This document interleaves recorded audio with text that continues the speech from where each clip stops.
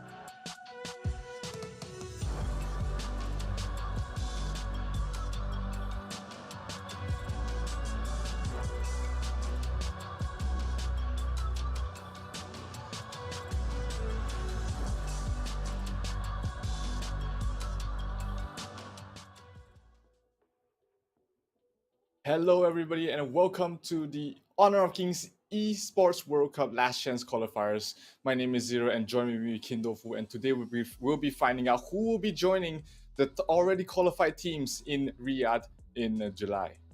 How are you doing, Kin? Yep, that's right. A little fuzzy here. But in any case, I think it's going to be a great day. We're looking at 5 different teams coming into the competition, and only one will make it out. Mm-hmm.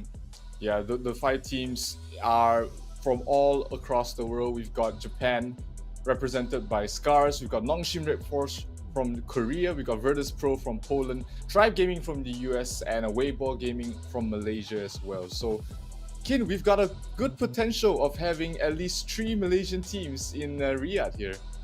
Oh, for sure, for sure. I think you'll be very excited about that. But let's take a look at what the table is going to be like. So like you mentioned, we have NONGSHIM Red Force, SCARZ, Tribe Gaming, Virtus Pro, as well as Weibo Gaming. Now, these 5 hopefuls will try and secure that last chance qualifier slot all the way to Riyadh, where they will face up against the other giants as well. Yep, they'll be playing in a round-robin format, so they'll be playing against each other at least once in a best of 3, and these are the matches that are going to be happening today. SCARZ versus NONGSHIM Red Force will be the first match of the day, followed by Virtus Pro against Tribe Gaming, and then SCARZ will have their second match against Weibo Gaming today as well. NONGSHIM Red Force will be going up against Tribe Gaming as the 4th match, and SCARZ, today is going to be a long day for them because they will have another matchup against Virtus Pro. That's the 3rd match of the day. And finally, NONGSHIM Red Force also having their third match for the entire group stage happening today as well against Weibo Gaming. So plenty of Honor of Kings action today. Do you think we'll be seeing something very similar to what we've seen in the Season 2 Invitational, Kin, or do you think that these teams have their own plans and strategies? I fully believe it's going to be a total change of the script here. I think we've already seen a couple of the different heroes they are showcasing, and I'm very confident we'll be seeing a totally different meta coming out from all of these boys and girls. Yep. So, the ever so popular Lady Zen, Mayin, Elaine, do you think they'll be seeing a lot of playtime here during the group stage, or will these teams have something else prepared for us in terms of these popular heroes? I mean, okay, so they were testing the games out, and they normally do their ping tests and stuff like that. So we saw a couple of errands, we saw a couple of quiz, the Donghuangs, the Liangs. I'm pretty much expecting a couple of in our idea based on invitationals, unorthodox picks, but they are very strong picks nonetheless.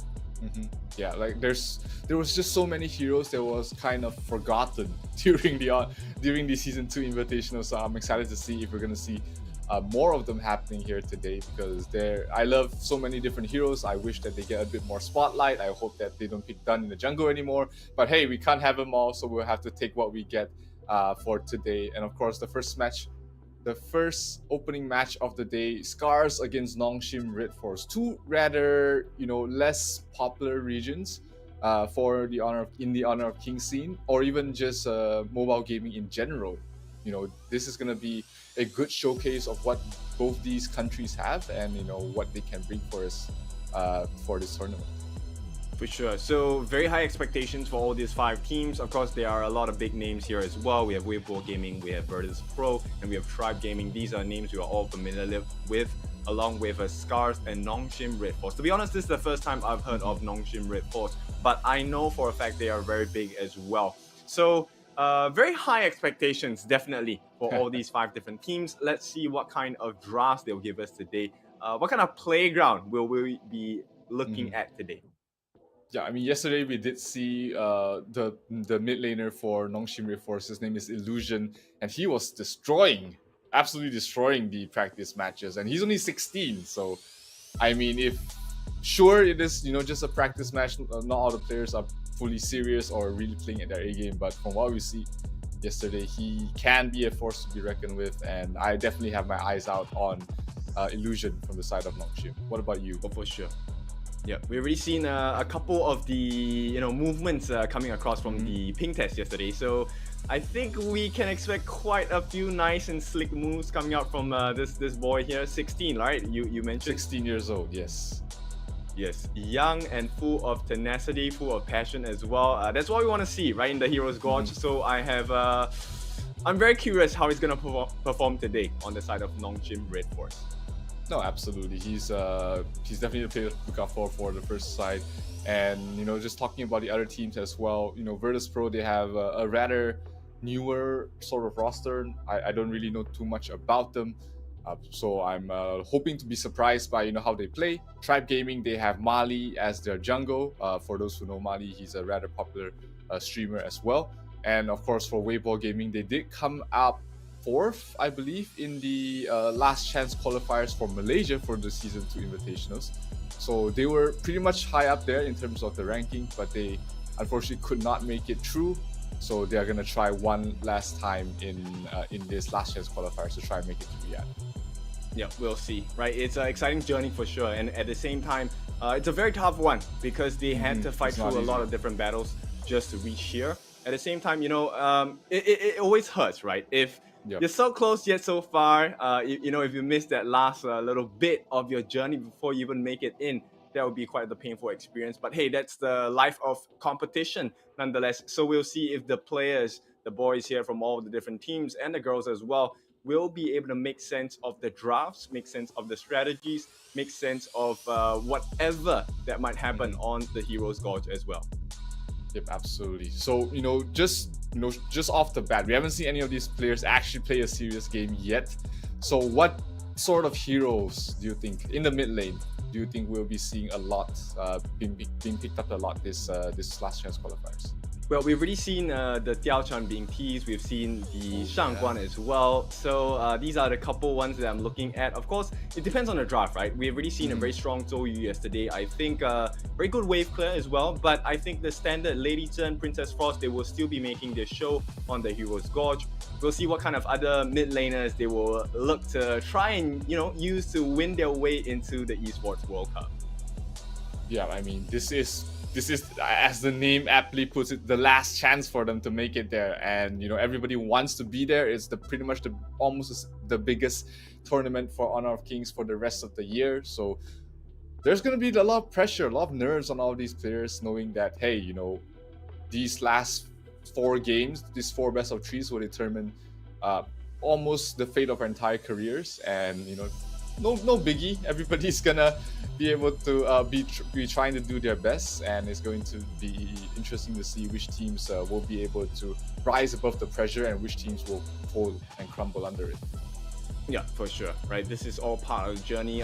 This is a step you must take. And so let's take a look at what's going to happen for the draft itself. Straight away, we're going to jump in. SCARZ against a NONGSHIM Red Force. Now, for those of you that are not familiar, SCARZ, once again, let me reiterate, this is a Japanese team. NONGSHIM Red Force going to be coming in all the way from Korea. Yep, they are.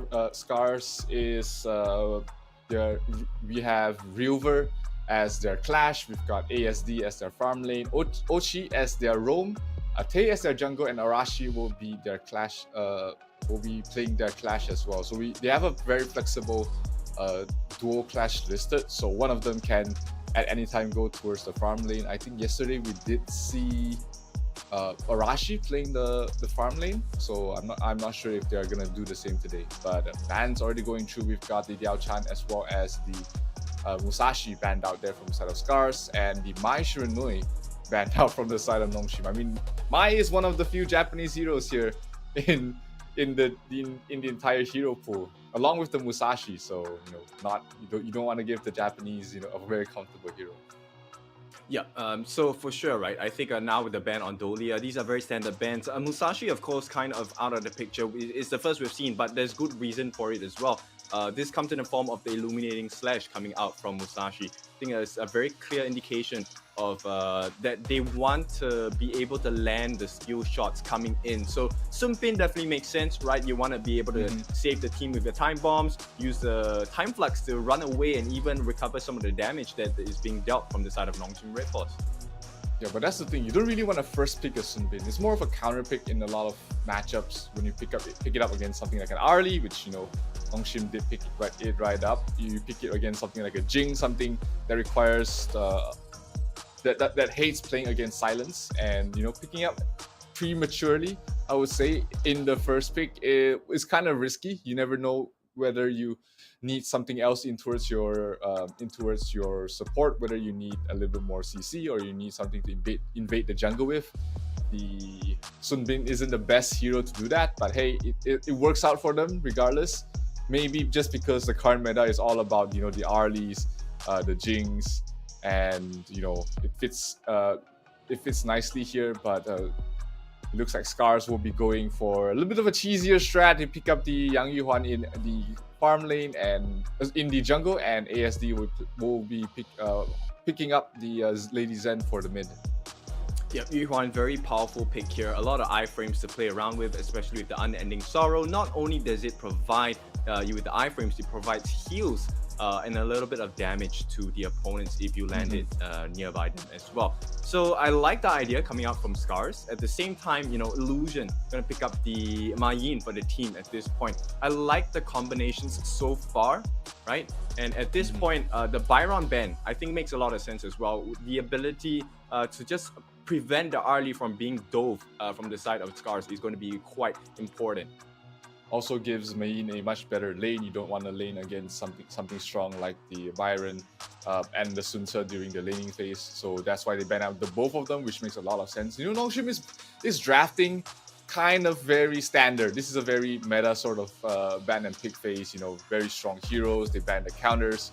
While SCARZ, they are a little bit more unorthodox, at least so far it seems. You don't really see a Musashi ban at all, if at all. And the Princess Frost ban here, along with the Heino, makes sense because NONGSHIM is still lacking a mid lane as well as a jungle. So both of those heroes do fit very well in the pool, but looks like NONGSHIM will pick up the pace. So very fast-paced gameplay I'm expecting coming from NONGSHIM here. I expect the Zhang Fei to bring in the Smite as the common skill as well. Oh, for sure. And with the pacing on the side of NONGSHIM Red Force, you can expect that Kyung on this Arlie, if he is going to be picking up the Arlie, is going to be very fast in terms of the wave clears, in terms of the gold accumulation. So Tay needs to watch out because at this point, Kyung's reach is extremely far, right? With the parasols, with the ability to do the maple dance to kind of block out the skills coming in from the side of SCARZ, it might be too much for them to handle at this point. Yeah, like you said, the tempo is really fast, and SCARZ doesn't really have a lot of stopping power. They've got the Lady Zen to dissuade the push a little bit, but the Dharma isn't something that really makes people shiver in their boots when they're trying to push the towers early on. And the DRNG as well does need a little bit of time to come online. Probably 8 minutes is where he reaches a place where he feels comfortable to join team fights in. So SCARZ is going to be on the back foot here from the draft as far as I can see so far. Having two mages at the start, you have the jungle with the Yuhuan as well as the Lady Zen. They're not going to be able to defend this aggressive push coming from NONGSHIM early on, especially when they're trying to invade the jungle with the Zhang Fei as well as the Pei. That's going to be something that they have to watch out for and try to react in some form or another. Yeah, for sure. So it really depends on how aggressive NONGSHIM Red Force wants to be. They set the pace of this game. So I expect quite a lot coming out from Siwi here. He's going to be able to influence the rate of farm coming out for the side of NONGSHIM Red Force, but also concurrently, really affecting SCARZ on how they are going to control the game in terms of the lanes, in terms of the neutral objectives as well. Absolutely, and let's go into the Heroes Gorge for Game 1 of this Best of 3 series. SCARZ and NONGSHIM Red Force opening things up for the entire Last Chance qualifiers, both trying to vie for the final spot for Riyadh, and we're gonna be off to a great start. We do see Dharma trying to help out the Yang Yuhuan out. Like we said, Yang Yuhuan not the fastest jungler, not the best, not the safest jungler as well. So the Dharma is going to give up a little bit of his lane. Oh, a little bit of a mistake there from Arashi using the smite on the small creep, but he's not going to be feeling too bad about that. They will still be able to get that. Meanwhile, we do see Illusion and Faye really trying to keep an eye out on the Crimson Golem on towards the bottom side. 4 heroes trying to protect it away from the Pei, but looks like the Pei is not even anywhere close to it right now. He's more focused up towards the top lane and not really going to be making a lot of aggressive moves for now.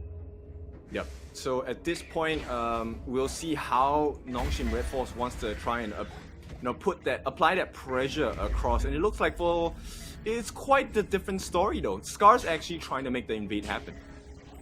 Yep, SCARZ is trying to outpace the fast-paced lineup coming from the side of NONGSHIM, and that will help a lot, especially when you're trying to shut down this Pei, making sure that the Pei doesn't have a great early game, because Pei is one of those jungle heroes that do fall off towards the later stages of the game. He's very squishy, doesn't really have a lot of scaling capabilities, so if they are able to stop them from snowballing, that will set themselves up for a good mid-game situation. Yeah, for sure. So no hyper aggression yet in the first 2 minutes. So NONGSHIM Red Force, they really need to watch out here. Nice cannon blast coming in from Illusion. Will allow the steal perhaps? Yes, it will go into the hands of Haku. And that's things we want to see happen coming out from the side of NONGSHIM Red Force. Yeah, but NONGSHIM is hasn't really turned up the pace yet. They are still very more than happy to just take a little bit of a farm-based game at the moment, waiting for the Pei to come online, and then that's when they'll probably start really putting pressure across the map. Pei rotating out to the top lane. This might be an opportunity to try and get a kill on towards the Dharma, but looks like Crimson Golem buff before anything else. Well, I'm just gonna say right here, NONGSHIM Red Force, if they continue this pacing, it's not gonna look good for them in the mid game as well, because you want to be able to snowball on the side of Haku, and if Haku is not that monstrous tiger that we're looking for, it might affect them in the mid game pretty heavily, because they have not restricted the growth of Arashi. Yeah, absolutely. I mean, Arashi's already level 6, and the weakest part of the Yang Yuhuan jungle is the early stages. The first 4 minutes is where she's not that strong. She doesn't have a lot of damage. She doesn't have a lot of CC. That's why we did see the Dharma trying to help her out, trying to speed up her gameplay. But once she reaches that level 8 and getting 2 items on the board, that's when you will have trouble dealing with her heals. The damage she brings out, her iframes, her invulnerability, like you said earlier, is something that it's really something that you don't want to deal with towards the middle stages of the game.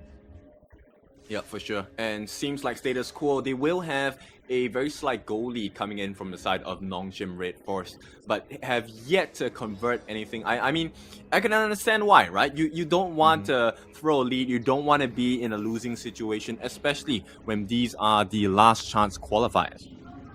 Yeah, but you know what they say, when you're playing safe, you're not playing to win. So sometimes you have to try and take these risks, which is what we constantly see NONGSHIM trying to do. They're taking these risks, they're trying to invade their jungle, trying to slow down their opponents, and hopefully trying to catch someone out of position and get a free kill.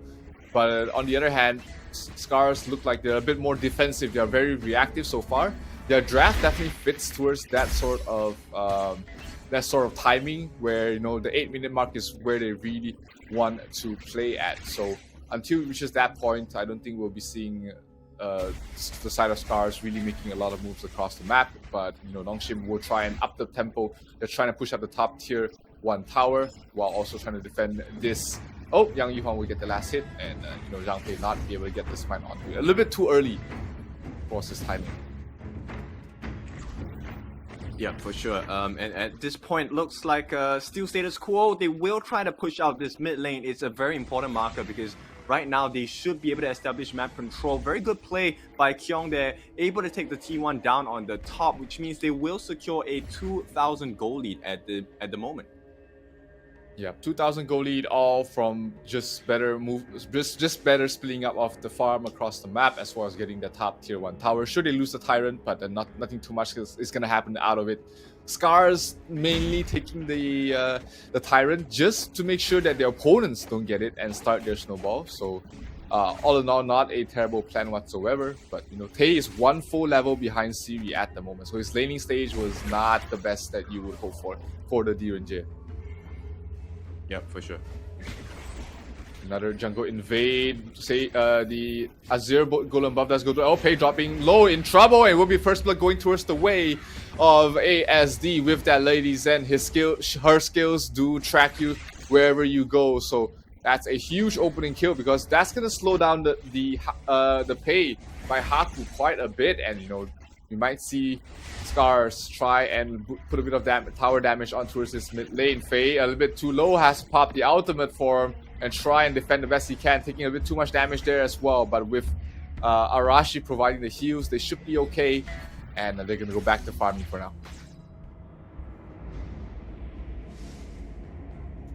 Bottom lane is still not being pushed out here from the side of SCARZ, but that also means that Tay is going to be able to farm a little bit more safer.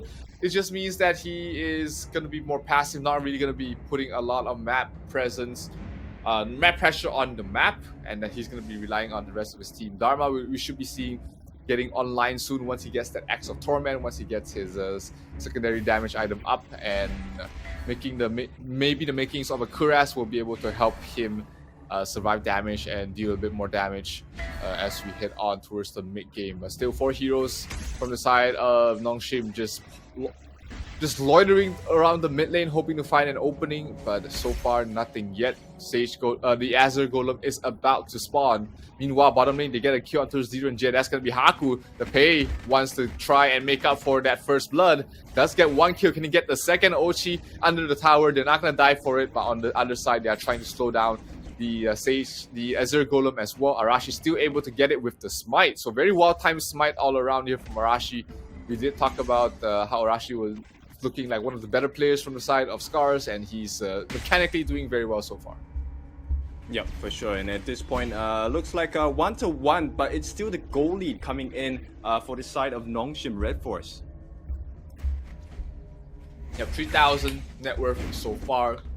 All these jungle invades hasn't really been getting them too much kills or objectives even, but they've been really pressuring the side of SCARZ, not allowing SCARZ to really just get free farm across the map. So reaching that mid game stage very well here for the side of NONGSHIM. The only downside, the only thing I see from the side of NONGSHIM is that they're not really getting this mid lane. It's a very important tower to get to open up the jungle as well as limit the farm from your opponent. And so far, SCARZ has been doing a very good job in pushing out the mid lane, dissuading them to take this tower. It's only the side lanes that have been, you know, constantly being pushed out here. We see Siri getting the top tier 2 tower by herself and able to parasol up to safety.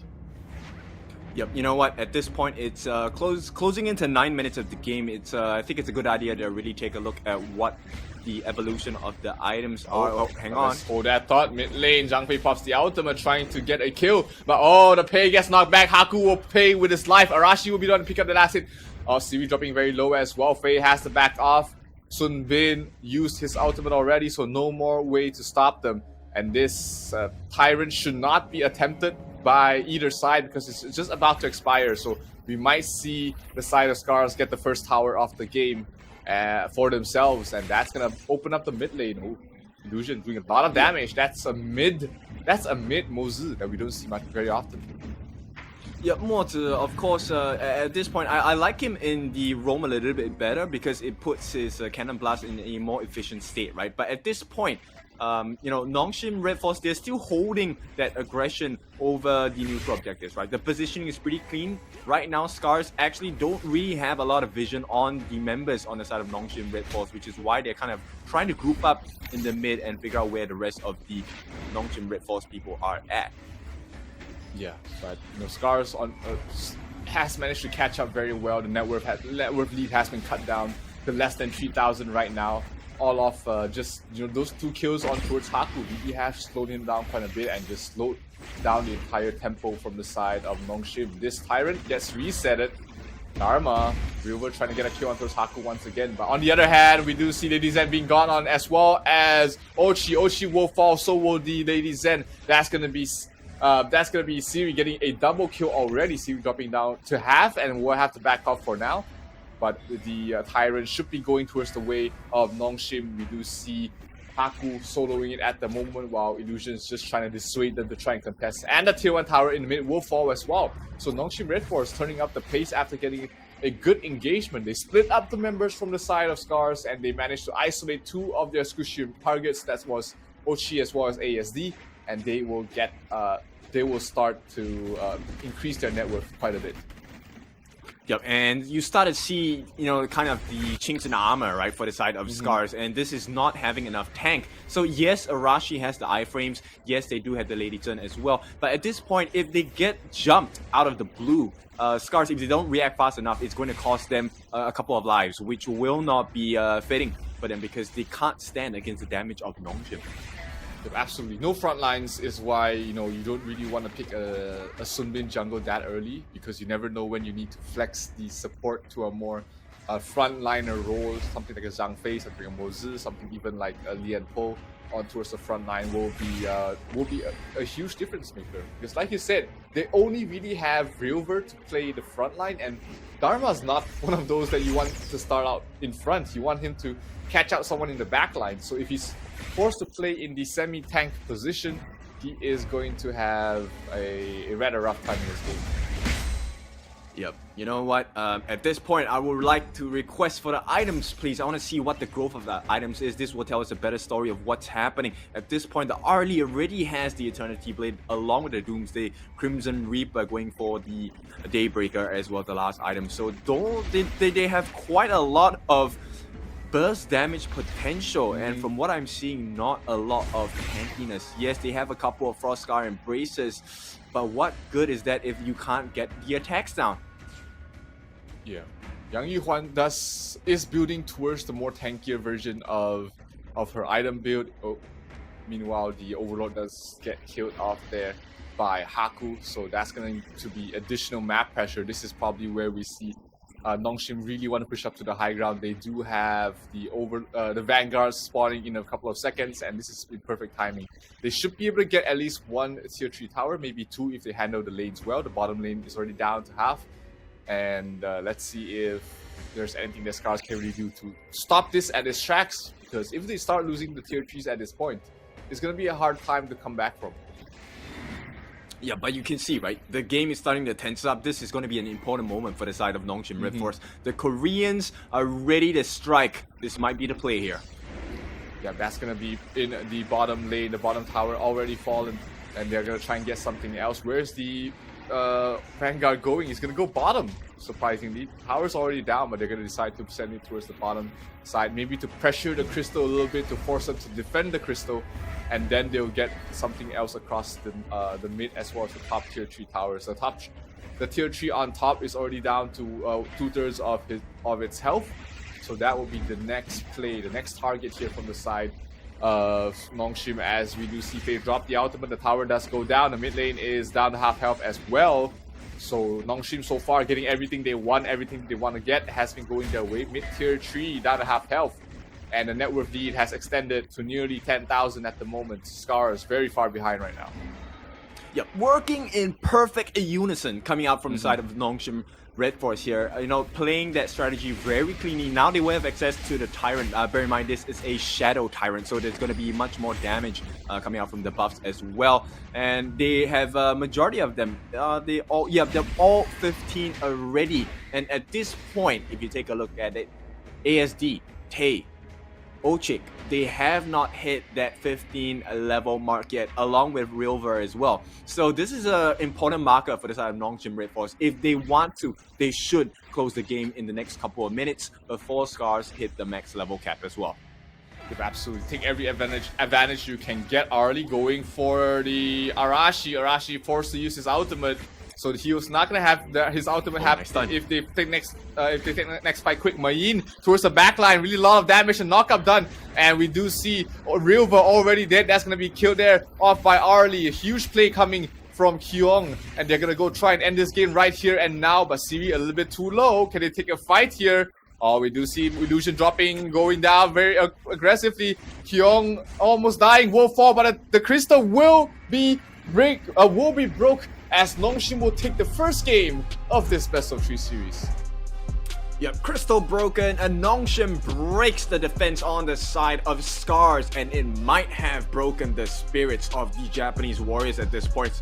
NONGSHIM Red Force, what a display. Played to the strengths of their drafts. Really cool execution as well. Impressive. I like what I'm seeing here, and if this is the state of the games that are going to be going on for the rest of the day, boy, are we in for a treat. Absolutely. I mean, NONGSHIM played very well for the entire lineup. They didn't really take any unnecessary risks, which was the one thing that I didn't really like about their gameplay.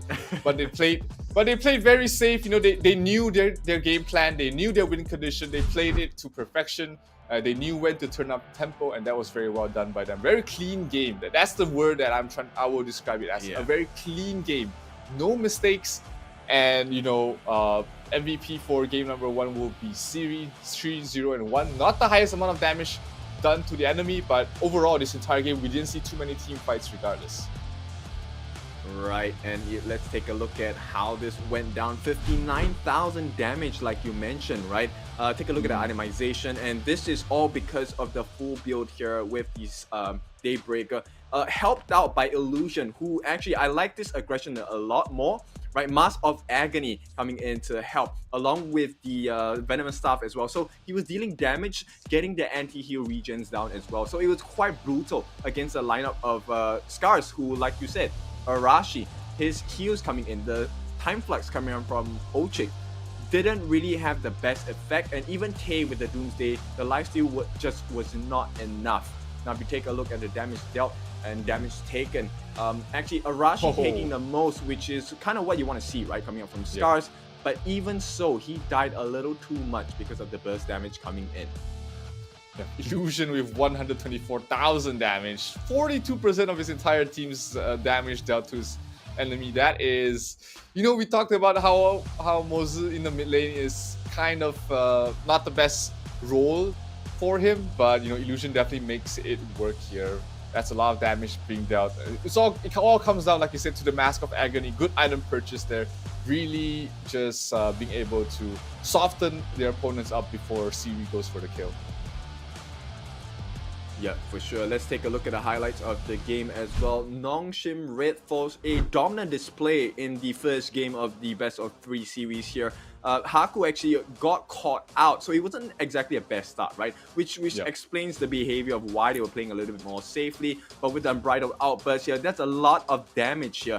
And they did get a return kill. Once again, Haku looks like he's being caught out quite a lot, right? But at the same time, on the backlines, the moment Siri gets access, it is just a death sentence altogether. Yeah, maybe just early game nerves, teams not really engaging at the same time. Here we see the final fight. Kyung, huge knock up towards the back, able to set things up perfectly for his team to get a kill as well as really start pressuring the Crystal. And you know, despite not getting the full team ace, they were still able to finish off the Crystal just because the damage from Series was way too high towards the end, and they got the victory altogether. So game 1 going towards the way of NONGSHIM Red Force. They're 1 game away from securing the first point in the group stages. This is the round robin, of course, for the last chance qualifiers. So every win they can get is going to be huge. And of course, the time that you win is going to be important as well, because this is in a tiebreaker situation, the time spent to win will come into play as well, not to mention the head-to-head as well. So, you know, you want to win fast, you want to win strong, and you want to try and win every match, of course. Yeah, for sure. I think every point matters at this stage of the game, and especially when you're going up against 4 other competitors, NONGSHIM Red Force will do well for themselves to try and score as many wins as they can, because we only will have 1 team that makes it out. Now, in the next 5 minutes or so, it's going to be the rematch, SCARZ against NONGSHIM Red Force, going for the second game of this series. And if it stands so, it could be a 2-0 coming out from NONGSHIM Red Force. Beautiful drafts. Let's see what they want to do in the second game as well. Zero, how do you feel about performance of SCARZ, their counterpart?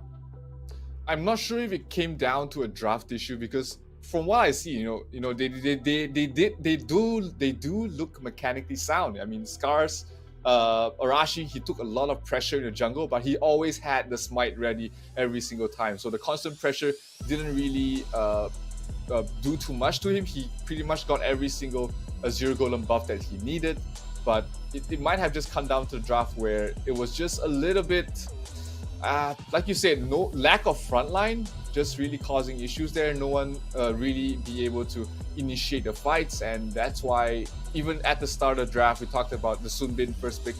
He's not one of those first pick potential heroes. He's usually drafted in a counter pick situation, and you know, if you show your hand too early and you lack the front line and you don't fill it up in the other rows, like even in towards the jungle or the marksman position, then you're gonna have a tough time taking these fights.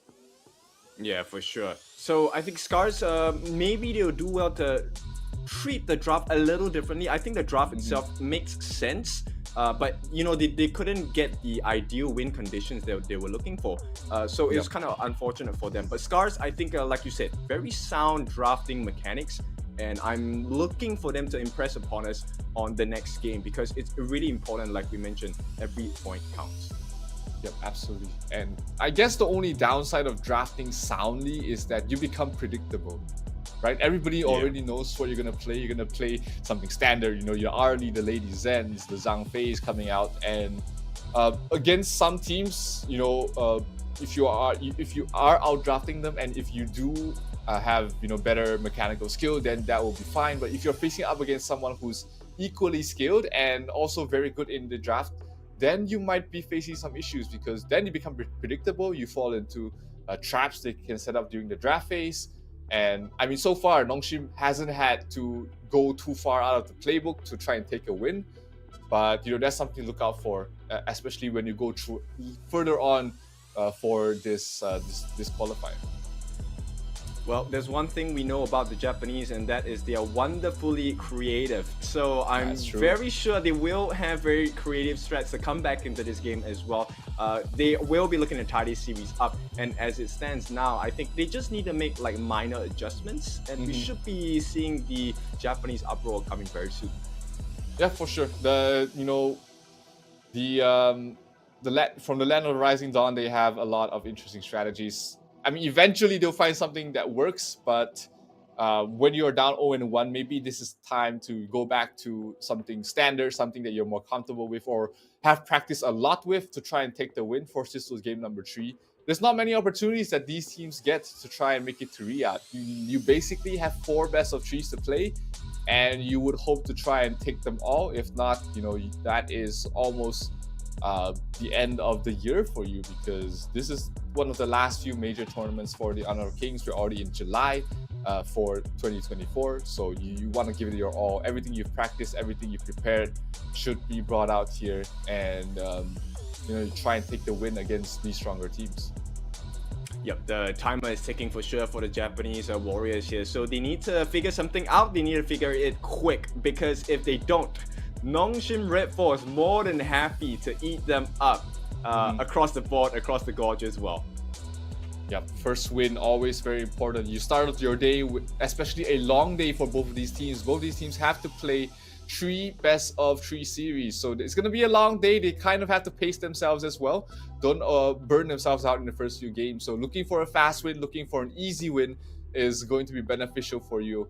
But if you get these long drawn out games going 30 minutes where it could have gone either way, then your mentality gets to really start really get affected. And when you're playing in so many games today, you want to be able to be in your freshest of mind towards the end.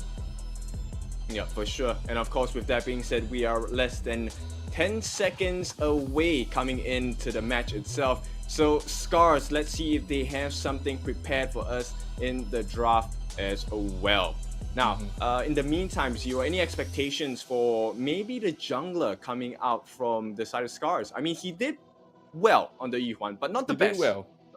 Yeah, he played the best he could on the Yuhuan. He didn't have a lot of the usual setups that you expect when you want to play a Yuhuan jungle. Something like a Delia, something like a Taiyen to be able to really accentuate the entire team snowball with the healing, and lack of setup for her damage, because her damage is rather hard to land. The second skill does take a little bit of a finesse to be able to connect. You can't be too far in, you can't be too far out, and the auto attacks do need some form of stun to be able to set up as well to do consistent damage. So I don't mind the Yuhuan once again. I think it's a very interesting strategy that I do like to play as well as see quite often, but you need to draft around it. You need a mid lane that provides CC. The Lady Zen was okay for that, but not really the front line that you want. But the jungle really, the Clash lane is the one that I'm really looking out for. You want to pair it up with something like a lane, an ADA, or even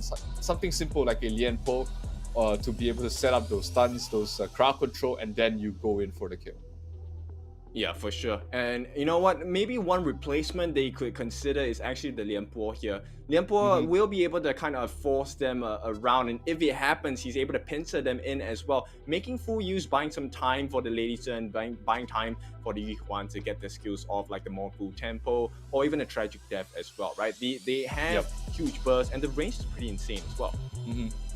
Yeah, they just have to fill in these gaps. And I sound like a broken record, but it all comes down to that Sun Bin first pick, where it just sort of fell flat. It didn't really do much. It wasn't providing a lot of things to his entire team. So hope to not see a Sun Bin first pick again. Like I said earlier, that hero is usually picked as a counter to certain heroes, but it is definitely not a first pick potential, at least not in this current meta.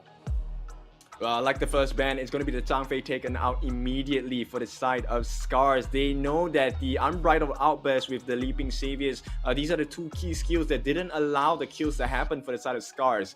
So very good, presence of mind to take that out of the strategies for the side of NONGSHIM Red Force. But now, NONGSHIM Red Force, they will have the pick of their own for the bans. Let's see, they will take out a Sun Bin. Sun Bin actually makes sense in the sense of the disruptions. But, at this point, Rilva, let's see what he has to offer. Yeah, he did play the Dharma earlier on, a very forgettable game, I would say. We didn't see too much from the Dharma, no huge plays, nothing out of the ordinary. The laning was very passive, and the mid to late game stages, it's not his fault altogether. It was just how the entire game situation went that River couldn't really shine on the Dharma. So yeah, maybe we do see a better game from River this time. But NONGSHIM taking their time with this second ban. They will ban out the Da Qiao as nothing too fancy about that. But they will pick up the this is interesting. Are they gonna pick that up right away for the side of NONGSHIM? Nope, they're gonna go for something more standard. Is it gonna be a Heino lock-in? No bans of the Heino in this game yet. They did ban it out in the first game of this series, but they're gonna go for the Heino and the Lady Sun. Oh no, switching their hands for the Mai, and they will lock in the Mai for the first two picks. Yeah, that's a very scary starting pick, because with the Mai Shiranui as well as the Lady Sun, there is a lot of burst damage, right? And right now it's about buying time. Mai Shiranui, the moment she hits level 2, she's going to be quite the threat already. Haku needs a little bit more time in terms of itemization. So same thing. This time they're going to give Arashi that Yuhuan back into his hands. Now the question is, can they buy enough time or slow down the farm of NONGSHIM Red Force to be able to make that difference? Yeah, but this is already a much better sort of composition. They have the R-Leap to be able to weave in and out. They have the Delia to play along with the Yuhuan. So a lot more synergistic draft, I would say, coming from the side of SCARZ. Now they just need to close things out with a good clash laner as well as a good mid. So I'm looking at potentially, like we said earlier, the Lian Po would be nice. The Byron, the Sun Ce would be a good clash lane hero for them. Even the lane wouldn't be too bad. You've got the pairing with the Leah. You've got you set up the kills. He's a very strong laner by his own, or even something like a Lu Bu, which we didn't see too much during the Season 2 Invitational, but could fit into their lineup as well. I think actually on the side of SCARZ, they lack a little bit of damage. They need more damage, right? They need to be able to burst down Haku or any other member on the side of NONGSHIM Red Force, because with the Ming, longevity is one key skill that he's going to be able to offer, and that life regeneration, extra health, will spoil the game for SCARZ. So SCARZ, I'm looking at maybe something like a Kanemaru. Maybe something, yeah, you know what, Kanemaru is the best one, because mid lane, that is the biggest amount of burst you could get coming out from the side of SCARZ. So I'm hoping to see a Kanemaru. It would make sense. And for the clash lane, I think Lu Bu, yes, it does make sense. They need a little bit more damage, more sustain as well. And the pure damage is going to help a lot against the Kaiser as well. So let's see what they go for. They do go for the Princess Frost. Not I wouldn't say that's a terrible pick. Providing that CC would be great. Having that second ultimate with the Leah Winter will be coming twice this year, so that's going to be very potent in team fights as well. And they do hover over the Byron at the moment. Are they going to lock it down? That will help them out in the lane if it's going up against the. It's not going up against the Kaiser, but there's not much lane. Not much heroes in the clash lane that can really take the win against the Byron. So I wouldn't mind this Byron pick, like we said earlier. Even during the pre and post game analysis, that they needed something to set up the fight and become that front line for the team. The Byron definitely fits there. So it's gonna be a Byron versus Sunse or Fuzi lane. Both seems decent for the side of NONGSHIM. I prefer the Sunse a little bit more. Does provide that initiation to set up the team fights for the Kaiser as well. Yeah, for sure. And at this point, looks like a pretty decent draft coming out from NONGSHIM Red Force.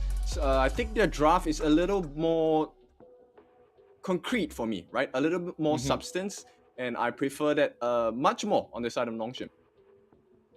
Yeah, it is more, standard. You can already see how that entire gameplay plays out. They have a game plan obviously already prepared with this draft. It is a much more standard draft compared to what SCARZ is bringing out there. But that's why we love teams like SCARZ. Like, they're not afraid to think out of the box, pick something unorthodox, and give us an interesting show. So let's see, will playing cookie cutter cut it here for the side of NONGSHIM, or will SCARZ surprise them with a much more unorthodox draft? The Ming is the only one that's a little bit out of tangent here for the side of NONGSHIM, but hey, he's not too bad of a hero in the support, especially when they're trying to protect the Lady Sun. He kind of fits into the role perfectly, and he can also enable Haku on the Kaiser to play a lot more aggressively as well. Yeah, for sure. And let's see if they will be able to force the growth coming out from the side of SCARZ. The top lane, we do see Arashi going to help out River to push out the lane and head into invading the jungle. So a little bit of a different gameplay this time coming from the side of SCARZ. They're not, primarily focusing on the jungle. Instead, they're trying to slow down what Haku can get across in their jungle. So in the previous game, Haku didn't really have a great of a time, but this game they're trying to do the same thing as well. Arash, looks like they really have a lot of opening plays that they've thought out around this jungle, which is interesting because usually you see it more focused towards the mid or the clash, but setting up Arashi for a good game does make sense as well. Oh, Ryuver taking a lot of damage. We talked about the Byron being a strong laner. Kyung is gonna fall, and Ryuver will be the one to draw first blood in this game. Right, beautiful start for the side of SCARZ. This is what we're looking for from the Japanese Warriors. Let's take a look at what's going to happen for the rest of the game as well. Arashi, once again, off to a very fast start. Haku's trying to invade here. Does he have the smite? No, he does not. Arashi will be getting that, but he has to use the Invincible Warrior. Arashi trying to stall them, trying to slow them down as best they can. Haku taking a lot of damage from Arashi already, but Faye able to provide the healing and the damage reduction and the damage just keeping them alive for the moment. Faye down to half health. Haku is forced to recall back to base. So 1-for-1 trade so far across the map. Net worth wise is still pretty even, but Haku getting that kill bottom lane engagement was huge for him. Any kill that a Kaiser can get early on is very crucial, just because he's not one of those heroes that can get these kills early very easily. He has to rely on his team set up top lane. Maestro Noe going on towards River. River already used his ultimate, so not able to survive. And he's going to fall there. Good rotation there coming from Illusion. Meanwhile, we do see rotation coming in from Haku, trying to steal the Azure Golem. Arashi is there along with ASD. ASD does have his auto. Winter is coming. He's trying to slow them down. The smite is going to be taken there by Haku, the Sage Golem buff. But if Haku pays with his life, he's going to give that buff right back up. But Arashi slowed down there by Illusion, not going to be able to continue giving chase. And Haku will be able to walk away with that buff and will secure his own as well. Yep, it stands now 2-1. NONGSHIM Red Force trying to establish a little bit more control. This is the game plan for them, right? Stifle the growth and hopefully allow Siri to get as fed as possible. Yep, absolutely. Arashi without the Sage Golem, without the Azure Golem buff, he is a lot less effective. He doesn't have infinite mana. His cooldowns are a bit longer. Mid lane is going to be pushed out there a little bit by Kaiser, forcing Arashi to push out the mid lane as much as he can. But he's going to be forced to recall to base very soon, just because of that lack of the Azure Golem buff. Right, and now in the next 15 seconds, we will see the first neutral objective coming out for both teams, and this will be the decider. Kyung looking to try and steal, will not be allowed to. Yep, River taking the fight here. He knows that Illusion is over there, but he knows that if he's able to hold 2 heroes by himself, it means that his team will be able to pressure the Tyrant much better in towards the bottom side of the map. But looks like they have other things in plan. They really want to take away this Sage Golem buff away from Arashi, because they know that a Yuhuan without the Sage Golem buff, the Azure Golem buff, is not as strong. But meanwhile, bottom lane, they do manage to get the Tyrant without any sort of contest. See, SCARZ was more than happy to trade that off just to make sure that they secure that buff for Arashi. But meanwhile, Sunse has used his ultimate, trying to go for River. Nope, a little bit too deep. He's not going to try and dive the tower for the kill, because Byron, very tanky, has his ultimate whenever he needs, and will not try and make that attempt. Bottom lane tier 1 tower already brought down there by Siri as well as Faye. Good combination of duos, and they are able to get it without much contest from the side of SCARZ. So 2,500 net worth lead already for the side of the Koreans, and they are trying to get more. They're trying to really constantly invade this jungle. Top tier 1 does fall as well. Illusion dropping down very low. Faye will be able to heal him up just in time. He's able to escape from all of that. And looks like top lane River being engaged upon by Kyung. But the backup coming from Arashi as well as the Delia will be able to push him back. So constantly being forced into fights is SCARZ. They're constantly being forced to fight across the map, and that also allows the side of NONGSHIM to continue farming across the map. The net worth lead already almost 3,000 at the moment. Aku scouting 3 of them out. He's very tough to be brought down at this point in time. He is reaching his critical mass at the moment. He's going to be starting to be really tanky, and another golem invade happening here from the side of NONGSHIM. They really want to take this out of the hands of Arashi before they take the next fight. Here we go. We do see the ultimate pop. They get the last hit on towards the Azure Golem. That's going to go towards the way of Haku. So again, Arashi without the infinite mana, without the cooldown reduction, is going to be stifled in terms of his growth, in terms of his next upcoming team fight. So NONGSHIM constantly really pressuring this Arashi, knowing that he is the star player. And if you look at the net worth, Arashi not in a great spot. Kyung being gone on, he is quite low, has to use his flash to get across the wall. Can he survive here? The Yuhuan, one more hit, and she will get the kill. That's going to be a kill going towards the way of SCARZ. Much needed kill going towards their way, because their net worth is was slowly going away from them. But Haku on the other side will take away the Crimson Golem from Arashi, and they are still getting things done across the map. Here is NONGSHIM. Still playing on all 3 lanes. SCARZ forced to react every single time, and Kyung pops the ultimate trying to go for Yuhuan, but Yuhuan will be able to survive, just pop the ultimate just in time. But Tay will not have that luck. They will get the kill on towards the marksman from the side of SCARZ. And can they get anything else out of that after the kill? Siri a little bit low on mana. He's not in the best fighting position. He has to watch out on his mana consumption. But there should not be any sort of fight upcoming anytime soon. The Tyrant's about to spawn, so is the Azure Golem. That's where you see again NONGSHIM able to secure that for their team. They gave it to Siri, the perfect hero to give it on, just because she is a bit lacking on the mana. Siri will be able to use that infinite mana to bring down the top tier 2 tower. Haku pops the Invincible Warrior, trying to take a fight right now, forcing them back under the tower. Siri trying to find a target, but Arashi forced to pop the ultimate already. Good Princess Frost route on towards Illusion, but Illusion will be back out of there. Haku, Invincible Warrior has expired. Meanwhile, bottom lane, pushed up all the way towards the tier 3, down to half health already. So constant map pressure from the side of NONGSHIM across the map. Illusion will push out the lane and they will be able to take this tier 1 unless something bad happens right now. Haku playing towards the front line, knowing that there is no burst damage from the side of SCARZ, not yet anyway, so he's able to play as aggressively as he like, just being able to constantly heal himself up with his skills, and he's going to be able to take away the Crimson Golem and go for the Tyrant as well right after that.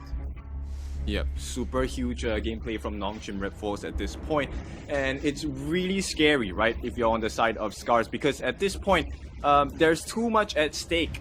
It's gonna be at least close to 6,000 gold lead for the side of NONGSHIM Red Force, and based on what's happening, SCARZ don't have a lot of time left. Absolutely not. Haku is already in critical mass.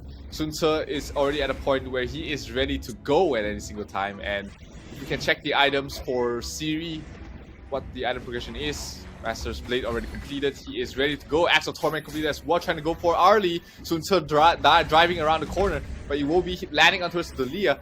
Illusion taking a lot of damage already. 5 heroes on both ends already here trying to take the fight. Invincible Warrior still available there for Haku. He's not been taking too much damage. He's so comfortable at the moment. Just soaking up the damage, healing back up. Hasn't really been forced to pop his ultimate yet.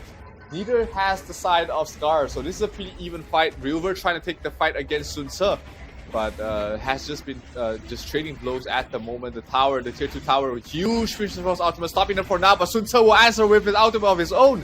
Haku pops the Invincible Warrior, trying to slow them down, trying to be able to CC them, to provide a possibility for Siri to get a couple of kills, but they will be content with just taking the tier 2 tower, and the rest of the side of NONGSHIM will go directly towards the Overlord. They should make short work of this, and with that Vanguard spawning very soon, they should be able to start breaking these tier 3 towers. The map at the moment looks exactly like how it did in game number 1. It's just basically the same thing, taking too much damage from Siri, and he will fall to burst damage from the Lady Sun. Way too much right now. And they're trying to go for more. Rilver in trouble. Knock up there by Sun Tzu. Trying to go for the kill, and he will fall as well. 2 heroes dead. That sounds the opening. That sounds the opportunity for NONGSHIM to push up to the high grounds. Yeah, doors are open right now. It's just the next wave. They should be able to get any one of these tier 3 towers at this point. And you look at the damage they're doing to Haku. He's not even phased at it right now. It's just Illusion poking them down as well. There's gonna be 2 tier 3s on the top and mid, threatened at the same time. And SCARZ look lost. Yeah, bottom as well. The aggression from the early game, the constant jungle invades has really taken a toll on them. Yang Yihwan forced to use his ultimate. Arashi not in the best fighting spot. Haku trying to heal up the best he can, misses the skill, but he's still okay to back off for now. Still has his Invincible Warrior if he needs to, but Haku, after all of that, really been able to set up the place for his entire team. And NONGSHIM off to a fantastic game. All tier 3 towers already down. The Tyrant ripe for the taking, and they should be able to end the game with this final push. Alright, so let's take a look at the growth other items as well. It is going to be the Void Staff as the next item coming in for the side of the Mai Shiranui. And at this point, Illusion is one of the main reasons why they're getting poked down as well. Haku looking for an entry point though. Yeah, pops the ultimate. Invincible Warrior leading the charge, leading the front lines. 1 versus 4, not afraid as well. ASD dropping very low, but use the Splendor, not enough. Yang Yihwan forced to use the ultimate as well, try to heal back as much as he can. Secondary ultimate to try and heal again, but the knockback, the damage from the Lady Sun, way too much. Arashi caught between a rock and a death, and she will fall. That will be it. That will be NONGSHIM Red Force taking the first series in the Last Chance Qualifiers group stage, and they will be looking hot leading to the next upcoming matches. NONGSHIM Red Force, definitely a team you want to look out for if you're trying to make it to Riyadh. Yep, the Koreans make it work. So much spice coming in from NONGSHIM Red Force, and as it stands now, they will take the first series of the day. Very good showing, and very, very hopeful to secure that last slot in the Last Chance Qualifier as well. 2-0 to NONGSHIM Red Force. Zero, your take on that game? I mean, clean is the word again. Clean gameplay coming from NONGSHIM. The constant jungle invades, knowing when they're strong, knowing when they're pushed. They're not they're not overcommitting early on. They know when they are strongest, which is from the 8th to the 12th minute mark, and that's exactly when they struck against the side of SCARZ. SCARZ, the early game was, they couldn't really get too much out of the early game, and they were just constantly being poked down, being stolen. Was their jungle objectives, and Siri getting the MVP once again. Game number 2, 4-0-1, 60,000 damage dealt almost, and the top of the net worth for the team once again. Yeah, so only 28,000 damage taken, accumulating a total of 11.4 thousand gold. So everything went right for this Lady Sun. This farm lane was having a blast in the bottom side of the map, if I'm not wrong. Now, Siri, of course, supported by the rest of the team. The only 2 deaths in the whole entire game came from Kyung, but for good reason, right? He was meant to be the tank. He was meant to dive the backlines as well. And there were so many things that SCARZ tried to, block off. They tried to pick up the pieces, but at this point, there was too much damage, and I spoke about this. Faye is one of the biggest win conditions. You don't take out Faye in the fights, there's no way you're winning. Yeah, and you can see with this scoreline, 0 deaths means that, SCARZ had no chance of winning. On the flip side, if you look at the item builds from the side of SCARZ, very stock standard. The Princess Frost was forced to go for basically full utility and had to go for the Splendor in the second item, not really going for a lot of CCs, doesn't have the option to go for the Staff of Reverberation, so doesn't really provide a lot of damage to the team. And Tay not having the best game as well, only 12% damage dealt for his team. Matching the Delia, actually lower than the Delia in terms of the damage dealt. That's not what you want to see from your marksman. But ultimately, NONGSHIM was just too much of a force towards the early and mid-game stages of the game, and they were just way too hard to deal with. Yep, it's difficult, right? Because Ochik was constantly caught out. If you take a look at the damage taken, 55,000. So a lot of fights, Ochik wasn't able to offer too much. And once you don't really have access to the Celestial Melody, the rest of your lineup kind of crumbles, right? Because there's no one to protect Tay. And yes, he can weave in and weave out of fights, but what happens when they have people like Kyung, they have people like Illusion? They are really, really long-reaching arms. Illusion can really jump in with the knockback, and Kyung with the set sail, it's instant death coming in from the side of NONGSHIM Red Force. Pretty much. It's just way too hard to come back from at that point. Let's take a look at the highlights of that last game. This was one of the 2 deaths that Kyung actually had. It was in the lane. It was River turning things around. Good laning presence there from the Byron, one of the strongest laners in the entire game at the moment. Haku off to a hot start. I mean, level 4, that's not when you expect the Kaiser to be able to become a force, become an impact across the map, but he managed to set things up and got a kill. Meanwhile, top lane River gone on there by Illusion, and Sun Tzu, we did see his effectiveness across the entire game, being able to help set up those kills, especially against something as mobile, something as elusive as the Arlie. Being able to pick him off early on is going to be huge.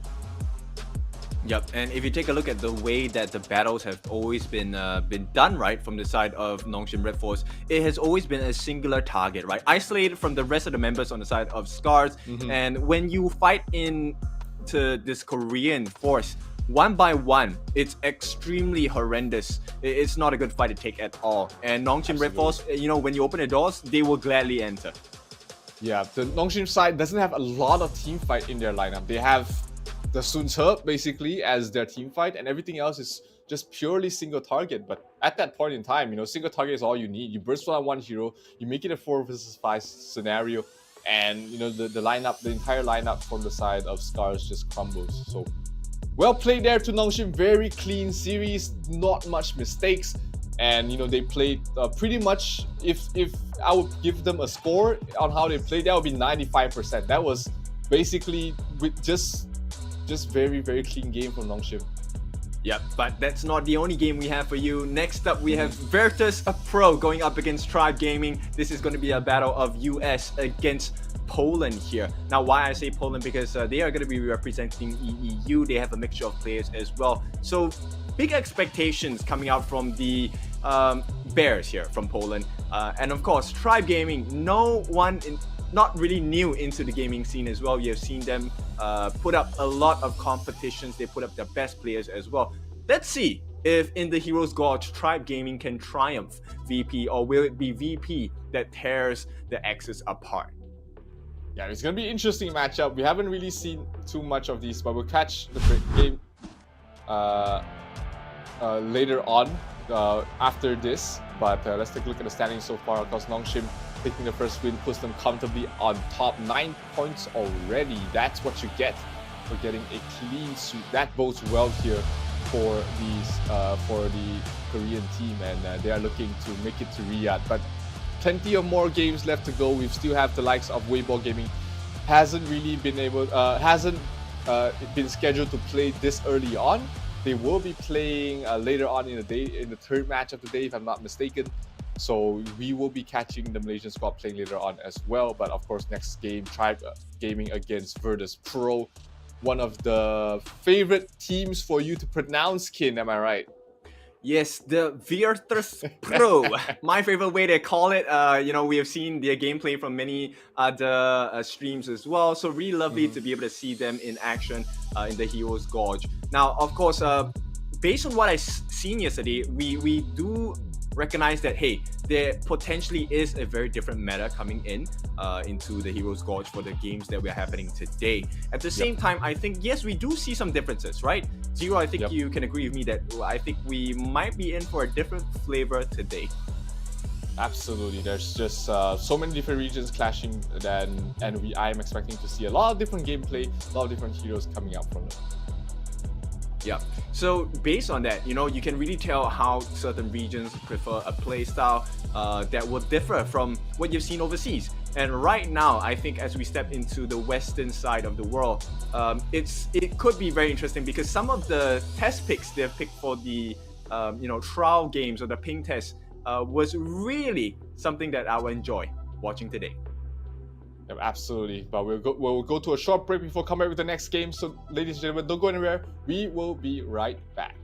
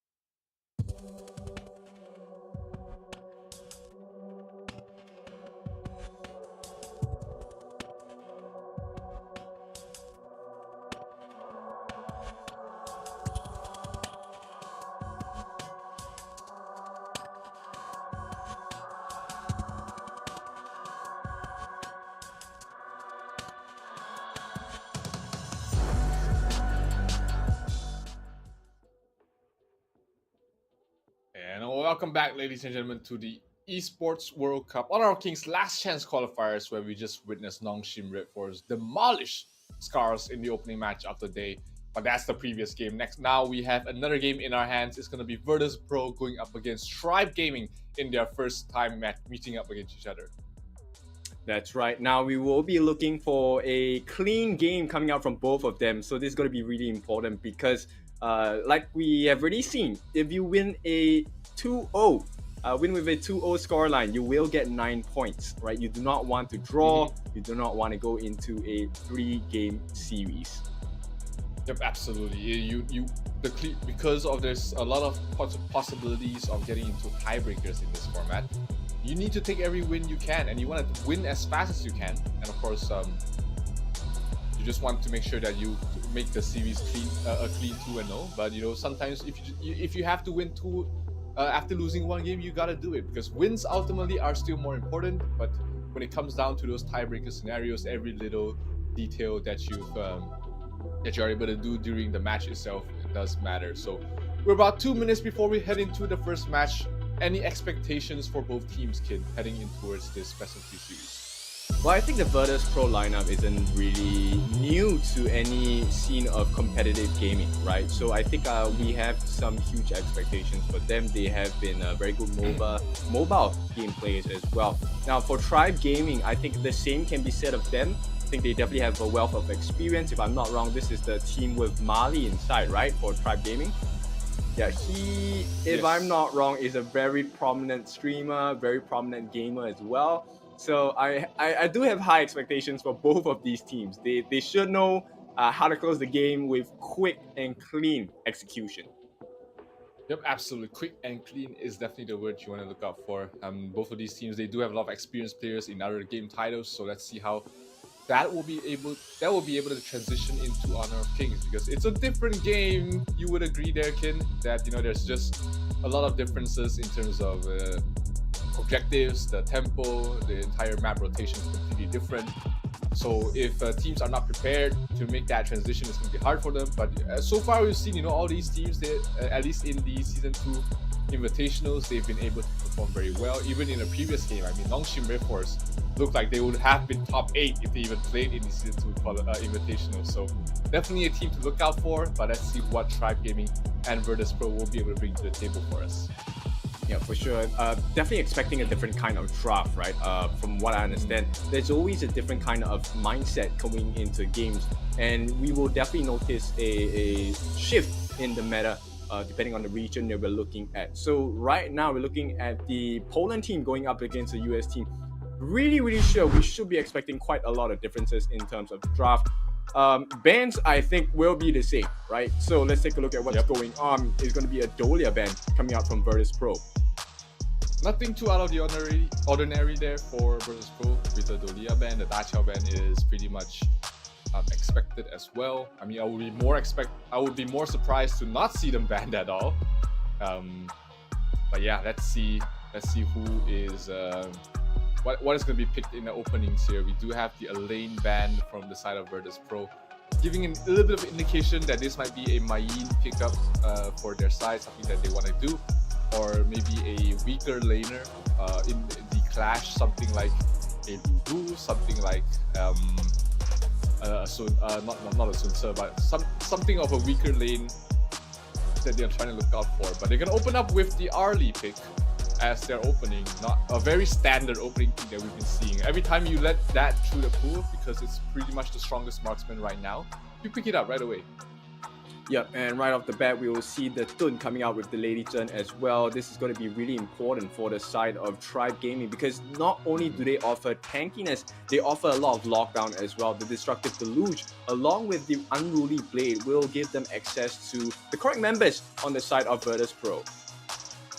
Yep, absolutely. The Dun Jungle, I mean, you know how I feel about that kid. I'm not the biggest fan of the Dun Jungle, but he's been doing alright, at least so far. So I don't hate it as much as I did back in Season 1. It's growing on me a little bit, but I'm still not. I still find better heroes in that specific position for that specific role. So the Mayin is picked up there from the side of Virtus Pro.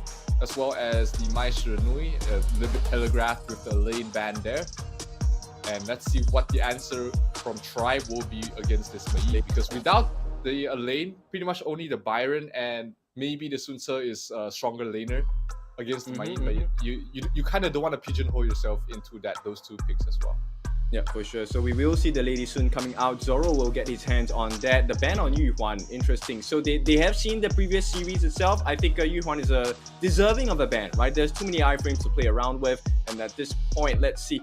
Zhang Fei going to be the next ban coming out from Tribe Gaming. They don't want the lockdown. There's a lot of merit to having a Zhang Fei in your support and role, right? First thing first, he's able to take smite. He's able to use the ultimate to really just stop and steal neutral objectives away from you. And with that, Ming will be taken out by Virtus Pro. Yeah, Ming is... We don't usually see it paired with the Lady Sun, but I guess without the Zhang Fei, there's not many defensive supports left that is able to protect and enable the Lady Sun. So Zhang Fei is the most popular one. The Ming is probably the next, and we don't have Master Luban in this patch yet. So you know, this Lady Sun right now, it seems like he has to play without a bouncer. He cannot. He's gonna be forced to play without a protector. Maybe a Liu Tan will be seeing his way to the board here. We haven't seen it in the Season 2 Invitational, but at this point, you don't have much support choices left on both sides even. Yep, they need something more tanky, right? I think Neron will do well for himself to be able to catch the backlines on the side of Tribe Gaming. But at this point, yeah, they do need something, and it looks like they want to play more iframes. Faton here going to be taking a look at the Diao-chan. Now, this is something I'm interested to look at as well. The iframes coming out from the Diao-chan is going to be very critical. And yes, the Kaiser will join in the fray maybe. Not sure. We'll leave it to Vex to decide who he wants to play at this point. But the Sun Bin coming out for Max Green. Thoughts on that? Sun Bin can be an issue for the Arlie, as well as... Oh, they did not lock down the Diao-chan. Instead, they decide to go for the Lian post in the support role. So, okay, basically the Sun Bin only is there to really mess up with the Arlie and perhaps the Heino as well, which is isn't bad. If you blind pick the support and you counter two heroes, that's not a bad situation to be in. But of course, you know, the Lady Sun is less protected by this Sun Bin compared to the likes of the Zhang Fei and the Ming. So, Iraqi Zoro might not have the best of time in this specific matchup, but you know, at least he has other things covered there. And a Byron last pick from the side of Tribe. We talked about, you know, how the Mayin pretty much has only two counters left in the lane. One of it was the Byron, the other was the Sun Ce, and the Byron was going to be locked in there. So a little bit of a focus put in a clash lane there from the side of Tribe Gaming, but let's see how they will fare as we will be heading into the game very soon. Game 1 of this best of 3 between Virtus Pro as well as Tribe Gaming. The first time both of them will be playing each other in a competitive match, and you know, this might be their first cross-region tournament as well. We don't know. Yeah, so just to add on to your point, I think actually the Sun Bin is a good fit here because they do have a lot of tankiness coming in. It will be the Byron along with the Tun as well. That is enough cover and enough shield for the time being. Now, let's go straight into the game and figure things out for both teams. Exactly. You see Vex on the Heino jungle, one of the more popular positions, and also heroes to be played in the jungle. You play it as a tank, you play it as a frontliner, a very annoying hero to deal with just because of how difficult it is to kill him. But you do have the Sun Bin here to be able to allow you to have an easier opportunity to kill him. But let's see if that happens here. Try playing very aggressively at the start, taking away camps from Heino, making sure that he doesn't have a great start, because a Heino that is leave unattended is a Heino that will become a very scary force in the mid to late game stages. The Mai doesn't have great wave clear. He kind of has to rely on the Lian Po to help out, but the Lian Po did start off in the top lane to provide the Mayin a better time against the Byron. I mean, that goes with the territory of playing against the Byron, is that hero is just going to be so oppressive in the lane that you're going to be forced to call for help. You're going to be forced to move your members up there if you really care about the lane. Vex trying to take away one of those camps. Lady Sun won't be able to get the last hit on that. Vex playing very aggressively. Oh, he has to watch out. He might have made a mistake here. Can they block him down? The Dun not able to connect.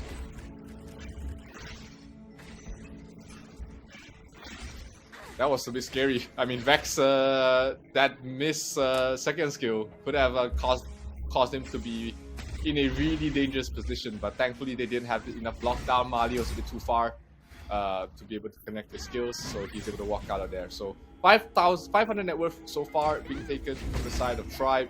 The early jungle invades has really been coming to play here, but let's see how that will be going towards the mid game. Yeah, for sure. And at this point, I think, slight goal lead going into Tribe Gaming, and this invasion into the Zero Golem going to make a lot of sense. Ooh. Here comes the first blood. It is going to be the Mayin that gets the kill here, but they could be punished for it. It is going to be a 1-for-1 trade at this point. Everyone is joining the fun here. It is going to be another member on the side of Virtus Pro joining in the fight, but it's a punish coming in. Prince and Naren going to be taken down, and Tribe Gaming secure an early lead. Max Green held on to his ultimate a little bit too long there. They could have gotten Vex as well, but still they would have.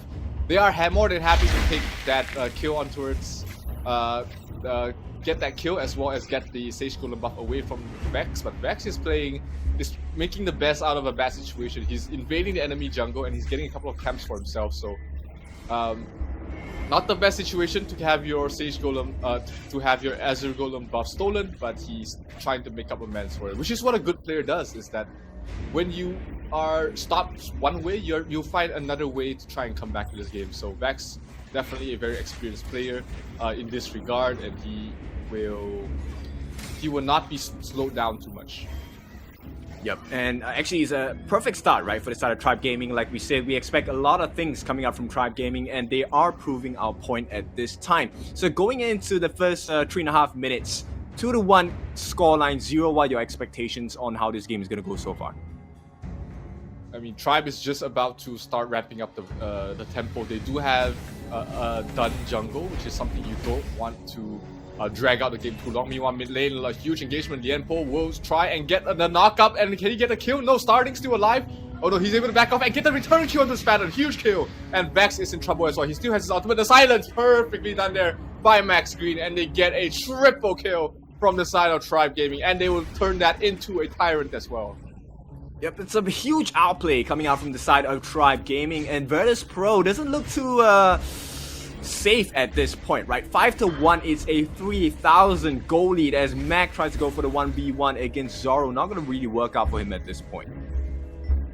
Yeah, we talked about how Tribe was just going to up the tempo, and literally the moment after I say it, they engage into a mid fight, and that was huge. I mean, the outplay you saw from Starting really catching Fadden off guard, and they lost 3 heroes without losing any from the side of Tribe. That is absolutely huge.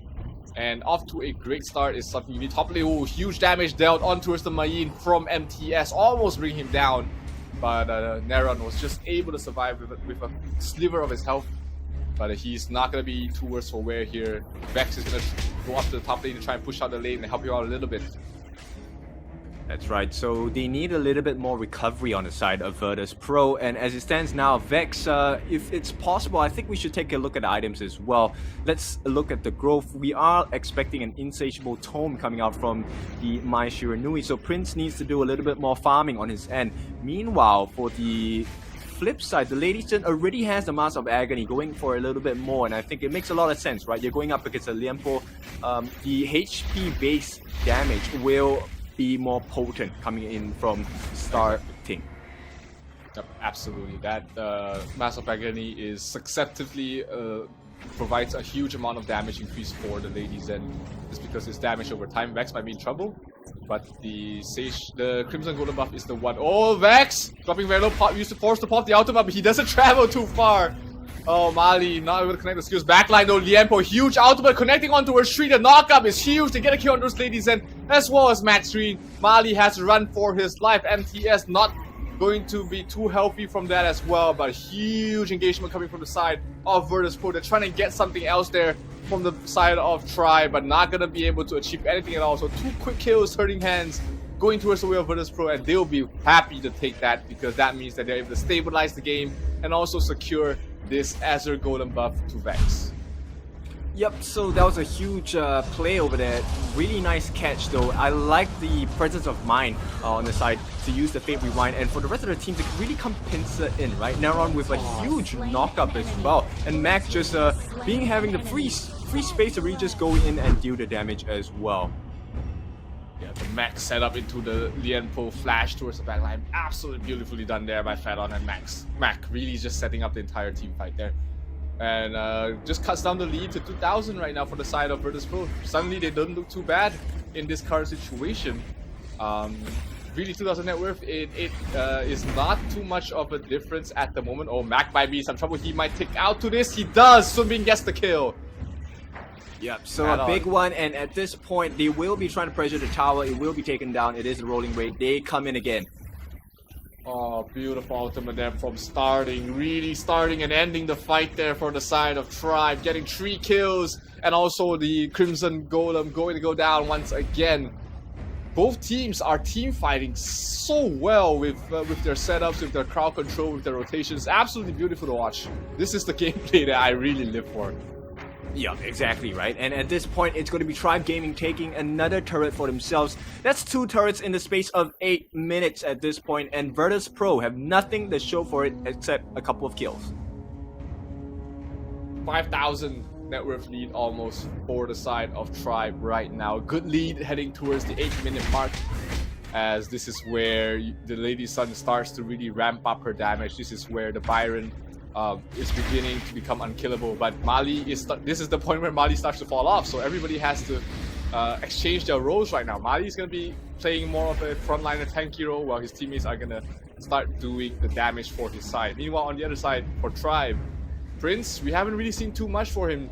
Neither has Mac. Only Neron and Lianpo has made any notable plays so far, but it's not too bad of a position to be in. 4,000 net worth behind is still a very a position where you can make some plays out of. It's not the end of the world there for Virtus.pro. They just need one more good fight leading into a tower to turn things around, and this might be the fight they're looking for. But the silence perfectly done there on towards Neron. That will be a kill. That will be a retreat call there by the side of Virtus.pro, and they will give up the Overlord or not, because Tribe decides to take more objectives across the map. The tier 1 and the tier 2 on top is ripe for the taking for the red team.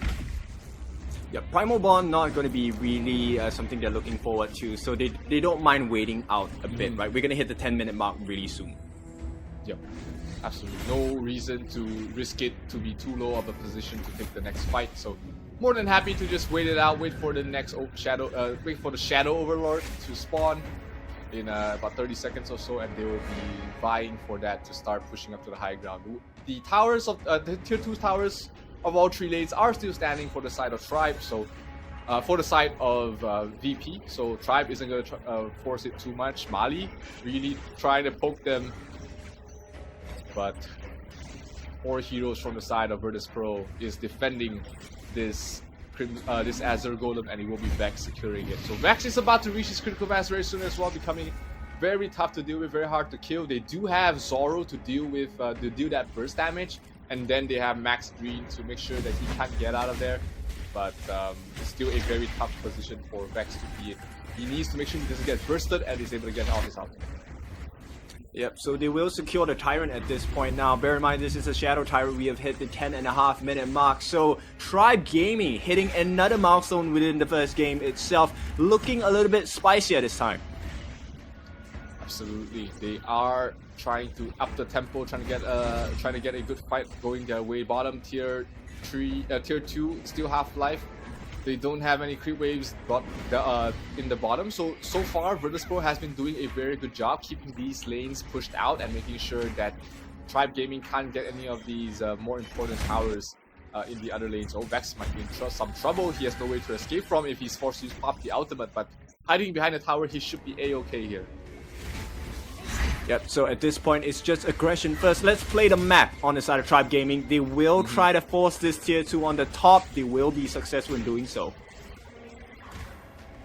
Yep, the tier 2 does go down, that opens up the Overlord for the side of Tribe to try and pick up here. Tribe is moving across both lanes very quickly, very fast. Bottom lane is still in its neutral spot, so not much pressure on the bottom side. So Virtus Pro can really just focus on defending both these sides. They're putting a lot of damage. Mali dropped to half health. This is where, exactly like we said, the Dun does fall off. Not gonna be providing too much damage and has to rely on his cooldown to provide survivability. Lianpo ultimate coming through, starting gets knocked up in the air but gets bursted down there by the Lady Sun. Huge damage on her right now. It will be Max Green the one securing the kill though, but not too bad for the side of Tribe because they will be able to transition that into a Overlord and they will start pressuring the high ground right now. With the Vanguards about to spawn, they're gonna send the Shadow Vanguard up towards top and try and take that top tier 3 tower. Yeah, Virtus Pro, they did a really good recovery, right? But somehow Tribe Gaming, they control the map once again, and take a look at the gold lead now. It's close to 7,000 gold between the two of them. Absolutely beautiful done here from this side of Tribe, and they will try and get their first tier 3 tower in this game. Bottom lane, Vex is trying to make sure that it doesn't get too out of hand, making sure that they at least have a leg to stand on in this lane. The bottom tier 2 will fall to the Dragon. 3 heroes already rotating down to try and finish it off top lane. Looks like they're gonna be more than happy to give that Shadow Vanguard and focus on towards the bottom lane. Hayno trying to push out the lanes, but the wave is coming on too fast, too quickly, and this tower might not see too long. No, looks like Tribe is just gonna back off and focus on towards the mid. That was a wasted opportunity, if you ask me. Maybe just focusing on the top would have been better for them. You're seeing that they are almost 10,000 net worth ahead. Lady Zen drops the ultimate, Vex down to half health. This tier 2 tower will fall very quickly. Maybe someone will be able to pick that up. It looks like they will fall back for now and wait for the next tire before taking the next fight for Tribe. Yep, let's take a look at the growth of the items as well. Lady Sun already has the Eternity Blade, Daybreaker with the Crimson Reaper going into the Axe of Torment as well. You were talking about the Thun, right? He's so tanky at this point. Eye of Phoenix gonna be helping with his health recovery, especially the shielding from that Gale's Benediction as well. Completed the Giant's Grip. It's looking a bit tough for the side of Virtus Pro to make a comeback unless they can buy time all the way into the spawning of the Tempest Dragon.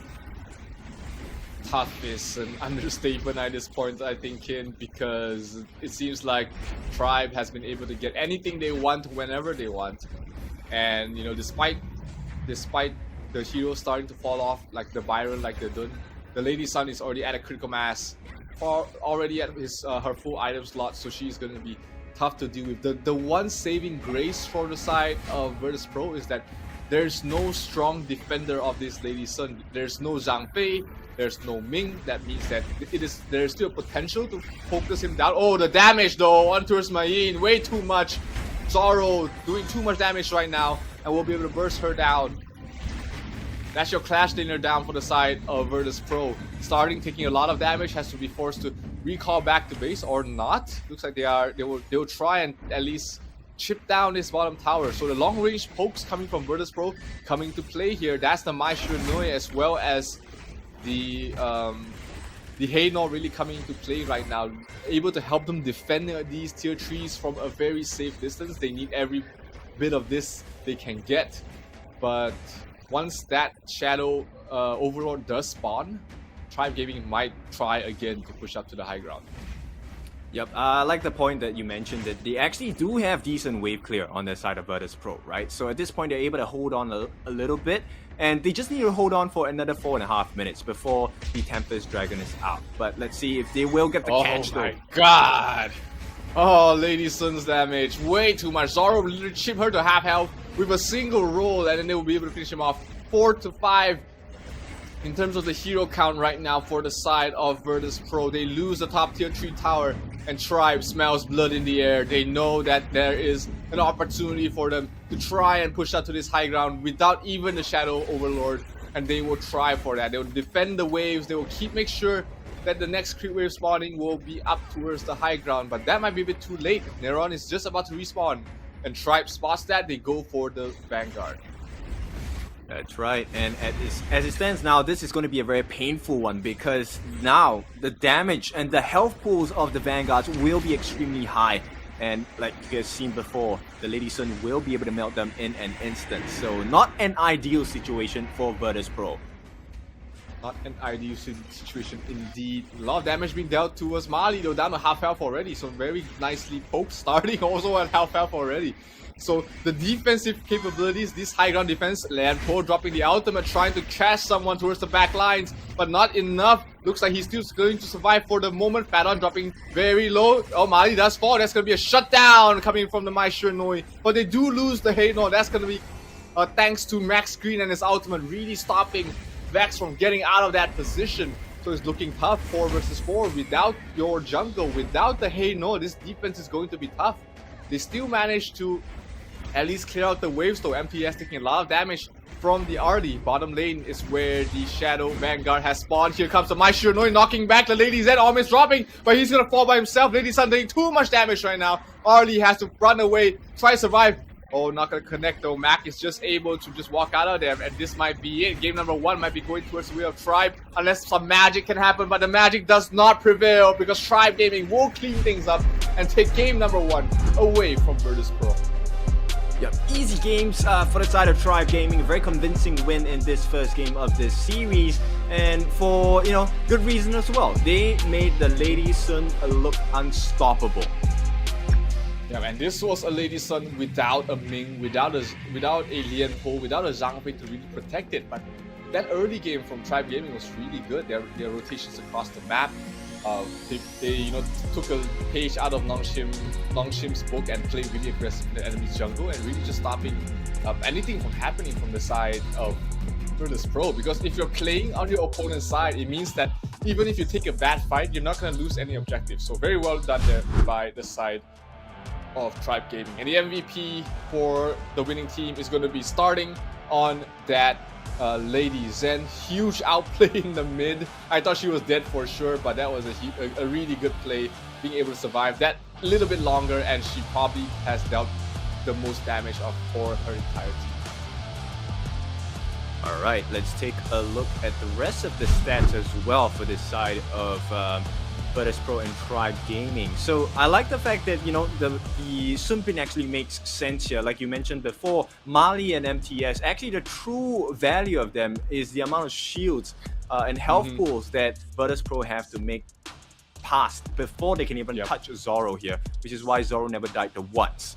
Right? At the same time, starting, like I mentioned at the start of the game, the Master of Agony was dealing so much deterrence as well as pain, along with the Frozen Breath coming in with the Breakthrough Robe as well as the Savant's Wrath. There was a lot of damage coming in from starting, and to make matters worse, he had the Splendor. So it was already difficult to kill starting. He has the iframes from the Ocean of Tears, but with the Splendor, that's double the duration. Starting dealt almost half his entire team's damage. Oh my god. Almost 50% of damage dealt from the ladies, and this is exactly why this hero is constantly picked and banned during the Season 2 Invitational, and for very good reason. I mean, that hero without farm is effective, with farm is a monster, and starting really just played that hero to perfection. That's right. Now, this is not the end of the day for VP, of course. This is just game 1. We'll take a look at how they would like to change the status of the game. But then obviously, they want to take one game off of this series. Hopefully, do a reverse sweep at this point. But with the performance of the 5 members on the side of Tribe Gaming, let's take a look at how this game went down. Absolutely. The game started off with them taking some really good fights across the map. 3 heroes killed here. The silence from the Sunbin is about to come. No, not this fight. The next fight is where they will be able to catch them off. As this fight starting, just keep your eyes on starting, dropping the ultimate, surviving from Fadon, being able to get the kill onto his Fadon thanks to the tower, and the silence from Max Green finishing off Vex as well. Absolutely huge play. That started the entire snowball coming from the side of Tribe Gaming, and we did see VP put up a good fight here. This was one of the fights where they took a huge engagement, getting a triple kill and keeping themselves in the game, but it was still not enough because they couldn't really take anything else from that point on. And here, this was the start of the end. The burst of Neron, just the damage from the ladies are way too huge. We see it again in the top lane. It was again Neron being caught out of position, and Tribe Gaming able to stop the last-ditch effort coming from the side of VP and end the game right here and then. Very well done there by Tribe. Not the cleanest of games, but as good as it gets from them, because that was a very impressive showing from them as well. Yeah, for sure. So this is going to set the stage for the side of Tribe Gaming. They will be looking to end this with a clean 2-0, hopefully tie up with a NONGSHIM Red Force at the top of the table as well. They need to make sure they win as many games as they can. So this is a very important marker for Tribe Gaming. Likewise, for the side of Virtus Pro, they will be looking to tie things up. They don't want to trail by too far behind. Absolutely not. It's still very early in the group stages. Of course, anything can happen. They still have plenty of potential to be able to come back later on, even if they drop this series for the side of Virtus Pro. But obviously, you want to start off your day with a good result. So Tribe as well as Virtus Pro, they're not playing too many games today. Only 2 games for both of them, so they do have a little bit more time to recuperate and prepare for tomorrow, which is a saving grace for teams who don't do too well in the first day as well, because it means that you have 1 full night to prepare for 2 more matches tomorrow, as compared to if you are the likes of SCARZ. You lose 1 more game today and you end up the day with a 1-2 scoreline in terms of series. Then you only have 1 more game on the next day, and it's tough to make it to Riyadh with only 1 game left to play. For sure. So, you know, a lot of things are going to be really important for this marker on the side of Virtus Pro. Likewise, for Tribe Gaming, they need to make sure that they are really clean with the finish. They need to make sure that they end the game as quickly as possible. Give as much, take as many points as they can, because right now it's NONGSHIM Red Force on the top of the table, and all the other teams will be looking to knock them off. Yeah, absolutely. You know, this is the last chance, as the qualifier, as the name really just ensues here. It is the last chance for these teams to qualify to Riyadh to join the 8 teams from the Season 2 Invitational already qualified, and the invited teams as well. So Tribe Gaming looking off to a very hot start. Very impressive from them. I'm very impressed at how they were able to play that aggressive across the map, and it goes to show that they've put a lot of research, a lot of homework on what the more successful ways to play is from the Season 2 qualifiers, and even from the other mini tournaments before that. So looking very well there for Tribe. Virtus Pro didn't look too bad. I liked their draft as well. There was a lot of thought going in towards how they were forming their entire hero and strategies, but you know, just a little bit of being able to play a bit faster is what I like to see from them. Yep, let's take a look at the new draft at this point. This time, Tribe is going to be on its blue side. They will pick up the Diao Chan as the first ban. No, not Diao Chan, sorry. Da Chao is the first ban. They will take get rid of the Dolia as well on the side of Virtus Pro. Yep, absolutely. Popular bans for those support heroes right straight off the bat. So it's going to be just classic. They really like the Yuhuan ban here from the Tribe. 2 games we've seen the Yuhuan taken out of the pool. We've seen it to mixed results for the Yuhuan. I wouldn't say it's a first phase ban material personally, but maybe Tribe Gaming knows something we don't about Virtus Pro. Well, I think they're pretty clear. They have seen the Season 2 Invitationals Grand Finals yesterday and taken a look at how powerful Yuhuan can be, right? At the same time, Lady Sun will be taken out, and it will be starting off with the Mai Shiranui. So huge burst potential, very high snowball potential as well in the mid lane, and they will be counterpicked in the form of Elaine as well as the RLE. So Maple Dance able to really just get rid of any of the shots that she's going to throw. At the same time, Neron will be able to dive past starting and go straight into the backlines to try and chase out Zoro as well. Yeah, this is a very classic opening pick here for the red side in the Honor of Kings at the moment. Elaine, Lady Zen, Elaine, Arlie, something of the sort. Whichever of these heroes left that are still left in the pool, you will pick it up as the first 2. So this time, Tribe not going to let Virtus Pro ban out the Ming again, pick it up straight away to pair up with Zoro. So they're gonna have that supportive task for the Lady Sun, but Zoro didn't even feel like he needed that supportive pass in the last game. He played very well, but maybe this game, hey, against a lane, against Arlie, you need that little bit more to keep yourself alive. Yep, it's really all about dealing the killing blow, right? So Phaeton this time going to go with the Zhang Fei. Very good counter, right? There's a lot of health points you need to melt down before you can actually get the kill. So it would be a hard thing for Zoro to do in the early game for sure. But this is complemented by Max Green, who will be able to offer quite a bit of attack speed for Zoro to really get the kills going down for the side of Tribe. Absolutely, every bit of everything available to really just start Zoro's snowball in towards the mid game is going to be very important here to make the Lady Sun play a bit faster, because how Lady Sun usually plays, it's a bit slower in terms of tempo, but we've seen throughout the season 2 qualifiers, the season 2 invitationals, and even here that the Lady Suns have been played in a more mid-game sort of tempo, which I really like to see. Just speeds up the entire gameplay of that hero and ensures that she reaches that critical mass so much earlier.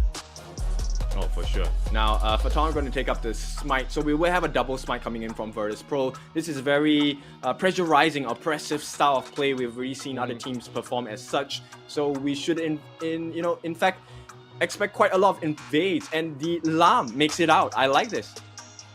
Oh, finally we get to see the Lamb. I mean, I didn't see it in the season 2 qualifiers, season 2 invitational. I know it was picked a couple of times, but not enough.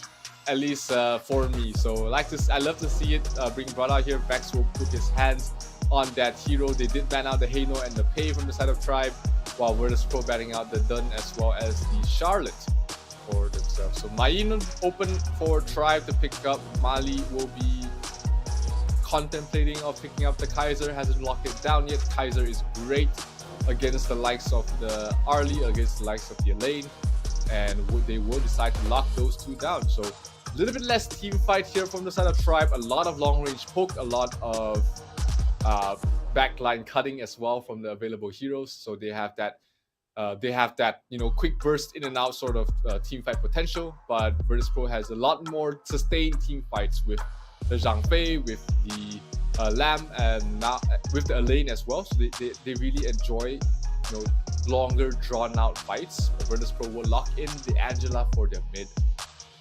Yeah, I think that's a good amount of burst coming in as well, right? The Chaos Cinders will be able to get the stuns in, and more importantly, with the Blazing Brilliance, they will be able to get the couple of kills onto the side of Tribe Gaming. So that's a very important marker for the side of Virtus Pro. If they can hit the points of the farm, and even at level 2, level 3, I think they will be able to bring the game against Tribe Gaming much stronger than they have in Game 1. Absolutely, this is Virtus Pro's time to shine. I love their draft, so much team fight, so much cash potential on their side, but they need to execute it well, because Tribe Gaming has been playing super aggressive in their enemy jungle in the previous game. This time, Virtus Pro looking to do exactly the same thing against their opponent. Let's see how it goes in game number 2 of this best of 3 series between Tribe and Virtus Pro. It's going to be a doozy, ladies and gentlemen. Alright, let's take a look at how this game is going to go down. VP looking to tie things up. They need to make something work, or else it is going to be a tie at the top of the table as Tribe Gaming tries to make their statement. Two players up top at the start. Mali helping out MTS push out the wave, reach the level 2, and then they'll invade the jungle. This has been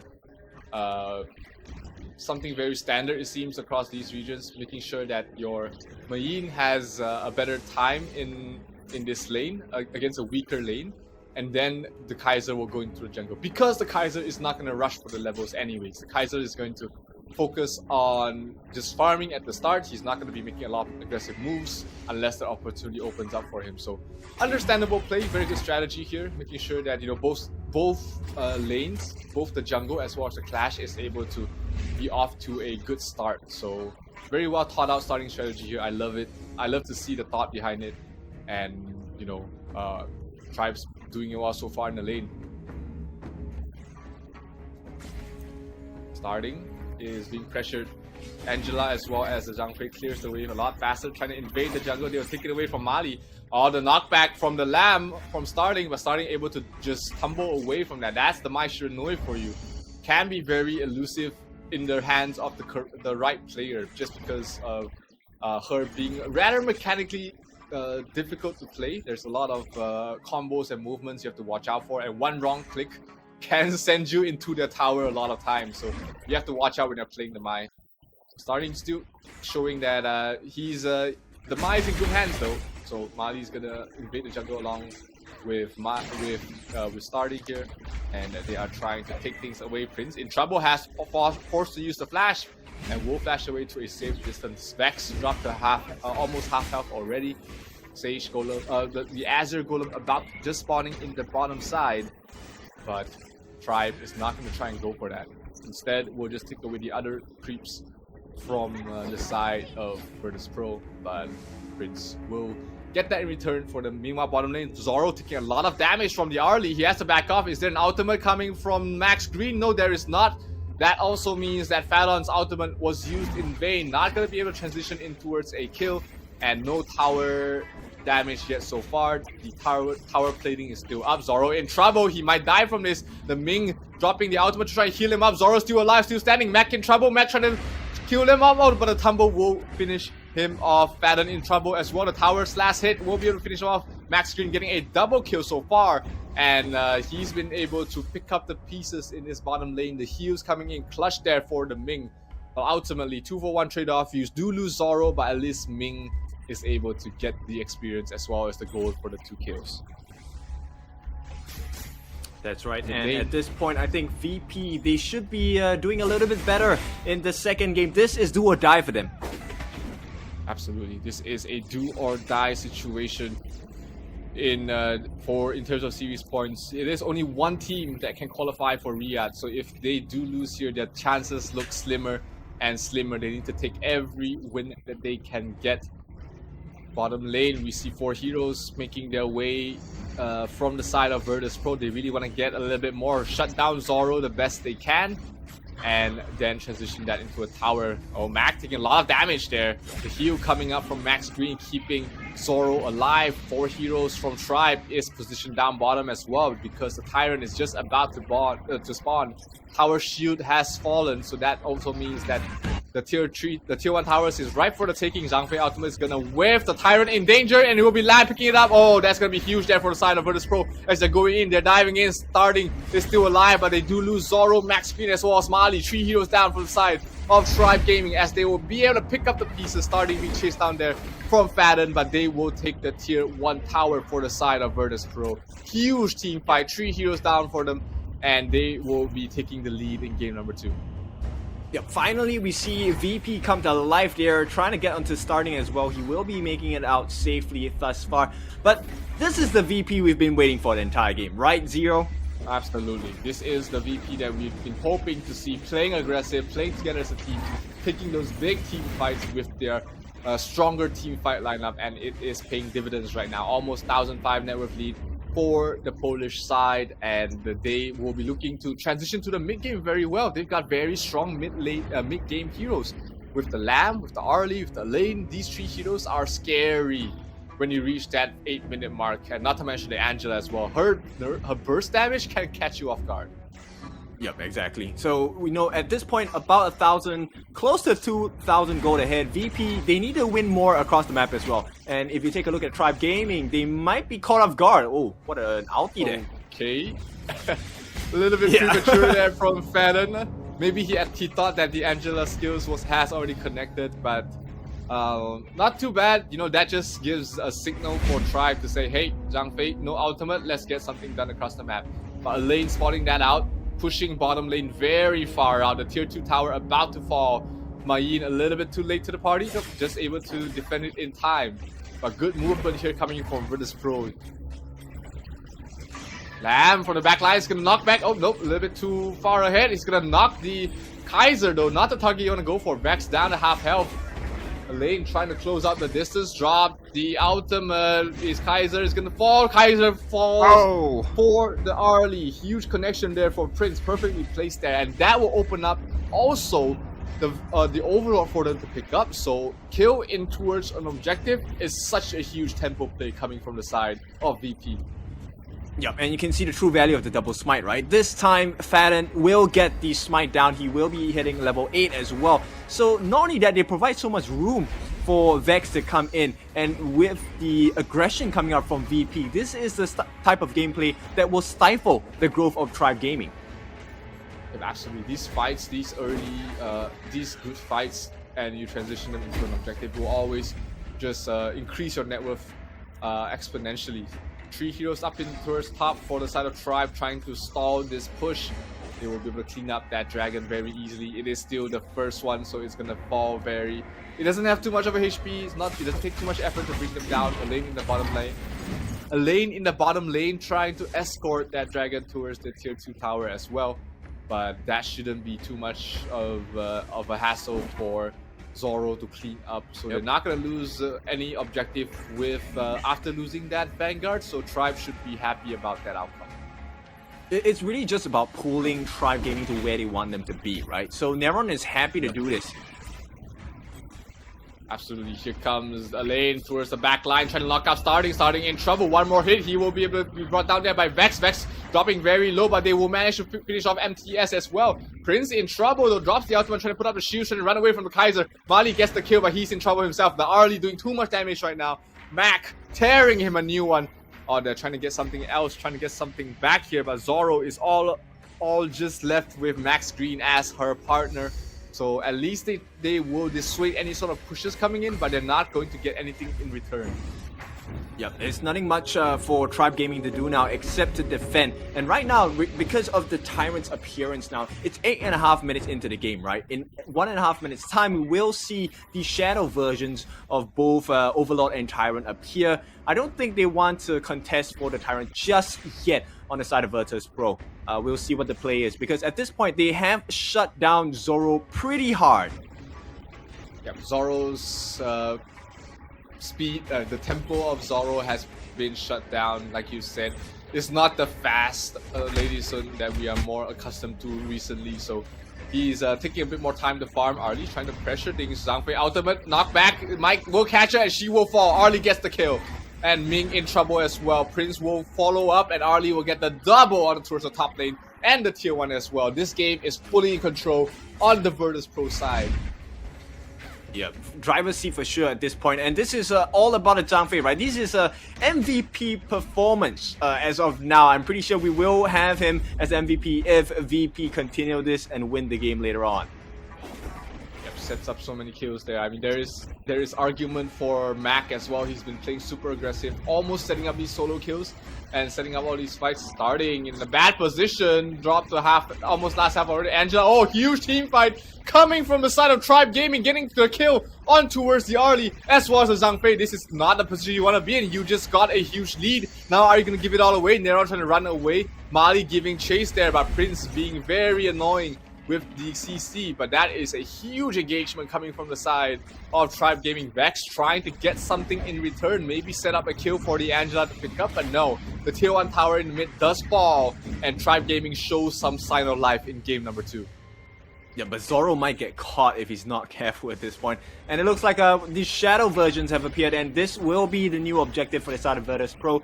I don't think Tribe Gaming will be in time to try and stop this, because Vex does have his smite, so it shouldn't be an issue for them. Yeah, they wouldn't lose too much. There was a Chinese coach saying from KPL saying that when you win a fight, the most objectives you can get is 1. Any more and you're just playing way too greedy at that point. So Tribe Gaming really listening to that sort of mentality. They take a good fight, they take the tier 1 mid and they back off. So not playing overly greedy. They know that there is still ways for them to come back in this game. The net worth is almost 3,000 right now for the side of Virtus Pro. Not too much, not too far behind. It's definitely something one fight will be able to closing out. Meanwhile, bottom lane, MTS taking a fight on towards Vex. Vex in trouble. Vex will fall and starting gets a kill towards the bottom lane. So bit by bit, step by step, Tribe Gaming is finding their way back in this game. Oh, Zoro gets nuked down there by the Zhang Fei. And that is not the way you want this fight to start off. Mali pops the ultimate, the Ming heal, keeping him alive for the moment, but a Link chopping them down. Mali has to watch out, will be healed up quite a bit, so they are able to hold on, at least for now. MTS is here as well, but they lack the long range damage without the Lady Sun, and they will give up this tier 1 power. Back off right now, says Tribe, and just don't lose too much. They have to. Right, Yeah. they have to, Low. because at this point, yeah, it's nothing much they will achieve down here. Tribe Gaming, if they stay a little longer, they will be giving away kills. So Virtus Pro, they understand that, which is why they keep staying here. Absolutely. Still good retreat there from Virtus Pro, recognizing that they got that one objective after the fight that they needed, and they will back off. More than happy to continue progressing. Look at the items from Arlie. She's almost fully slotted. The Daybreaker is almost completed already on her, so that's critical mass right now for Arlie. But on the other side, the ladies are not really far ahead. Not really far, quite far ahead, I would say, because she still needs quite some time to catch up in terms of items. Yep, that's right. And this time it's going to be the Overlord as the prize. Let's see how this plays out between Tribe. Lane towards the back line, trying to stop things, but he might have bitten more than he can chew. Kaiser's damage, too much for the lane to deal with, and they will lose one. VP a little bit too greedy, trying to go for that Overlord. They just literally took a fight in the jungle. Oh, but Mali might be the greedy one here, forced to pop the ultimate, trying to man fight Mac doing too much damage right now. And he's able to bring down Mali. That's the Kaiser down, but there is no Zhang Fei ultimate. The land towards the back lines going for the Mai Shiranui. The Mai will fall. So will Max Green. He's being chased down there by the Lamb knockback, and that will put you further away from your base and closer to death. Death will follow. So will Zoro. 4 heroes down for the side of Tribe and Virtus Pro. This is the time you go for the Overlord. Yep, reward for their efforts at this point, and it looks like it's going to be VP once again back in the driver seat. Just missing that one kill before they get the ace, actually. Yeah, Main recognizing that fight was long gone. Just happy to push out the mid wave, making sure that the creep wave is far from everything. Let's take a look at a quick replay of that last fight. This the Tribe Gaming was just way too split up at this point. Everybody was trying to make a run for it, trying to survive on their own, and one by one, little by little, they're just picked off left, right, and center. 4 heroes down for the side of Tribe, and bottom lane, MTS barely surviving with his life, and they are going to be in a tough situation. Mali in trouble, already popped his ultimate, but the damage from Arlie way too high at this point. This might be over for the side of Tribe Gaming. We might be going to a game 3 here, if they are not able to hold on to this, because 2 tier 3s have already fallen. The top tier 3 not long for this world as well. Virtus Pro, blood in the air, they smell it, they're trying to go for the win. Nope, they're gonna back off for now. More than happy to just take the wins as they go. All 3 lanes down, and Virtus Pro playing very safe at the moment, not overcommitting. Yep, like you said, right? Don't be greedy, right? We've already gotten the objectives. In fact, there are 3 objectives they've gotten across in the past 1.5 minutes. So VP gonna play it safe, gonna make sure that they secure the victory, because this draw is extremely important. They need all the points they can get. And this draw actually puts them to a potential win here. Lamb fishing for a kill. They spot out Max Green. That's a good kill if they can find it. Oh, but Max might have bitten more than he can chew, trying to survive the best he can. Gets brought down there by the Mai. Backline lane drops the ultimate. They lose the second hero, but starting has already fallen there. Max Green trying to keep his teammates alive as much as possible, but the Main is still left standing. The Kaiser is still pretty healthy. No more ultimate left though. MTS alone in the backline. Smiley being chased down as well. 3-4-2 trade-off right now. MTS in some trouble, trying to tumble away, trying to roll away the safety. But the Angela damage very high right now. MTS very far away, trying to keep the creep waves away from the mid lane, but the bottom lane already pushed out. We see Mali sacrificing his life to try and keep the lanes alive. Pops the second ultimate. That's going to be him still falling in the end, and this might be it. This is it. Virtus Pro will tie things up, force us to a game 3, and put them one step closer to taking a win in this group stage. Not unless MTS has anything to say about it. No, he does not. Not enough. Virtus Pro will take the win and force us to a game number 3. Yep. Game number 3, I mean, Virtus Pro, what a game from them. The Bears bite back, and they bite back strong, right? So with this being said, you know, I like the style of play coming out from Virtus Pro. It felt like, you know, maybe they were sleeping in game 1, but what a game for game 2. They woke up and they came back swinging, for sure. You know, in all honesty, it is pretty early in the Eastern European parts of the world right now, but it's happy to see, you know, they've woken up, they got their coffee after game number 1. The tempo, the aggressiveness from Virtus Pro was what was missing in game number 1, and very well done there by the Bears, forcing us to a game number 3. Tribe Gaming looked a bit lost towards the mid-game stage, where they just couldn't pick any good team fight bar one in the entire game, entirety of the game. So game 3, we haven't seen a tie series in a very long time. Yep, in quite a while already. So this is really exciting, right? And at this point, then you really appreciate the tension between the two teams, because right now they're just not just playing for themselves, but that MVP performance, like I said earlier in the game, it has to be on Faton here. 37.5 thousand damage dealt, but it's more important the damage he took, 82.8 thousand, setting up the stage for the rest of his mid lane, his farm lane, to really go in and get the damage in as well. And for all the damage that he took, what an amazing KDA, 2, 2, and 15. Absolutely. I mean, you called it, 3 minutes into the game, you called that the Zhang Fei would be MVP. And I mean, in game, it doesn't show that, but we can see the impact that Fadon has brought to the table. Really huge play there. Mac, of course, very farmed up on the early, going to be providing huge damage, but the real setup was Fadon on that Zhang Fei. This is why Zhang Fei is just picked up and banned constantly. Meanwhile, on the other side, the Tribe, they put up a good fight. They had good showings, but you called it out in game as well. Zoro was not having a fantastic game, 1-6 and 3. In the end, and not having a lot of farm on the Lady Sun means that if you're not ahead of your opponent, you're gonna be in a very tough time. Yeah, it's not just because that Fadon actually made life easier for Mac, it's also the existence of Vex and Prince as well, right? So Prince was always responsible for getting the stuns in, and with the Blazing Brilliance, that's actually quite a decent amount of damage. Do not look down on the 68,000 that Prince did. Now, bear in mind, this is against the likes of Kaiser, the Mali Kaiser, this is against MTS Mayin, and also, more importantly, is the Max Green Ming. They never allowed him to use the longevity, and even if he did, it was never enough, because there was too much damage over time, there was too much burst coming from Max and Vex. Yeah, the fights were way too fast for the Ming to really come into play here.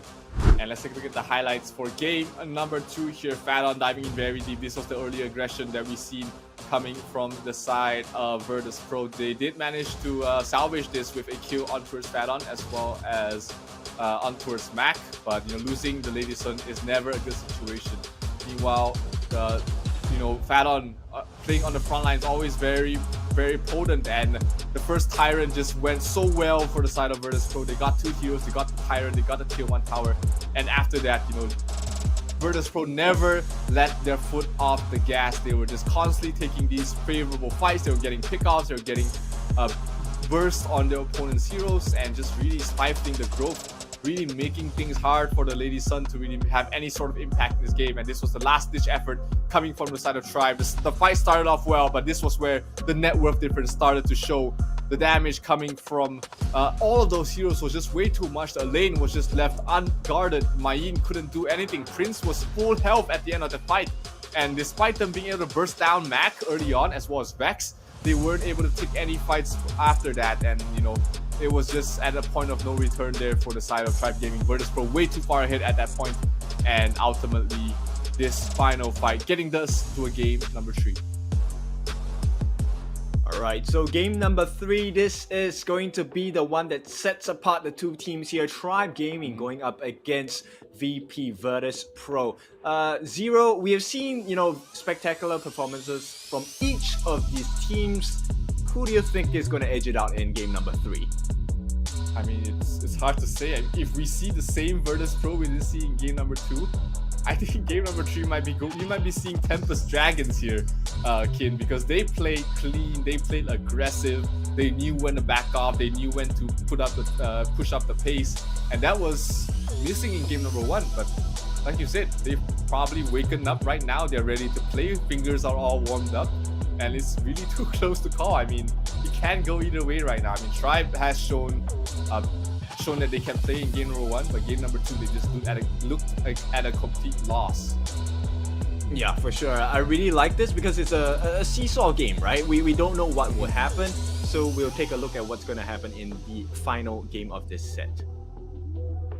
Yeah, it all boils down to this: trying to get 1 point on the board. You need every win you can get, and both these teams going to a game number 3 is going to be a very crucial turning point in their group stage, because if you're 1 game away from qualifying to Riyadh, you look back and think we lost this series against Virtus Pro, or you lost this series against Tribe, that will come back and haunt you for a very long time, because both these teams are pretty evenly matched as far as we can see.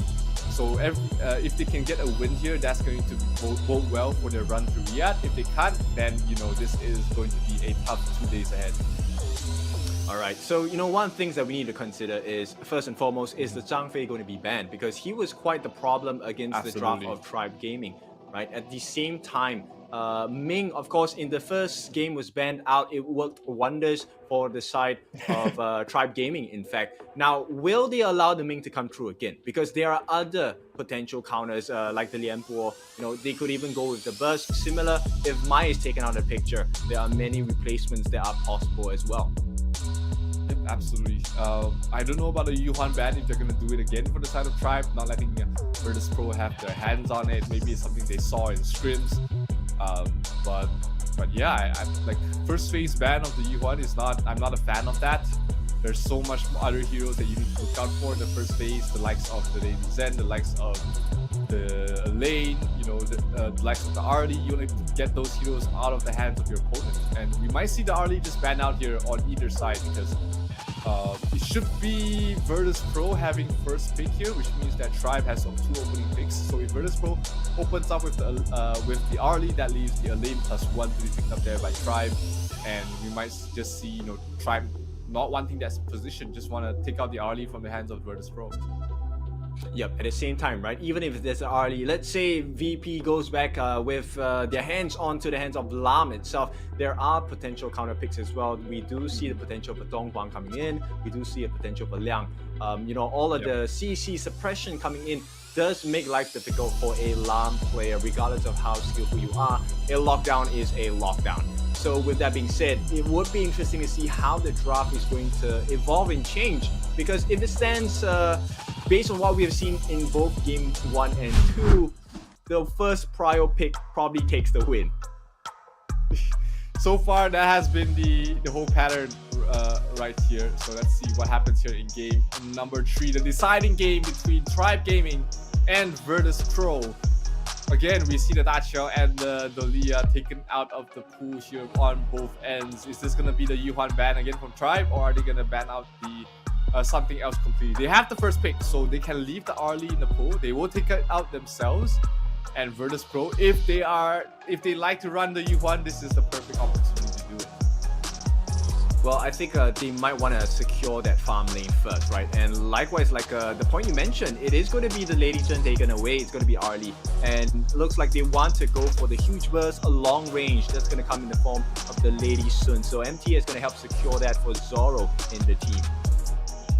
Absolutely. Elaine as well as Mai picked up there for the side of Virtus Pro. And looking at the marksman left available in the pool, maybe a Direnjie would be most fitting in their current lineup. If they don't want a Direnjie, then they can go for the likes of not many marksmen left in the pool. The Fang is something else. Fang is actually someone that deals well against the Lady Sun. You do have the Consort U as well. There's a lot of iframes or physical immunity coming in, so they can balance out the lanes as well. But depending on what kind of style you're looking at, right? They need someone that's able to have huge bursts on the side of Virtus Pro, because they have to go up against a Hainor. And with the Fate Rewind, it's not the easiest task to do. Look like they're going for the Direnjie, and they will lock it in. But yeah, Hainor being taken here for the side of Tribe. So that's their clash jungle / mid flexible lane for the Hainor. They do have the Ming as well as the Lady Sun combination again for the side of Tribe. So we should be seeing clash lane and jungle lanes banned out here for the side of Virtus Pro. They take out the Dun once again, away from the hands of Tribe, who did play phenomenally with it game number 1. Tribe will be looking to ban out the same thing, support as well as the jungle. The Zhang Fei left in the pool, I think you definitely want to get that out of the hands of Fadon. He played phenomenally on it, and they will do exactly just that. Yep. Exactly. 2 out of 2 so far in the draft in terms of predictions.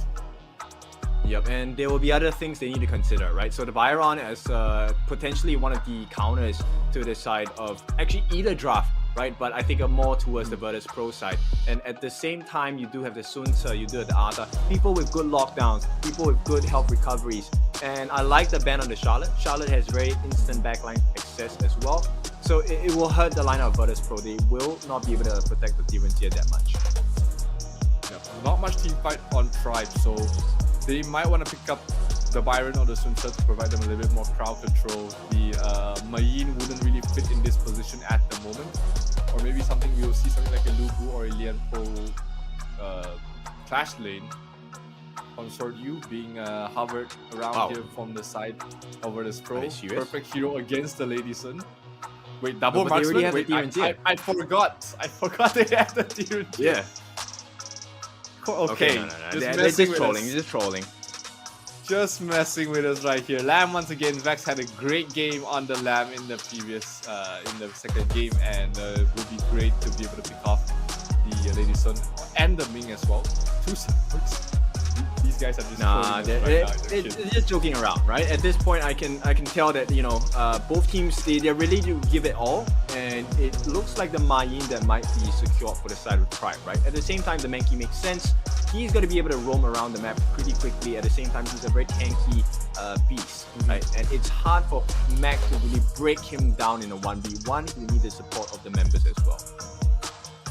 The Mankey is going to be able to soak up so much damage for the rest of his team, protecting them from the likes of the Lamb, who doesn't really like to go into a lot of players. He kind of likes to go into 1, maybe 2 at most, just to ensure that his damage is not spread out, and he's able to get kills, get constant refreshes on his second skill to provide him additional heals. Now we get to see a Lian post support from the side of Virtus Pro. So that will be the protector for the Differentier and also providing a little bit more team fight for the rest of Virtus Pro. So plenty of team fights on both sides. The Lian Po on the side of Virtus Pro. On the other hand, it was the really just the Mankey to provide the crowd control, as well as just being the overall front line to set up the Mayin as well. So game number 3 draft. Who do you have your money on? I'm liking the Tribe setup a little bit more because the amount of bursts you need to deal on either Lady Sun or Ming or Hainor will be wasting a lot of the capabilities because they have to burn so many skills just to kill one member, right? And the turnaround potential on the side of Tribe is much higher than where I view VP at this point. I would be inclined to agree with you here, Kin. I am liking the lineup of Tribe. They have the opportunity, they have the availability to play very aggressive with the Mankey. That will allow them to get the early tempo and early jungle invades on here. But we'll see what both these teams will perform like in game number 3, the deciding game of this best of 3 series between Tribe as well as Virtus Pro. All right, let's bring it to the table now. It's 1-1, stakes are high, and at this point, very early aggression into the ball game on the right-hand side of Tribe Gaming's jungle. So far, it's both teams more than happy to just keep to their sides, keep to their lanes. Lamb, not really a early game rotator. Mankey can do so, but he would like to get to the level 4 before he makes any movement across the map. Hainor in the mid against the Mai Shenoi is going to favor the Hainor quite a bit as long as he's able to avoid the punches from the Mai. So not gonna be seeing too much aggression early on, I expect, until both jungles reach level 4. But once Mali is level 4, then we will see him really making moves across the map. Alright, and right off the bat, it's going to be early aggression, and that's the strength of the Mali, right? He just needs someone to follow him, and at this point, he will be able to offer a little bit more damage. But more importantly, soak up a lot of the farm for the team. Look at the rotations they're making. They're clearing their wave so fast. Yep, that's Mankey for you. That's fast rotations, really just putting pressure across the map, making sure that, hey, nowhere you go will not be noticed by the rest of my team, which will allow the Mayin, which will allow the Lady Sun to get to the mid-game stage without being touched and pressured. But bottom lane, 3 heroes already preparing to try and go for the Lady Sun once again. They saw the opportunity, they saw the effectiveness that had in game number 2, and they'll do so again in game number 3. Max Green will be the one caught out though, and they'll pick up first blood. J will be the one to pick it up, but at least the Lady Sun stays alive. Yep, not the ideal target, but a good target nonetheless. You can see Faton, he's trying to just push away Zoro as much as possible, just for them to, deal a lot of damage onto this first tier turret. Really quickly, the tier 1 tower down the half health already. Another attempt will bring it down before the tower shield even breaks here. So Virtus Pro off to a great start, 1000 net worth lead already. But yeah, they need to keep this pace up, because as we progress towards the mid game, the Heino starts to become more of a nuisance, the Mai becomes a threat as well. Not to mention the Lady Sun becomes the main powerhouse for the side of Tribe Gaming. The bottom tier 1 does fall in the end, 3 minutes in, without the tower shield even going down. Virtus Pro really pressuring right now, trying to knock back Max Green. Max Green in some trouble. Almost gets finished off there. Mac trying to back away from that. Mankey is in the front line, soaking up the damage, like you said, trying to dissuade them, trying to push them back, trying to chip them down as well, and hope that the Lady Sun is able to pick to clean them up. Mac down to half health. But without that tower, I don't think Tribe is going to be feeling comfortable to continue fighting here. No places for Mai to teleport to, and Tribe will spot the same thing and will back off. Yep, so at this point, Vex already hit the level 7. He is going to be 1 level ahead of Mali. And with the next 20 seconds signifying the spawn of the first neutral objectives, a potential kill here might change the state of the game. Vex is in the river, so he's got additional speed. Can he go for the Heino? No, starting is probably not the target you want to go for. Can use his ultimate to get out of there anytime he wants. Sage, the Azure Golem is about to spawn, so does the Tyrant. So Vex will go directly for the Tyrant. Bottom tower. Dove right now. MTS is in some trouble, forced to use the flash to back away. Starting is here to try and defend the best he can, but Fadden is not going to be afraid of the Heino without any stuns, without any sort of burst damage. The Fadden shouldn't really fall towards anyone here. So Side of Tribe is trying to get a trade off in the top lane, trying to bring down the top tier 1 tower to ease up the lane pressure a little bit. They will do so. Nothing much that Neron can really do against 3 heroes, but bottom lane, MTS, same thing. He's not going to be able to do too much against the DRNG as well as Fadden. And the Crimson Golem does spawn in the bottom. Let's see if Tribe would decide to defend this. Can they get a snipe? Yes, they can. Starting gets it. That's fine, they protect it for now, and the Azure Golem will go towards the way of Mankey, so Tribe is still in a good fighting shape. Yep, and as it stands now, it's still all benefits towards the side of VP, because they will be able to chunk down quite a healthy bit of the creep wave, allowing them to jump in. Mali left all alone, and here comes the cavalry. Finally, maybe they can find something here. And Mali was able to buy so much time here. Liam4 ultimate dropped down onto her starting. Starting not too afraid though. So much damage already dealt to Fadden, but not enough lockdown, not enough chase from the side of Tribe, so they're not able to secure any kills. But hey, they spot things out. They know that 2 heroes are low. They can't defend this tier 1 in the mid, so Tribe able to get a huge objective on their part of the map, and they are going to be more than happy to get that trade. Yeah, Vex has to be really careful here. Gets the recall. Maybe he won't get spotted out. He sees the Ming, but Ming's not the target he wants to go for. A deceptively tanky support. And he doesn't want to be caught off alone in enemy territory here. Still a very low kill game as far as kills are. As far as kill goes, only 1 kill so far across both ends. 6 minutes in. Net worth is pretty much neck and neck at the moment. Heino taking the fight. He's going to use his ultimate back off. MTS is going to tumble over the wall as well, not wanting any piece of the action. So both teams are really just posturing around the map, trying to catch one of their opponents off guard. Mali is going to go towards the front lines, opening up the vision, opening up the map, and see if he can set up any kills for the rest of his team. Overlord at this point, not that important. So let's take a look at the items kit.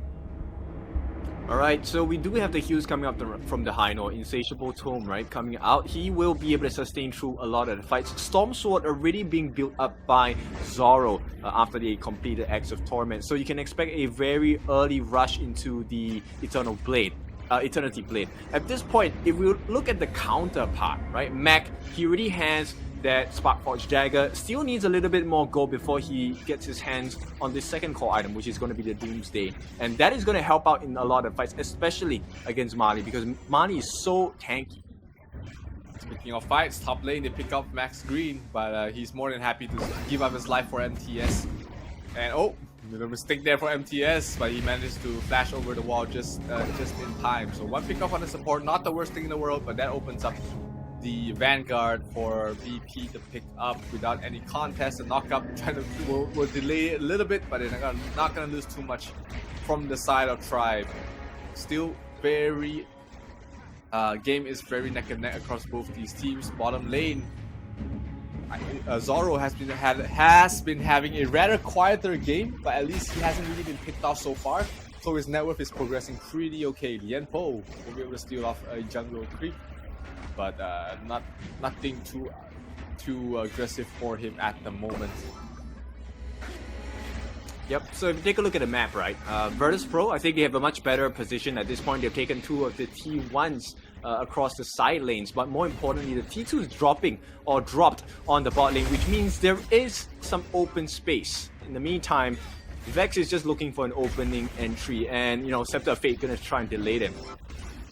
Oh no, Malik taking a lot of damage, but he's able to survive for now. Max trying to back away from that. Will be able to dispel the slow and get away to safety. So all in all, Tribe not losing any members, and they will be in fighting shape for next upcoming fight, trying to take away the Azure Golem away from VP, but VP will put it out in towards the fog and be able to secure it for Vex. So Tyrant's going down rather quickly. Neron has vision, the Empo dropping the ultimate. So does the lane. They get a kill on towards Direnjay. That's huge. Mayin off to a huge start, getting 2 kills already. But Lamb is in a dangerous position. He has to back off right now. Double kill there for Mayin, and they are trying to go for more. The lane has already fallen as well. So Vadim in some trouble. He has his movement, so he should be a-okay. Who got the Tyrant kill? I think I lost that. I missed that out. But who picked up the Tyrant there in this situation? I think it should be Tribe, right? I don't think, yeah, it should be Tribe at this point. They actually got the first neutral objective of their game. And with this, they're going to start the turnaround momentum now fully in Tribe Gaming's part, because if you take a look at the tier 2s, all being threatened across the board except for the top. Let's take a look at the replay here. You get to see everything we missed out. Mayin was huge towards the backline, getting 2 kills before falling there, and they didn't manage to pick off a lane as well. Everybody had to back off from that at that point, but there was not too many members left from the side of VP. Meanwhile, mid lane, huge fight. They pick up the Ming straight off the bat, as well as Menki starting, trying to defend the best he can. He can get out of there. He has his ultimate. Will he drop it in time? He uses it a little bit early. Oh, but he's able to fight back, and he did up the damage. He heals back the tower. That's the power of the Hey No. Will be able to keep the tower alive while also surviving. So they do lose 2 heroes. They pick up Vex off the back of that, but they do manage to keep the tower up and running. So all in all, starting should be pretty happy about that. That opens up the Azure Golem as well as the Tyrant, and Tribe will go for both of that. Yeah, at this point, I think Tribe much more happy with the position they have secured for themselves. Now, first and foremost, this is a Shadow Tyrant. At the same time, they actually have better turrets placement. They have broken down all of the tier 1s and one of the tier 2s in the mid. And mid lane is one of the most dangerous lanes to be left open, because vision will be obscured. And look like Virtus Pro, I think they have to be really careful about the next fight they choose, because so far they haven't been choosing right. Yeah, I mean, they got some crucial knockups, but they weren't really able to finish the job. Mayin was able to come into the backlines very cleanly, and Virtus Pro will get the Shadow Overlord there to try and push out the lanes a little bit. This time, Zoro is not in the position he was in the previous game. He's much more farmed, providing much more damage. And they haven't really been able to shut down Zoro. He's been able to take towers after towers in the bottom lane, and he's feeling much more comfortable in this game. That's going to bode well for the side of Tribe. But you will see the swing happening soon, right? Now, depending on who wins this next team fight, it could mean the difference in the game. Tier 3 is being threatened by the minions on the bot while the fight's going on. Yep, Lian Po going for the knockup, but Mali's in the front line. He's soaking so much damage. Elaine drops the ultimate as well. Lian Po in some trouble. He's gonna fall. Mayin will be the one to pick that up. So 1 kill already going towards the way of Virtus Pro. They will be able to transition that into a Azure Golem, but can they push up to the high ground with this? I don't think so. There is still a lot of members left alive for the side of Virtus Pro, so they need to get something else across the map push off the bottom lane and defend the top lane for a little bit. But you know, Tribe is more than happy to take these small wins because that will set them up for the big win in the end. Yeah, both teams actually dancing on nice edge here. One big mistake, actually if more than 3 members die on either side, it's a guaranteed tier 3 going into the bases of either side. So they have to pick the next fight really carefully. And at this point, 5-5, we are almost neck and neck. Yeah, pretty much at this point in time, that 2,000 net worth difference isn't going to be too huge of an advantage or a disadvantage for either side. That's basically just one item across all 10 players. So it's not a huge deal here. Lianpo trying to stall out the push as much as he can. Vex hasn't had the game that he wanted in the game number 3 here on the Lamb. So they are missing him a little bit in these fights. Bottom lane will be pushed out. They will be able to get this tower unless the Lianpo has anything to say about it. Drops the ultimate, just stalls them out for a few more seconds. But the tower does fall in the end. Vex is in a good position. They don't see him. Vex has to back off. He spots 4. He knows that that's not a fight he wants to take. Yep, Sprite will be placed down for the vision right now, and they know all 5 are still hovering around the base. So Virtus Pro, they need to be very careful about their positioning. We're looking for the potential jump from Neron, right? He wants to split the fight against the team of Tribe Gaming. Definitely, the split fights have been beneficial for them so far. But every time they stuck together, every time they took a 5 versus 5 fight, it's just been going the way of Tribe battle and taking a lot of damage from the Heino, but not able to finish him off. That is still going to be a lot of poke coming from the side of Tribe with the Mai, with the Heino as well. But looks like Tribe will be backing off for now, not wanting to take a fight in that situation. All 5 members are alive for the side of Virtus Pro, but the Tyrant just spawns. Tribe, I mean, it's for good reason. So here we go. Baron towards the front line. Are they going to get the last hit? Yes, Maestro gets the last hit. Steals it away from the side of Tribe, and a huge team fight ensues. Lianpo drops the ultimate just in time. They bring down the Heino before he's able to pop the ultimate, and this is looking bad for the side of Tribe. They're trying to go for something else. They do pick up the Demon Jay, which is huge. Lamb in the middle of everybody will be falling there. 1-for-2 trade-off right now. And Tribe able to get the beneficial, get the advantage in terms of kills, but they did lose out on the Shadow Tyrant. So huge snipe there from Prince, I believe, was the one that got the last hit. So that was absolutely huge. Yes, it was. And they managed to pick up the Heino after he used his ultimate. So great starting of the fight. The retreat was a little bit not clean. They kept posturing, trying to look for more. But Mac got caught out towards the end, so they had to pay a little bit more. And Vex had that save your teammate mentality, which ultimately he had to pay with his life. So all in all, you know, Tribe is going to be happy about it. They got 2 kills. Not going to be happy about losing the Tyrant. But it could have gone worse for them. They did manage to get the Shadow Overlord for themselves. So that's going to be pushing out the bottom or the mid lane. Most likely the bottom lane, while they will push out the mid or top for themselves. They'll decide to send the Vanguard up to top, and they'll pressure the mid lane while also just letting the Dragon deal with the creep wave in bottom. Yep, so phenomenal pressure coming out from Tribe Gaming, but I think it's just the calm before the storm. Zero, we might have to keep our eyes on to starting because he has been the one that has been melting down the remaining members on the side of Virtus Pro. Yep, these long drawn-out fights really just benefit the Heino, able to poke you constantly from a far range. He's very tanky with the insatiable tome as well, just constantly life-stealing, constantly keeping himself in the front lines and just doing constant poke damage. It does add up. Every 1,000 damage you do means that the opponent has 1,000 less damage upcoming to the fight. Lianpo should look for an opening, but his HP, because of the poke, is already so low, and he has to back off all the way towards the fountain. Oh, Vax dropping very low from that as well. He tried his best to defend this, but that tier 3 tower in mid should fall soon. They're looking for a fight, a lane, as well as Lianpo comboing the ultimate. Huge knockout there from the Lianpo. They're cutting off the backline. They're getting a kill. They're getting 2 kills. Can they get more? Zoro down very low. The Ming's trying to survive him, keep him alive the best he can. Oh, my Shiranoi will fall, but he will get the kill for himself. And here comes the Lamb here for the cleanup. Nothing to stop Vex right now. Just the slows from Max Green, but it's not going to be enough. Vax will get the kill on towards the support, and it will be a 3-4-4 trade in the end. Oh no, a 3-4-3 trade in the end, but they do lose the bottom tier 3 tower.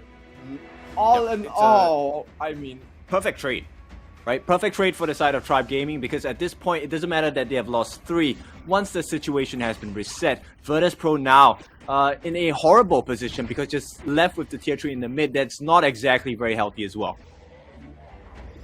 Not healthy at all. If they manage to get one more kill or one less death, that would have been the perfect situation for VP to try and stage a comeback. But for an even kill trade and then also losing your tier 3 tower in the bottom, that would be definitely not the situation to see. Oh, Mac will get a nice stun on towards Mali. Mali able to dispel that though and keep himself running away from the fray. Tyrant does spawn. Vex in a good position to try to start off with that, but Tribe is already keeping their eyes on towards the Tyrant right now. It is going to be attempted. They spot out the Mai, knowing that this is going to be a 4 versus 5 fight. This might be beneficial for the side of VP. Can I get a steal? No, it will be DRG finish things off, and Menki will have to back off. A lane towards the back lines, catching 3 there. So does Vex. Vex cannot survive through all the damage though. They might be able to clean this up. Zoro will fall. He does not have his Sage's Sanctuary, so that will be a free kill. But can Mac get out of there? Mac in some trouble trying to fight back. He will fall into the end, and that will leave just Prince as well as Fadon trying to make their way running away from this. And Fadon, he's caught off between a rock and a hard place. Mayin will catch him and he will knock him up in the air. The damage coming from Mayin is huge right now. Can they get the kill? I mean, right now Fadon isn't the most important hero on the block. They just need to go push mid and just ignore him for the moment. It should be Fadon trying to slow them down. And he will try to push out the creep wave. Has to use the flash to make sure he survives that. But ultimately, this tier 3 tower should fall unless Fadon is able to make up some huge plays and knockups. The ultimate on towards the Menki, not gonna connect. The tower does fall, but here comes Lamb. Vax has already respawned, but Tribe has gotten what they came here to do, which is break the high ground. Yep, you mentioned this at the start of the game. It is a Tempest Dragon game. So in 25 seconds or so, we're gonna see Virtus Pro or Tribe Gaming put everything on the line here. One good team fight on both sides is what they need to end the game. More for Virtus Pro than Tribe. Tribe doesn't really need to take any unnecessary moves right now, but they are looking, they are trying, they are feeding off. They are trying to find an opening to finish off this game before it gets to the scarier part of the late game where it can go either way here. And the waves are being pushed out on every side. Tempest Dragon is out. Tier 2 tower on top does fall. The bottom tier 3 is so low, so there is an opening for the side of Virtus Pro if they want to try and finish off the game in a spectacular fashion here. But the Tempest Dragon already down to half health almost. Virtus Pro, they have to take this fight. They have to find an opening. This might be their last chance. They really can't, right? At this point, you can't expect Tribe Gaming to really want to fight against Virtus Pro. They'll just let the map do the work. So you can expect Tribe Gaming at this point. They're just going to hold off. Keep resetting the Tempest Dragon, allow the waves to be in their favor, and that's when they will strike. They see the lane there. Oh, huge pick off towards the Heino. That's the opening they want to look for. Backline, Sage's Sanctuary already popped on towards the Lady Zen. The Lady Sun does fall. 2 heroes down already. Mac does have his Sage's Sanctuary, so he's more than happy to stay and fight. He does fall. The Mayin also has a Sage's Sanctuary, but the base is in trouble. Can they back off? They do have the Lianpo defending, so that is the perfect situation for the side of VP right now. But they have to make sure they don't lose too many members. Vex still alive. Vex gets a kill on towards the Ming, so the base is still defended. They get 3 kills. They might be able to get this Tempest Dragon, but they have to watch out. The Mayin is still left standing. The Menki low, but not dead yet. They have to make sure that they secure this and not lose Mac, because they need max damage to push and end the game. Can MTS come in clutch? MTS gets stunned up there by the DRNG ultimate. Mali trying to find an opening. Oh, but the Tempest Dragon gets reset. That is terrible here for the side of VP. Yep, it's not a ideal situation, but they do have the damage here. We might be seeing the Dream Roam coming in from Mali. Eyes on him. Oh, Tempest Dragon going down. They get the kill towards the Mayin, but who gets the Tempest? It will be the Menki getting the crucial kill theft on towards the Tempest Dragon. And right now, Virtus Pro, they have to sound the retreat. 2 heroes down already. Lady Sun already back alive, and that was as bad as it can get. for the side of Virtus Pro. They lose the Tempest Dragon. Sure, they get a kill, but they lose 2 heroes along with that as well. So this might be the end. Do they have enough damage? Do they have the burst to bring down this Lady Sun? We see Noi trying to find an opening, trying to find an angle where he can go straight for the Lady Sun because the damage is going to be huge. Oh, Mali dropping down very low. He has to watch out. Backlines, a lane forced to pop the ultimate, keeping himself alive. Mali's still alive and will be able to back off. Neron very low. He does have his Sage's Sanctuary. He will stay alive for the moment, not forced to use it so far. And Virtus Pro, good defense without the Tempest Dragon buff. That is looking good, at least for now. But the creep waves are just so far pushed out in lane that they need some time to just fix the lanes before they're able to threaten any sort of fight there for Tribe. Yep, it's the game of the smallest details here, right? The ultimate shell did not hit the mark. They did not get enough damage onto the backlines of Virtus Pro, hence they could not get the finishing blow. But at this point, maybe with the second chance, they can end this game. Tribe Gaming are so close. 5 heroes already here. One bad fight is all they need. Lianpo towards the backline. This might be a bit too premature. Elaine pops the ultimate. Oh, but the Midas falls. Sage's Sanctuary is popped. 5 heroes still left alive for the side of Tribe Gaming. They're trying to finish things off. And the damage from Lily Sun way too huge. They bring down one. Oh, the Heino barely survives. And he will survive getting out of there. And then everybody will fall for the side of Virtus Pro as Tribe Gaming will clean things up, takes the series, and take the point in the last chance qualifiers. What an ending for this best of 3, but ultimately it will be USA. I'm kidding, they take the win, and they put themselves on the board in this qualifier. Yep, well done to Tribe Gaming. That was a definite nail-biter for sure for them against VP. Now, VP put up a pretty strong game, but they couldn't capitalize off of the mistakes on the side of Tribe Gaming. So Tribe Gaming punished them extremely hard. They got the win as well. So congrats, they win 2-1. We will take a look at the scoreboard later as the table will be rearranged slightly. Right, it's still NONGSHIM Red Force at the top for a clean 2-0 with a total of 9 points. Now let's take a look at the MVP. It's going to be starting here 2-4-13, dealing a total of 178,000 damage, taking 149,000 damage in the process as well. Zero, we were talking so much about starting. Your thoughts on him this game? I mean, he played fantastically. That's what Heino does, right? Once he reaches that mid to late game stage, he pokes you from far away. The stacks keep stacking up. He's able to survive through all the damage that's provided. He has the Mask of Agony. He has the Augur Staff. That's so much damage that he can deal. Sure, he's not able to clean up kills, but you leave that to the Lady Sun. You leave that to the Mayin to finish off the work that you have done. And with that, 13 assists, that shows that he's really been able to do so. And I think for me, the hidden MVP here, the secondary MVP would have to be Mali. He's been able to do so much for the team, playing the front lines, playing the early jungle as well. And he's been really able to set up his team for victory. Yep, for sure. Let's take a look at the other stats as well. Quite a lot of damage. If you take a look, the main 3 damage dealers coming out from Tribe Gaming.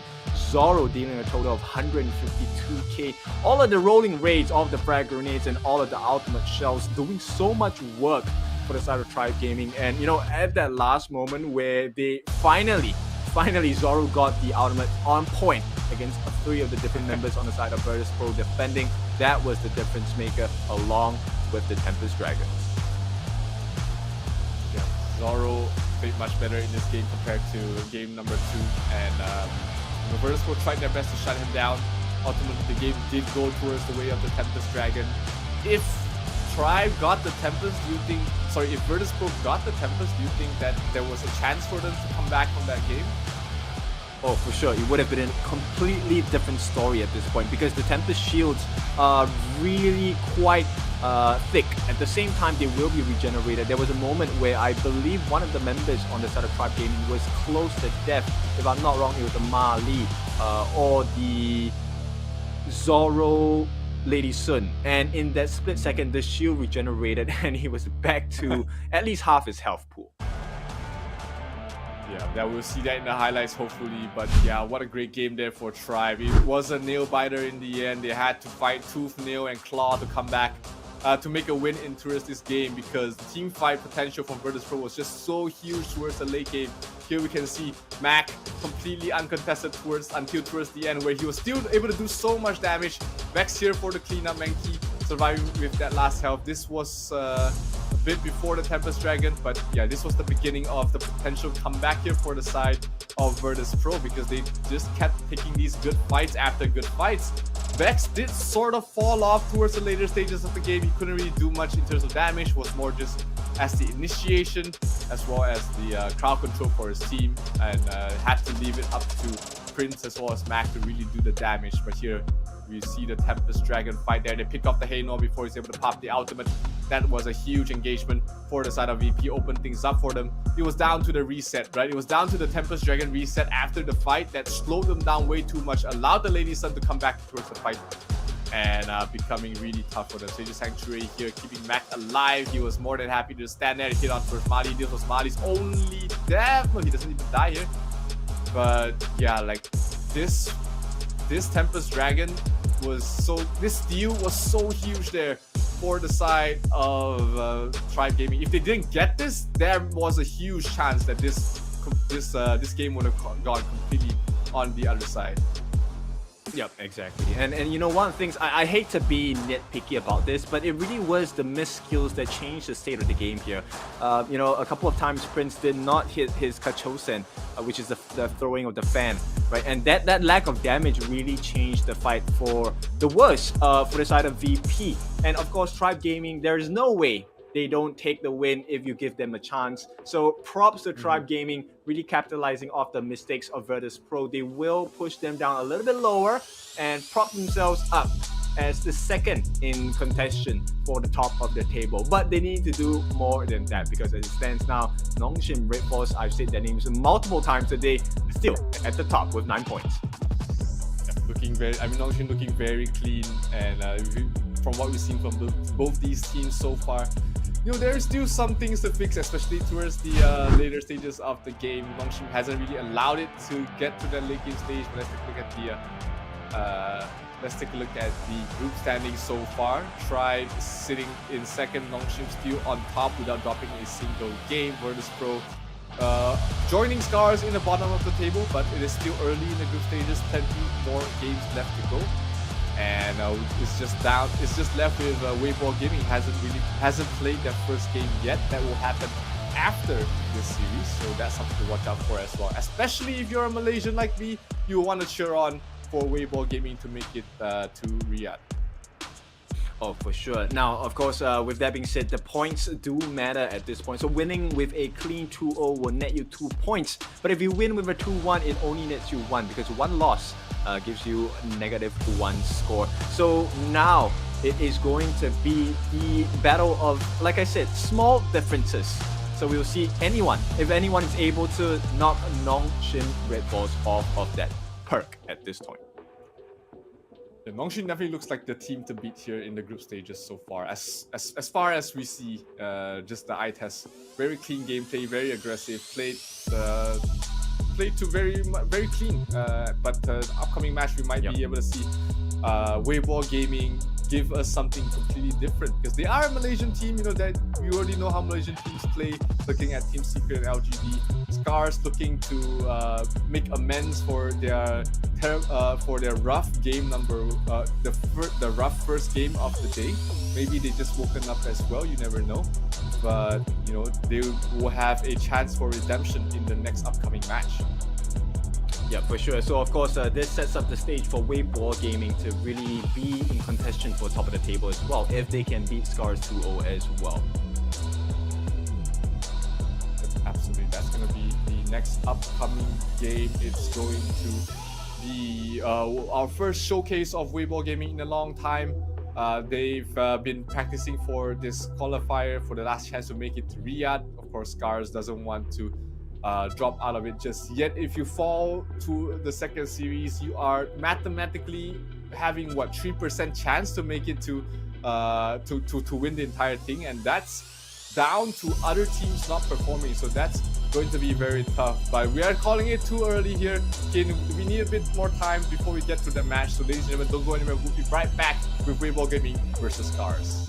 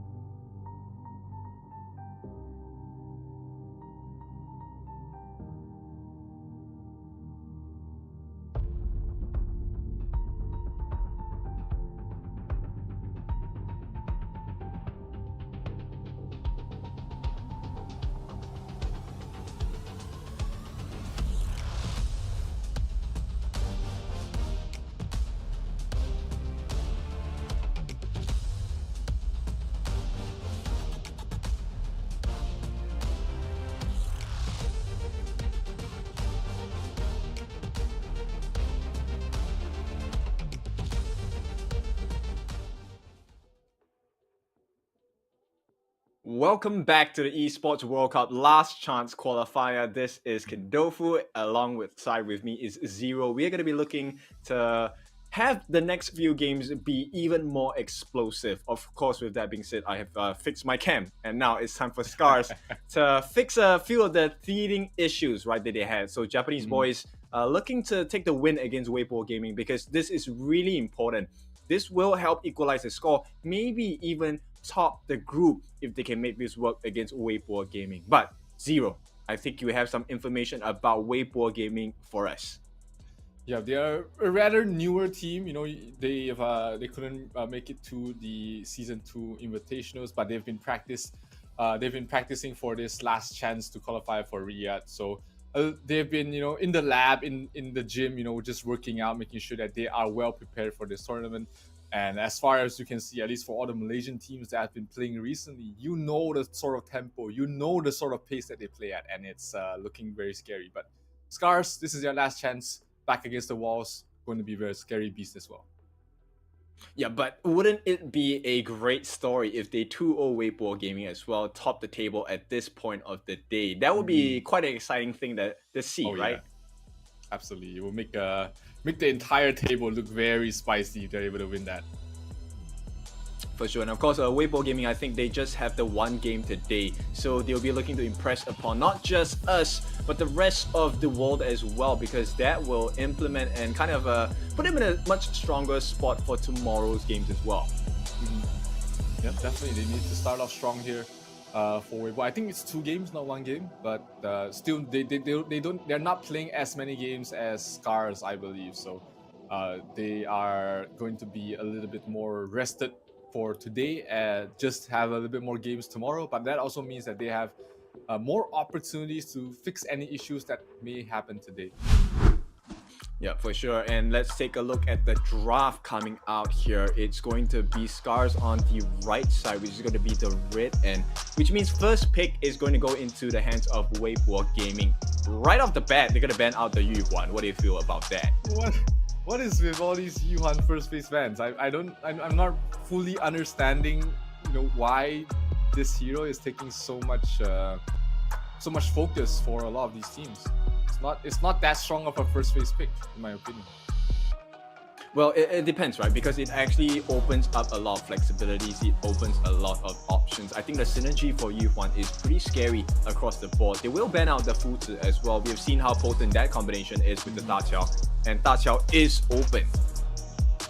Yeah, Da Qiao is open, and it will be picked up there by Weibo Gaming. It's interesting that they ban out the Fuzi themselves and pick up the Da Qiao. Maybe because after they ban, they see that it's open and decide to pick it up. So it's still a very solid support. You can play it in many ways, very aggressively or very defensively on that hero. So I don't hate it. I don't hate the pick, even with the support with the other heroes that Weibo Gaming has right now.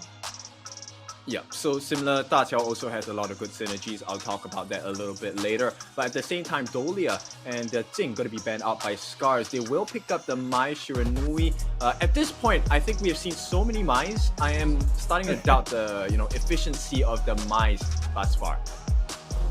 It's been rather hit or miss, right? Like some games she looks phenomenal, in other games she kind of falls off, and you wish you had like the Princess Frost or Lady Zen in that position. And Lady Zen is banned now in the second phase. It was available for SCARZ to pick up, but looks like they wanted to play a little bit more aggressive with that. And Lianpo with Mai, with Kaiser, there is a potential for a very strong mid-game sort of tempo for the side of SCARZ.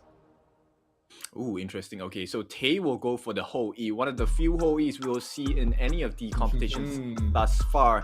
And JD, such a potent pick. This is a dangerous one. The Luna gonna make it through along with Nuo's Zhang Fei. If I'm on SCARZ, I'm pretty scared at this point. So much dive, and you have a Ho E to protect. Oh my god, like Tay's position has to be out of this world to not die like 6 times within the first 10 minutes.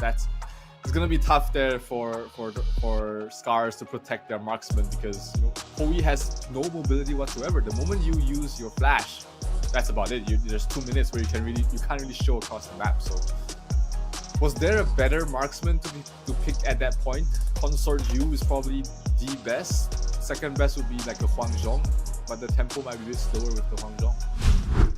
Well, it depends, right? Because you know, with the Opal, the cooldown isn't as short, right? So actually, the Maple Dance actually does a lot of work against it. So if a JD times his skills right, he will be able to smash Tay in lane. I like the Hoey pick, to be honest. If they can do really cross-map plays. But at this point, I think SCARZ is placing a lot of trust and faith into their farm lane because no one is going to be able to protect him. Yeah, it's gonna be tough. You've got the Luna who can just appear at your backlines just whenever he wants. So something that Tay has to really watch out for. Something that Lian Po has to keep his eyes out as well because Ochi has been playing decently so far. But he's up against a very rough sort of goal this game, which is to protect the Hoey against this Luna. Not gonna be too easy. Bottom lane, they're really going at each other. The Tay does have the slight advantage early. Oh, but ASD might see the first blood. Yep, it's going to be the first blood taken onto the hands of ASD, and this is good start for Weibo Gaming. Exactly what you were talking about. Really aggressive, you know, just backing the lanes up. You've got Qualifier on the Da Qiao, which is going to rotate very, very fast across the map. Looking very scary. Yep, and you know, this is a mid lane Da Qiao, so we can expect that there's going to be a lot of damage built into the kit as well. So with the Leaping Koi Tide, with the Severing Surge as well, it's something that I think it's going to be hard for SCARZ to deal with.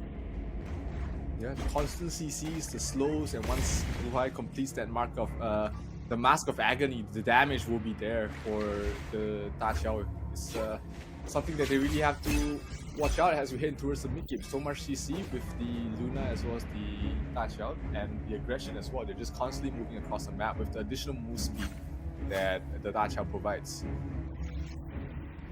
Yep, at this point we're looking at Kong Ling. He's gonna try and find an opening on the side of SCARZ, but they might be caught by surprise here. Okay, early review by ASD means there is no surprise coming in.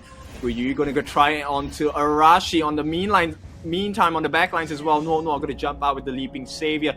Will not get the kills, a bunch of damage thrown, but it's still advantage to Weibo Gaming. I love NONGSHIM's positioning there, just waiting in the bushes, knowing that he can't provide too much for the kill, so he can just dissuade any backup from coming in. And if he was not in that position, we might have seen SCARZ, you know, try and get a counter kill onto the other side. But perfect movement, perfect positioning from the side of Weibo. They are looking like a very wild, polished team. Yep, they are definitely, right? The entry into the Boar camp just to steal one of the jungle camps away from SCARZ actually does quite detrimental damage. And at the same time, if you take a look at the top lane, Guiyue is doing pretty well against the Charlotte. Yeah, Charlotte, I mean, it is the Byron. The Byron is one of the strongest laners in the game currently, and Charlotte not really strong until she's level 4. So the early game definitely going towards the Byron, and it's always a snowball effect in the lane. If you're low on HP, you can't go for last hits as aggressively, and your jungle gets stolen. Bottom lane though, looking like they're trying to set up some action for this first Tyrant to spawn.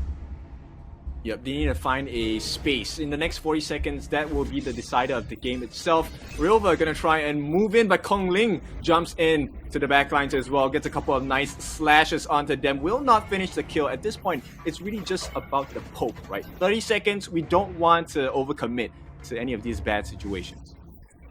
Yeah, dying here, especially on your jungle, is the worst position to be in, especially like you said. Tyrant's about to spawn, you want to make sure that everybody is up and alive and well. Sure, if you can get an easy kill, that's completely fine and even better. But if you can't, you just gotta pace yourself, wait for the first big objective, and then go for that. Yep, and looks like Kong Ling will be a little bit late to the party. He needs his Azure Golem a little bit stolen first. Yeah, he needs to secure it first at this point, and we might see more pressure coming down. JD being chased down by Ochi, but JD's a bit low. Mike, can he get a kill? kill? The jump in! Will it be the kill? JD runs off on the backlines, will be taken down as well. It's gonna be a 1-for-1 trade so far. ASD falls, but it's a 2-for-1. SCARZ are doing it, but here comes the rest of Weibo Gaming. They're looking for the bigger picture at this point. 2-2, an even trade, so Weibo Gaming still take the lead. Kongling was just left unguarded, and she could just do anything she wants towards the backline.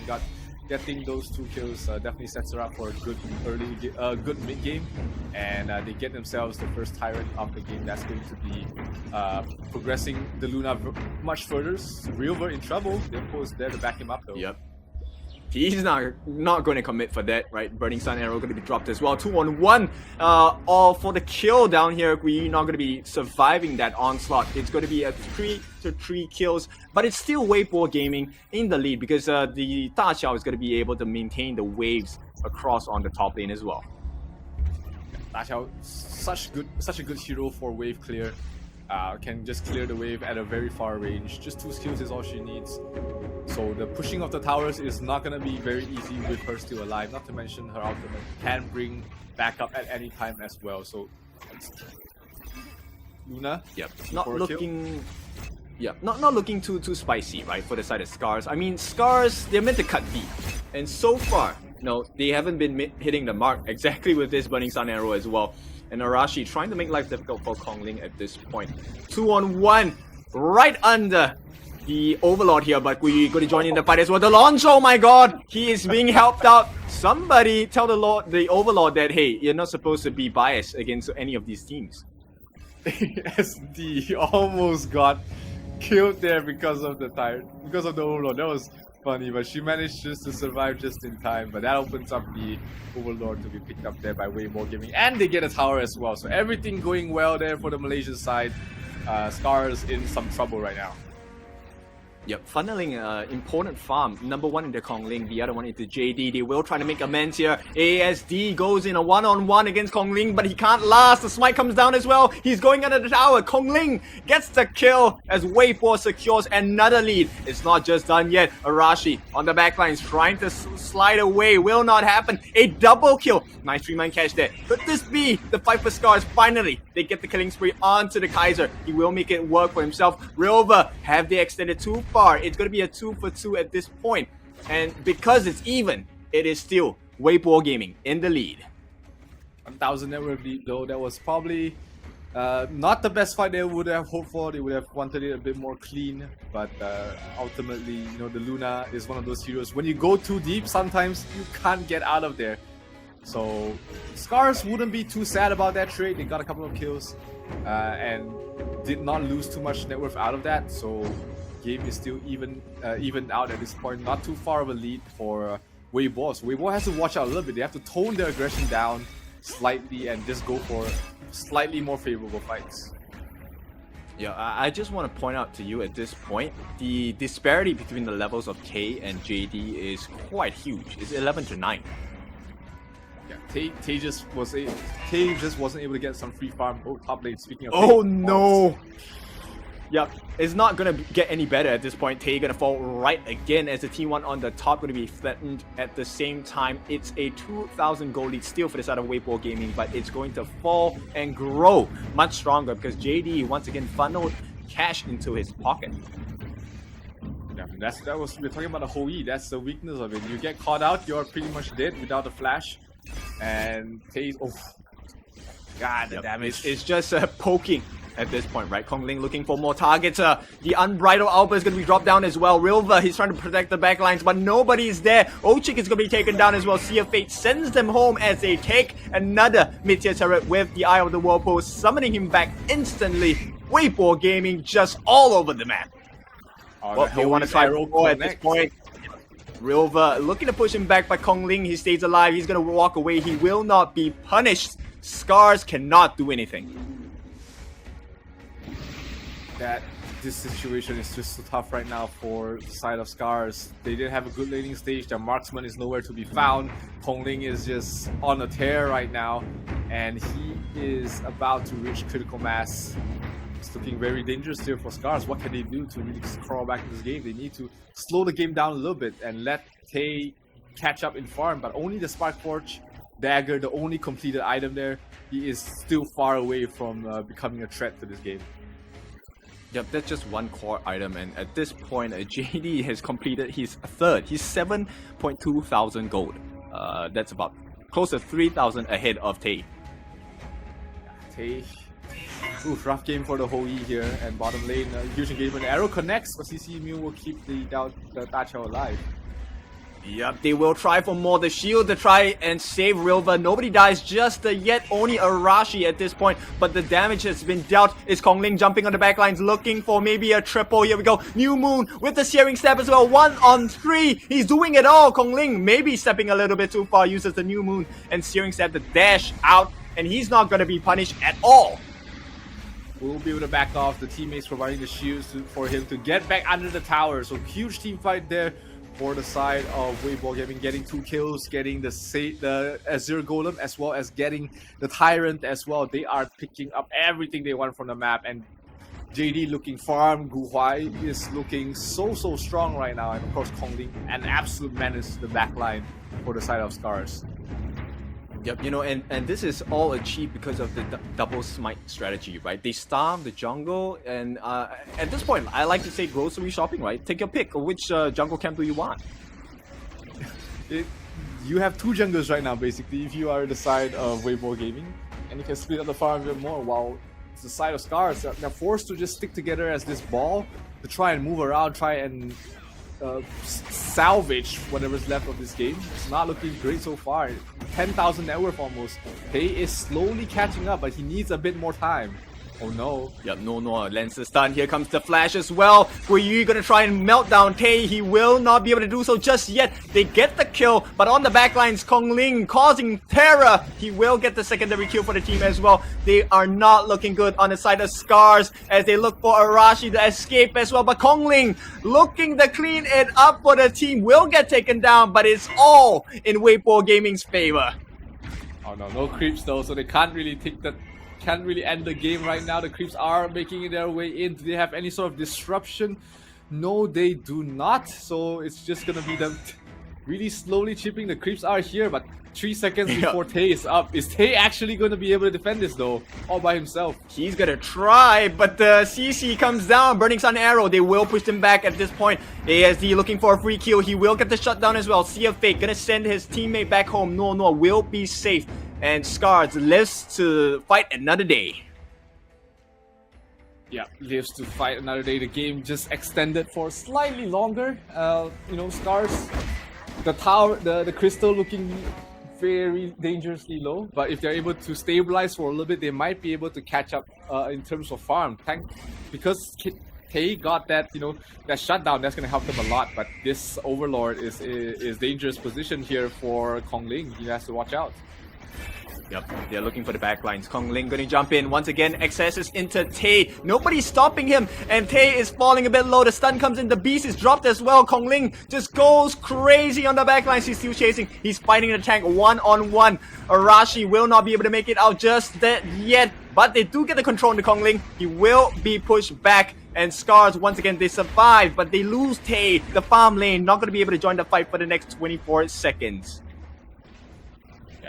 Tier 2 tower mid lane is gonna fall here for Weibo Gaming to pick up. That leaves the 2 tier 3s left standing. All 5 heroes still left standing for the side of Weibo, but they're not very healthy. They do have the option to just come back in here, but it's gonna be a tough defense regardless for the side of SCARZ.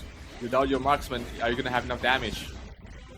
Yep, exactly. That's a free tier 3 on the bottom here. It's all about the entry point. Kongling looking for an opening with the Searing Stabs as well. Goes in, catches 2, looking for more, comes back in and out. Look at the damage he's doing. He manages to get the kill on the ASD as well. It's all of the damage coming in from the side of Weibo Gaming. They're just so strong. Nobody is falling. And Weibo Gaming secure the first game with dominance as they look to end it in a second. I mean, did we expect anything else from a Malaysian team? Probably not. This is exactly what we expected. How we expected Weibo to really play. And boy, did they come out here to play. Kongling on the Luna. Absolute menace. That was looking like a very scary... This is a very scary team to look out for. Oh, for sure. I mean, impressed with Weibo Gaming thus far, and I think SCARZ, they haven't exactly recovered from the first defeat of today. Now, Zero, you were very confident about Weibo Gaming, and I guess your confidence is affirmed by your Malaysian counterparts. It wasn't very clean, but you know, they definitely embodied the Malaysian spirit there, and maybe it was just them just feeling very confident at that point where they just said, hey, you know, we can just die powers and we still would have won. So ultimately, a very dominant performance from them. Let's see if they can repeat it in game number 2. But great game from Nono as well. 1-0-63. What a scoreline. Yeah, that's the kind of support you're looking for, right? 40,000 damage, that's pretty high for a support. At the same time, soaking in 75,000 damage for the team. Nono was constantly laying down the unbridled outburst at the perfect timing for the team. And I mean, you and I, we share this same sentiment. Super impressed. Absolutely. I mean, it was impressive. Definitely, SCARZ didn't look like, at least in the first 2 games, they weren't looking like a very fearsome team. So Weibo Gaming just absolutely did whatever they want with them. Against a stronger team though, I don't know if Weibo will be playing this lackadaisically, for lack of a better word, but the Hoi definitely did not work out for the side of SCARZ, and they'll have to go back to the drawing board in terms of the draft. The marksman did fall short of the mark in this game. Yeah, they needed a little bit more, right? You know, we mentioned about this, which is the defensive capabilities coming from the side of SCARZ didn't really showcase, because we identified from the start of the game that Tay was going to be left alone. And against Kongling, look at the damage he dealt, 122,000 in the span of the entire match. There's no one else, right? There's no one else that you need to kill more importantly than Kongling. And once you're done with that, you have to deal with Fuhai, who was just an absolute menace on the Tacho as well. Yeah, the constant saves, the global presence, even just the passive move speed that she provides is always something to look out for. That's also why we see her just ban down constantly. She's just so flexible. You can play her in the mid, you can play her in the support role. Although I do prefer it in the mid, but let's look at the highlights for this game where, you know, we did see a good early game coming from the side of SCARZ, but after the first fight, it was essentially just a Weibo Gaming highlight reel. Yeah, it's just different versions of the first fight of the game, right? Which is Tay will be left alone. Even if he's able to deal damage, it's a huge risk because there's so many angles of entry here. Nono are able to drop down the beasts. At the same time, JD able to use the parasol to get in and get out. And Guyi, at this point, right, the very scary Flash Storm Strike Electrifying Charge, even if it's necessary, he will use the Force Field Suppression as well. And all of this while Kongli is just busy making life difficult for the rest of the members of SCARZ. Absolutely, I mean, Kongli is so far behind the back, but you know, he's doing his job. He knows what he needs to do to just disrupt the gameplay of the enemy team. And you know, at this point, the game was just too far behind. Tay was just too far behind to really do anything. The Luna just did everything he wanted towards the backlines, and it was just a point of no return here for the Japanese side because they are now looking like their road to Riyadh is over. They still have a shot, of course, but the odds are definitely against them. Yeah, they're gonna have to make miracles happen at this point. So I think it really comes down to the draft at this point. Just a more sound draft coming in from Weibo Gaming to secure the first win of the game. Still an impressive performance from the Malaysian squad. They definitely play like how you expected to play, and if this is what they are very comfortable with, I definitely see them standing a good shot in making it to Riyadh. I mean, right now we have 3 teams on top, which is, I mean, Weibo hasn't ended this series yet, but of course they look very dominant in this game. I expect their performance to continue, but they have to go up against NONGSHIM, which showed equal prowess, as well as the side of Tri, which wasn't as clean, but definitely has a good shot to making it to Riyadh as well. Yeah, I think if Tri polishes up their gameplay a little bit and a couple of the decisions they've been making in the previous series itself, they could potentially stand up against the likes of Weibo Gaming and NONGSHIM Red Force as well. But as we wait for the players to get ready, I think at this point SCARZ needs to have a little bit more of a defensive mindset. I think offense-wise they are perfect. They have everything they need. They have the Mai, they have the Hoi, they have the Kaiser, everything. They just need someone to protect all of these, glass cannons per se. Yeah, the draft, was lacking in that regard. They have the Lian Po, which you wanted to use him as an initiator, but then he has to also protect the Hoi. So he was kind of stuck in between a rock and a hard place, where else if you had the Zhang Fei, you know, he can do both at the same time, providing shields to defend while also providing the damage and the ultimate knockback as well. So yeah, like you said, draft needs to be polished a little bit. The ideal was there, but just one or two heroes to round things up might have made their game a lot easier. Yeah, I think they're hoping for a perfect world at this point, but I think at this point they maybe need to play a little bit more scrappy, right? Sometimes it's not just about how clean the game is, it's whether it is workable in the first place or not. So SCARZ, same thing. They have a couple of things to fix. I think honestly these are thieving issues. You did mention maybe, hey, it's a different time zone. They haven't gelled together just that yet. But at this point, Weibo Gaming, they will be looking to kill them off before SCARZ can mount a comeback. Yeah, definitely. They have an open throat, an open jugular, and they are definitely going to try and go for it. Let's just see what they will decide to do that with in the draft for game number 2. SCARZ is looking like they're in a rough spot right now, and this last draft will decide whether they still have a good shot for making it to Riyadh or their road ends. Basically, they ban out the Luna, the respect ban straight off the bat. Yeah, it has to be. I mean, with that performance by Kongling, I would ban out the Luna too. So yes, reaffirmed, it will be the Luna and the Tsing. So very scary assassins taken out from the side of SCARZ. Yeah, they're banning out these early aggressive junglers, which will look scary in the hands of Kongling. Not to mention very good in evading the enemy jungle as well. Just trying to slow down the tempo for the side of Weibo, but that opens up the Delia as well as the Arlie for them to lock in for the side of Weibo. So already a good opening, 2 heroes for the side of Weibo. Let's see what SCARZ is able to respond with. Yeah, at this point, I think they need a little bit more burst damage. Yes, my Shiranui offers a lot of burst. We've seen that work before. And looks like they're looking at the combination of their farm lane. So Ming as well as the Lady Sun. I like this combination. It's been proven. It's been working really hard for a lot of the other teams as well. Zero, does this win the Arlie Dolia combo? I think it does. The burst damage from the Lady Sun is huge, and in the lane it's not that bad for the Lady Sun as well. You can just constantly trade with the combos. So in terms of that should be that will be even, I think, at least in terms of the marksman sort of clash. But the Ming is not such a great roamer if you want to start playing aggressive with the Mai Shiranui. So you have to pair that up with a more aggressive jungler if you want to play fast. If you want to play slow, then you want something that is able to stall out the game. Something like a Kaiser would be, or a Heino would be great for your jungle. But Heino already banned out, so has the Menki, and the Lady Zen and the Shangguan banned out there for the side of SCARZ. So very understandable bans, right? You need the tanks coming in from the side of SCARZ, and ooh, wow, we might be entertained with a Xiangyu, first ever that we have seen since the past couple of days. And I really like it. The Fearless Charge really makes a lot of work happen if you get and time it right. We did see SCARZ play around with the Xiangyu during their practice matches.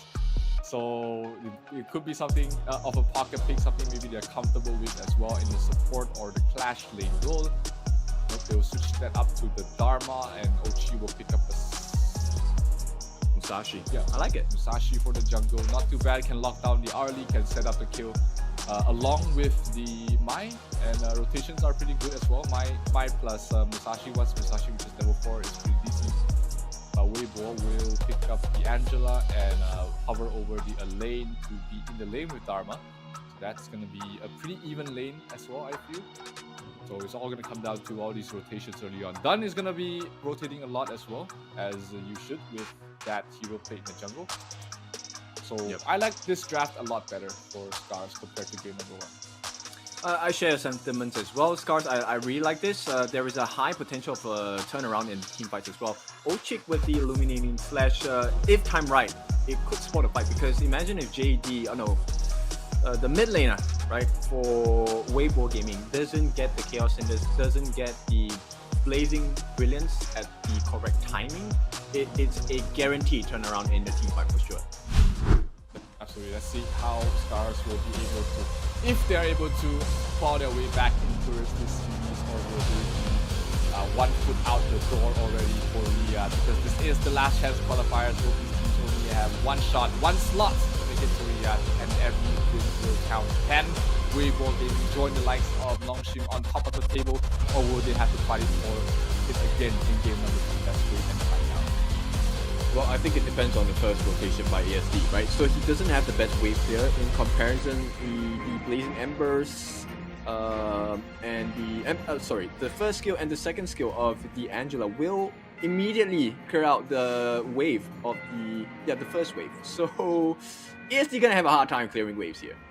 Definitely. Mai is not known for her wave clearing prowess, so you always need that additional support to help the waves.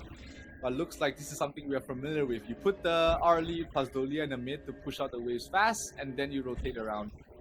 That's what we've been seeing Team Secret and LGD do a lot, and they're taking a leaf out of their book to start things off here for the side of Weibo.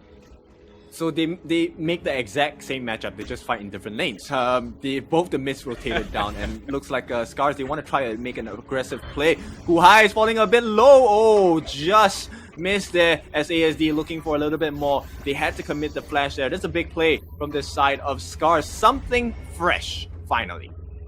Yeah, they're really taking things into their own hands here. That invade is huge, because that means the Dun doesn't have the Azure Golem buff, which is going to slow his gameplay down a lot. So I see that as an absolute win here if you're the side of SCARZ right now. Yeah, for sure. So, SCARZ finally showing some life. More importantly, they get the deny onto Kongling, right? And like you said, the level difference will be quite noticeable, especially in the mid game. Absolutely. It's not too far. I mean, every little bit counts. Oh my goodness, Arashi! He gets the first blood with the truth mantra as well. Words of wisdom as they get to kill SCARZ. Finally, this is a different class of players that we are viewing here. This is completely different from how they played in game number 1, and I like it already. So aggressive from the Japanese side, and they are definitely not putting their foot off the pedal. I mean, one quick kill, 1 jungle steal, and 1 lead. This is a huge position to be in if you are for the side of SCARZ. Yep, and Tay still makes time to clear the wave as well. He does not miss out any levels. You're gonna be baited in. It's going to be the ultimate laid down by ASD as well, but there's no more damage coming. Arashi gonna be punished for that inability to finish as Gui looking to run away, and it is going to be duel to the death. No, it will not. Rilva gets caught out again. 2 baits in the space of 30 seconds. Weibo Gaming come back. And Mai missing out on that kill on Truth Gui. That was huge, which means that this top lane is going to be in shambles here for the side of Weibo. I mean, 1-for-1 trade wouldn't have hurt that bad, but you lose that, you lose Arashi, and then you fail to finish off the side, finish off the Guiyu. That's gonna come back and bite them as we head towards the mid game stage. But bottom lane, they're invading the jungle, and they got the Crimson Golem buff away from the Musashi. So yeah. Crimson buff actually still available on both of the jungles. I think so. Maybe it was a steal by Rilva back. But he's gonna pay with a chunk of his health, which means he needs to go and recall. And this is precious time wasted for the side of SCARZ. Yeah, and time is slowly starting to run out. It's gonna reach that mid-game stage where the Arlie is forced to be reckoned with. The lane starts dealing damage, and Kongling, of course, we've seen what he can do on the Luna. The Dun is, of course, less mechanically flashy, but hey, if you're good at Luna, you can play any jungle hero. Yep, no, I'm gonna commit the ult here. It's really about slowing them down, because right now the first neutral objective is going to be out. Zero, who do you think will be able to steal this one? Looks like both teams are still not really committed to this yet. Probably just gonna keep looking to delay and reset, wait for the Dun or the Musashi to rotate in. They will come in here, so it's gonna be a 4 versus 4 fight in the bottom. But SCARZ is going to abuse that a little bit by pressuring the tier 1 tower in the bottom lane. It's already down to half health, and it's almost falling. Yep, good play there. I think they should be able to get it. I don't think there's enough damage at this stage for the RLE. So this means Weibo Gaming will take the risk. They will get the Tyrant started. But the jungler is nowhere to be seen, so they will give it away for free. But here comes Kongling, maybe looking for more. Unruly Blade already used. They want to look for this Crimson Golem, but will be traded out. Kongling jumping in, but he's falling a bit low. Will be using his ultimate defensively. In the meantime, yep, SCARZ trade out for the Overlord. Looks like that was the game plan. Delay them as much as possible, get the Overlord, and push out the top lane. So, not the worst trade in the world. I think, SCARZ playing it safe, that would have been the call to make. And probably this is the first time they're ahead in in 4 different games in 2 different series. So they are a little bit playing a bit scared at the moment. You just want to make sure that they don't take any unfavorable fights. And I don't blame them right now. Their trip to Riyadh is not looking that great at the moment, so they are playing it close to the chest. Yep, it's at risk, but here comes the aggression coming out from SCARZ as it's going to be committed on the backlines. They're trying to get onto Tay. He will be healed up, but it's the Tun that falls first. Once again, the refresh comes in. Can he get it? Death at Sunset, not going to be able to do too much at this point. All 5 members on the side of SCARZ still alive, and Weibo Gaming actually shoot themselves in the foot. I thought that was a good fight for the side of Weibo, but the Musashi came in, locked down Kongling, finished him off, and it was a wonder for Weibo that they didn't lose more than just 1 member. The Dolia definitely helped them to keep alive, and the secondary ultimate on towards Guiyu's saved his life as well. So Weibo Gaming, even though they just lost that fight, they're not slowing down. They're trying to invade the Crimson Golem once again, gets spotted out there, but still not giving up on this Crimson Golem. Maybe now they see the teleport come in, then they'll back off. Yep, actually, interestingly, I think they were listening to our advice here. So Real were actually going for a more defensive build, going for the Energy Core along with the Scale Blade. So he's looking to build into a Dragon's Rage as well as a Blazing Cape. Thoughts about that? Yeah, he's just wanting to ease up on Arashi being the lone tank here, because he knows that he doesn't really need to provide the damage. He does have Tay as well as the Mai to provide the burst damage, and he doesn't need to bring any of his own. So wanting to stay in the front lines, I don't fault him for this item build. I think it is. Oh, Arashi! This could be the opening they're looking for. It's going to be the mantras being laid down as well, but Rilva's falling a bit low. He has all the health in the world, but he will not survive. Weibo Gaming strike first in this fight. No, not going to drop the ult as well. They will disengage. Weibo, this is a huge win. Yeah, but no objective to be taken. They have to start moving up top to try and take that tier 1 tower. But by that time, if they make the correct rotations, SCARZ might be able to react in time. But oh no, the Sage Golem buff gets stolen there. Arashi will pay with his life as well. So that's going to be a free kill and a free tower for Weibo Gaming to pick up. Yep, they're just so much more clinical, right, on the side of Weibo Gaming. Yep. At this point, 4-2, they even up the goal difference as well. And the map is looking a little more red. Yeah, they spotted out there. The top tower was right for the taking. The Sage Golem, the Azure Golem was open to be taken. And they positioned the members well to protect both. So very well done there by Weibo Gaming. And they will retake the lead in this game and looking really good to head towards the mid game. 8 minutes in, this is looking scary here for SCARZ. They're losing their grip on this game. Yeah, for sure. A bit shaky at this point. And Rilva, even with the customized itemization coming in, he's still not tanking enough. And it feels like the damage is still lacking on the side of SCARZ. Yes, they've learned the lesson. They went more defensive. But can they deal the damage? Kongling manages to get the Wind Slash down. Gets the stun as well. They're blazing them down. It's going to be a Dolia that gets the kill on the backlines as well. They're suffering against the Meteor kill. And once again, Weibo Gaming move in, get the kill, and they get out. Fast in and out, get the kill, go to another objective. That is how they are playing. That is how they're used to be playing. And that is how they're taking the lead of this game. You see that fight, immediately after they got a kill, they went for the Tyrant. A lane immediately goes towards the bottom lane. They already mapped out their game plan way before that fight even started. And they just took everything they wanted there. Very well done there by Weibo, clawing themselves back. And now they're nearly at a 2,000 network lead. Yep, back in the driver's seat for sure, as Weibo Gaming are looking to put a little bit more pressure in the middle lane as well. This is gonna cause quite a few problems here because at this point it feels like SCARZ being put on a restraining order. You can't move past your side of the map. Yeah, and that is going to really slow down the farm, especially on the Lady Sun, where if you're on the Lady Sun, you really just want to start snowballing, get kills, get towers, continue farming, get your levels as well. But right now we see, if you look at the level difference, one level behind JD, who's not really died yet, and they might lose something else as well. River in trouble. Yep, they will go for it.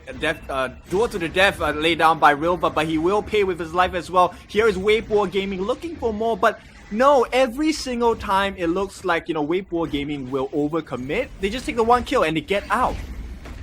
Clean.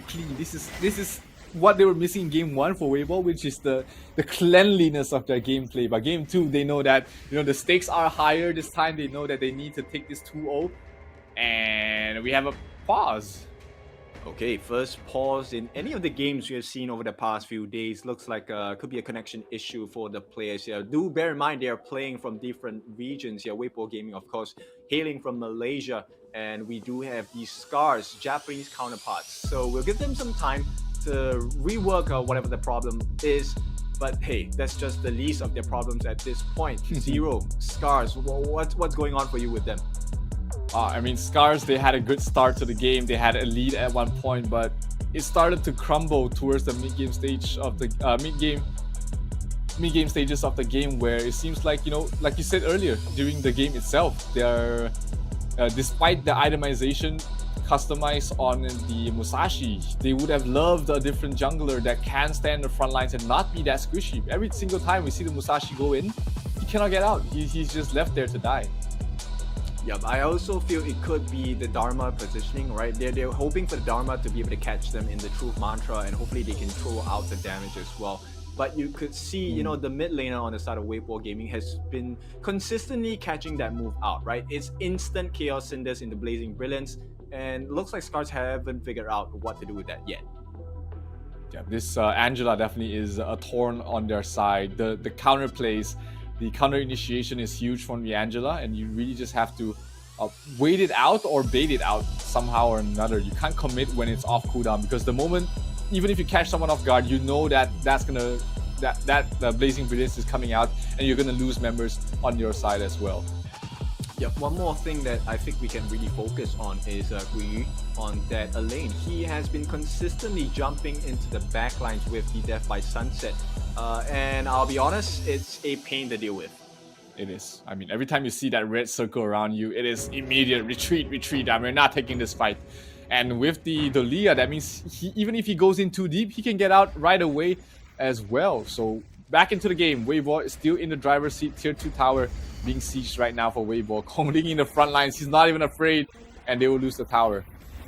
Yep, a lot of damage being laid down as well. Guiyu going to jump in with the Death by Sunset, trying to lock them down in the backlines. Death by's duel to the death going to be committed, but on the Dolia, he still gets killed off, and it's going to be a 1-for-1 trade. But I will happily take this trade any day. A jungler for my Clash lane, it's Weibo Gaming in the lead for sure.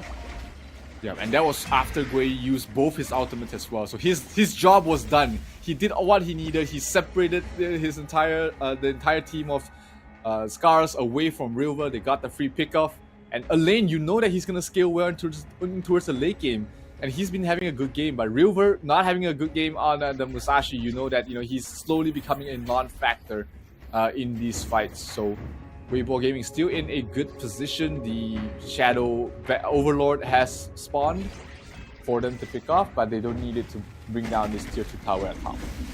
Yep, Wave Breaker just to provide a little bit more heals for the side of Kongling as well. Once again, it's just pressure over pressure from the side of Weibo Gaming. Yeah, it is looking mighty tough heading towards the mid-game stages of this game. Now they're going for the Overlord, and that will help them push up to the high ground. The tier 3s are open for the bottom side of the map, and the tier 2s are already chipped to half on the top. So free objective on the map, and Weibo Gaming will be using that to their advantage.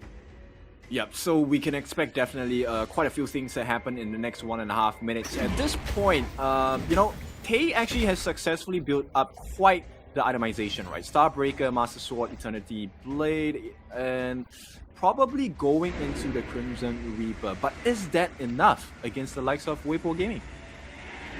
Not enough yet. They still need something else. They need a little bit more to be able to stand on these fights, because Arlie's damage is already huge, and they need to deal with this Elaine as well, who is very, very tanky.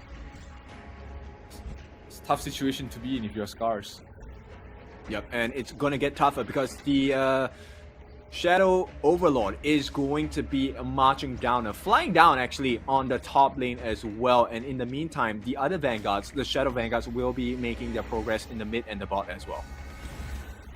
Tier 2 will be the target they're looking for. They're trying to go for some kills, but they'll be happy, more than happy to just scare them off from this Tier 2, because it means that they can take a bit more objectives around the map without losing any of the members so far. Net worth is 5,000 in the lead for Weibo at the moment, and this bottom Tier 3 will be the target for Weibo to pick up. Yeah, this is the last push available. Going to be instantly countered by the side of SCARZ. So they do have decent damage coming out. ASD, I think that's something hopeful you can take a look at. But besides that, I don't know. Zero, what do you think about the next, 4 minutes of the game at least? It probably will not take that long. The next Tyrant might be enough for Weibo to take a Tier 3, and if SCARZ gets team wiped, if they get aced from the defense of this next fight, we might see Weibo Gaming just end the game right here and there. Guiyu trying to run away, 4 heroes chasing him, but he has his Death by Sunset to get away from that anytime he wants, so in no danger whatsoever.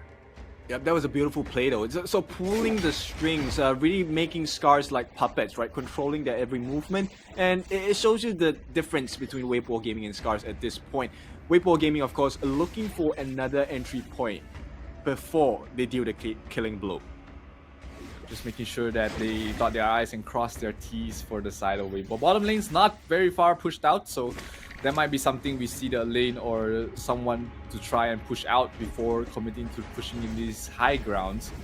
But looks like they are gonna go for it regardless. Oh, Guiyu taking a lot of damage straight away. Has to pop his Death by Sunset straight away. He gets a refresh though. Oh, the knockback. That's dangerous. Yep, here we go. Blazing Brilliance. That's the one that's going to change the fight. The Death by Sunset going to land on the backline as well. And all the damage is offered by JAD. He will give you all the pain. Weibo Gaming wipe out 2, and they control the map once again. Mid lane is pushed out. They can heal out with the Dahlia as well, but we can see the Musashi not really able to survive through all those members or finish off the target he was looking for. Oh, huge ultimate. Is that enough though? It was a flash committed as well, and this is going to look like the end, the beginning of the end actually for the side of SCARZ, because Weibo Gaming, they have the waves coming in. The heals are coming in with the wave breaker as well. Kong Ling gets a 2-man knockup as well, but here comes the damage. ASD gonna be stifled, and this is Weibo Gaming. They secure the 2-0, and they are next in line to try and stop NONGSHIM Red Force from topping the table. I mean, that is as clean as it gets from Weibo. That was the moment you give them an inch, they take a mile. Annual Crystal as well. That was in one fell swoop, and Weibo Gaming wasn't wasting any more time with that. So knowing that they had the lead at that point already, they just wanted to stop any shenanigans from happening, and that was a good showing there for Weibo, really knowing when to go for the kill. Yep, impressive. It shows the extensive knowledge they have of the game as well. SCARZ, of course, just slightly lacking in terms of the level of polishness coming out from the lineup, the draft, and the execution as well. But hey, these are the things that happen in competition. Weibo Gaming secure a win, 2-0, so they will tie it up at the top of the table along with NONGSHIM Red Force. Now, as we take a look at the items, there's a couple of things that I want to focus on, right? But before that, MVP Guiyu here, 72,000 damage dealt. Zero, your thoughts on this? I mean, he had an absolute crazy of a game. He just went in, took damage, dropped his Death by Sunset, gets refreshed by the Dahlia, and always been able to really cut towards the backline. Every time you see a red circle, like we've seen, it's just SCARZ being forced back, couldn't really take the fight anymore. And it was just, I mean, Guiyu was built absolutely perfect situation for him, and he was able to soak up so much damage. I think well-deserved MVP in my book. Yeah, for sure, and it's difficult to deal with not just him, it's difficult to deal with JD as well, right? The full itemization already, Ominous Premonition, more defensive in nature. At the same time, the Sage's Sanctuary, not sure whether they ever managed to burn down JD's life once. In the meantime, right, Eternity Blade along with the Doomsday and Crimson Reaper, more than enough damage. And with the positioning on the side of JD, it was always super clean. Just Hui Huai traded his life, but got the damage in.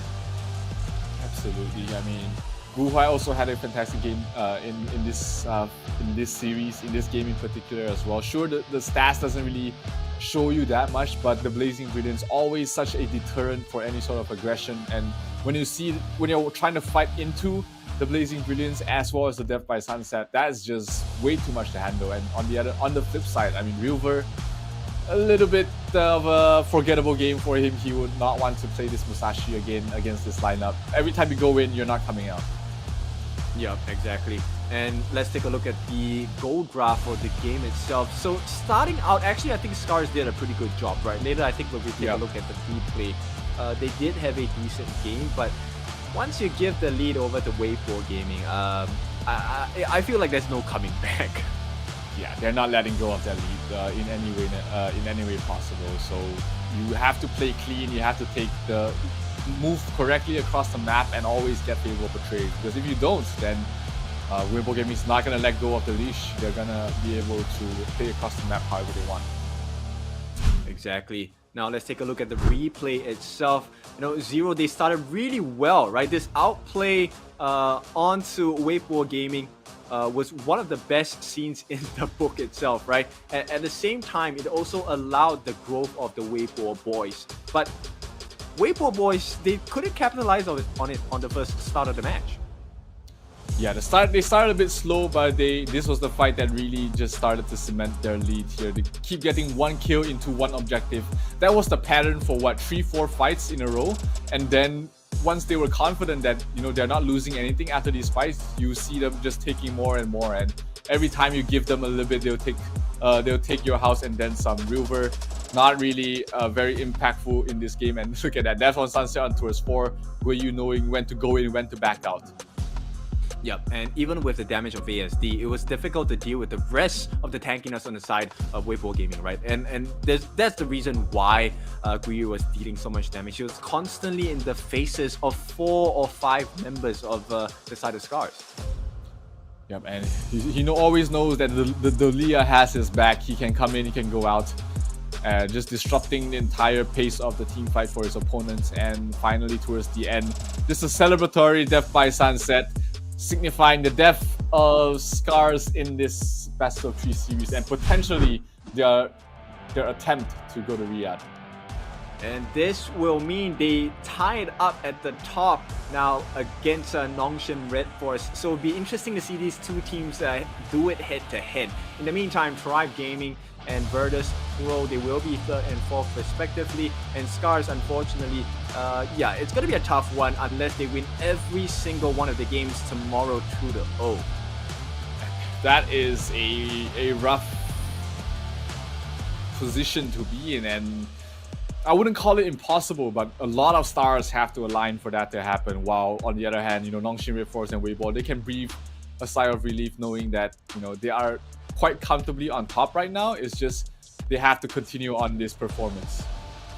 Yeah, right now, any victory against NONGSHIM East, Red Sports, as well as Weibo Gaming, definitely puts the table in a very interesting manner, right? Imagine if later on, maybe Weibo Gaming loses a game, or maybe NONGSHIM Red Forces loses a game. That would be a story for us to tell.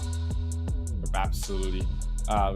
We might have that opportunity next game, Kin, because you've got NONGSHIM Red Force going up against Tribe Gaming. Tribe didn't have a really clean series. They managed to win 2 in the end, but one of those games went to the Tempest, and it was, even at that point, it was anybody's game. So, you know, this might be a challenge for them. NONGSHIM Red Force looked absolutely clinical against their game against SCARZ, but, you know, anything can happen in the next upcoming match. Yeah, we'll see whether the X's can cut through the spiciness of the NONGSHIM boys here. That'll be a sight to see, right? At the same time, I think we established that NONGSHIM Red Force has been a very clinical team. I'm wondering if they can pull the same up against Tribe Gaming. Yep, it's definitely a much tougher opponent compared to SCARZ, but I believe our Korean boys definitely has what it takes. They were just playing very clinical, very clean, very surgical, and they knew when to go, when to back off. Much like Weibo, probably better than Weibo in terms of that sort of execution. They're not lacking in the aggression as well, so I definitely think that it's definitely a fight for Tribe. Right, so we will prepare for the next game. I think we will go for a short break in due time, of course, with that being said. Now, let's go and take our break. We'll see you back in a bit.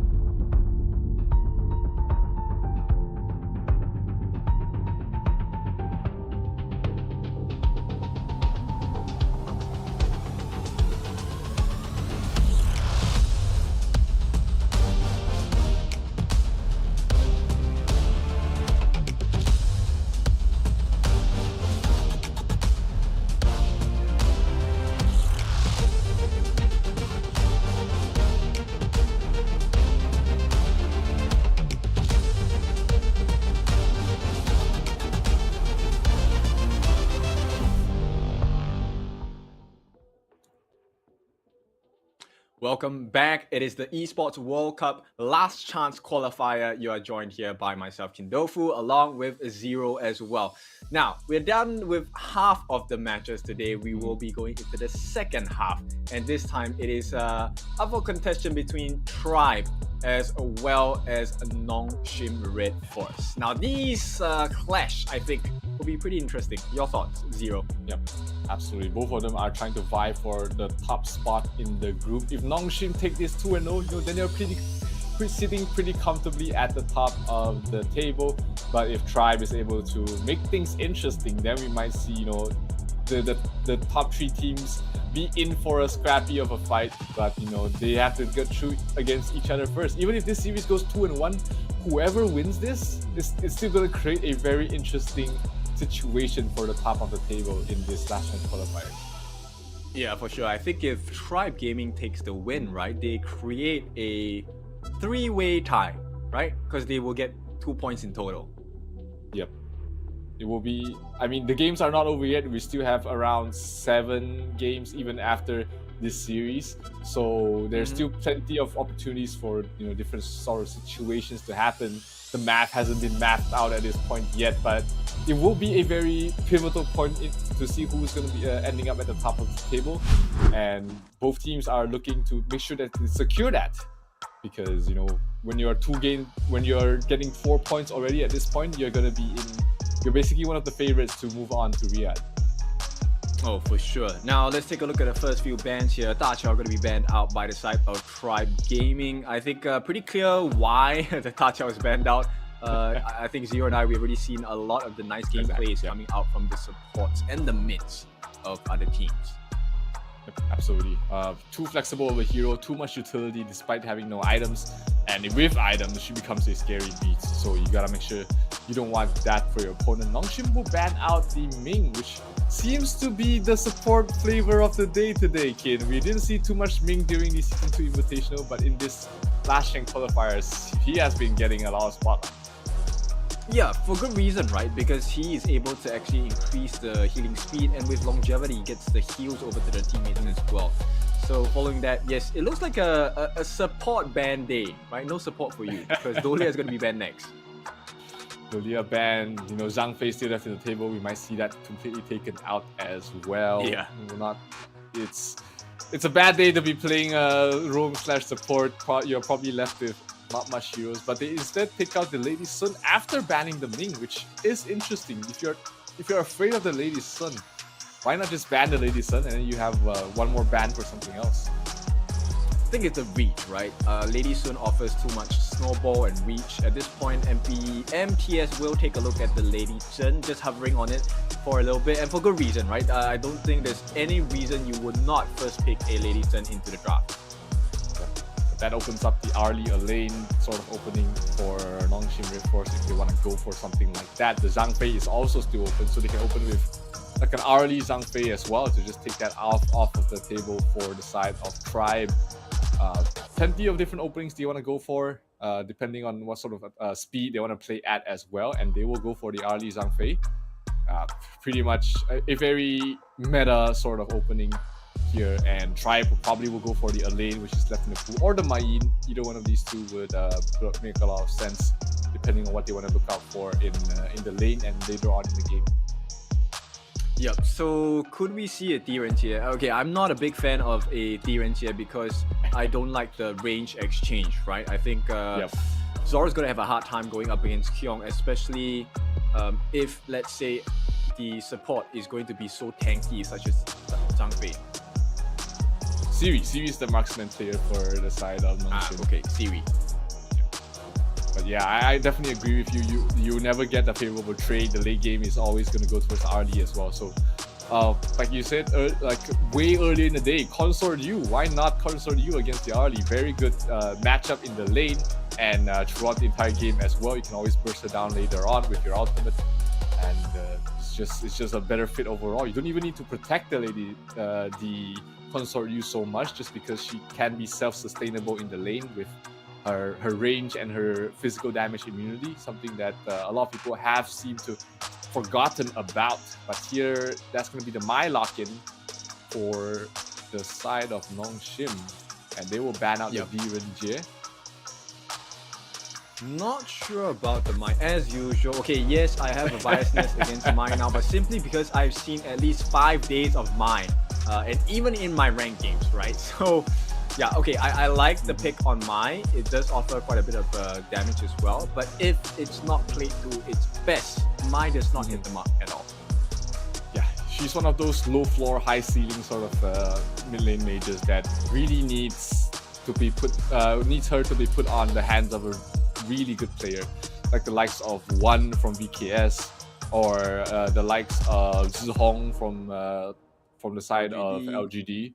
Yeah, so these players, you put Mai on them, Mai looks like tier 1. You put Mai on someone else, like the mid player in your rank game, suddenly you just hate to see her ever again. Ooh, but I like this, right? NONGSHIM, Red Force take away the Garo. One of the absolute toe-to-toe, able to go toe-to-toe with the Arlie as well, because Garo's range is pretty much insane. So that's a nice ban. I like that idea. And it's all about restricting Zoro, because Zoro has shown that he does have the substance, right? He will be able to win in a one-on-one matchup. Absolutely. So what the possible marksman here for Tribe? Maybe a Huangzhong, a Marco Polo, or a Consort Yu would fit the best as their marksman. Not many options left for them. If you want to go for an Erin, which I don't like. Shoye is still left in the pool, which is going to be interesting, but not much of a setup for him. He has to land those skill shots on his own. And well, Shoye is terrible against the Mai. It makes the mark of a good player, right? So maybe. Okay, Marco Polo, good. I like the relocation skills with the roaming gun. That's something that could melt the Zhang Fei down as well. Plenty of pure damage, percentage-based damage as well. If you go for the Doomsday. It was in synergy with the Sun Bin as well, right? So when the time lapse is dropped, that's like the perfect opportunity for you to jump in with your fevered barrage and okay, he picked Purify, which I think makes a little more sense. But usually it would be in the ranked games for the lesser players like us. It's Disruption, right? Yeah, exactly. But yeah, like, is there a lot of CCs on the side of NONGSHIM? Not really. I mean, you got the Mai short-term duration knockup.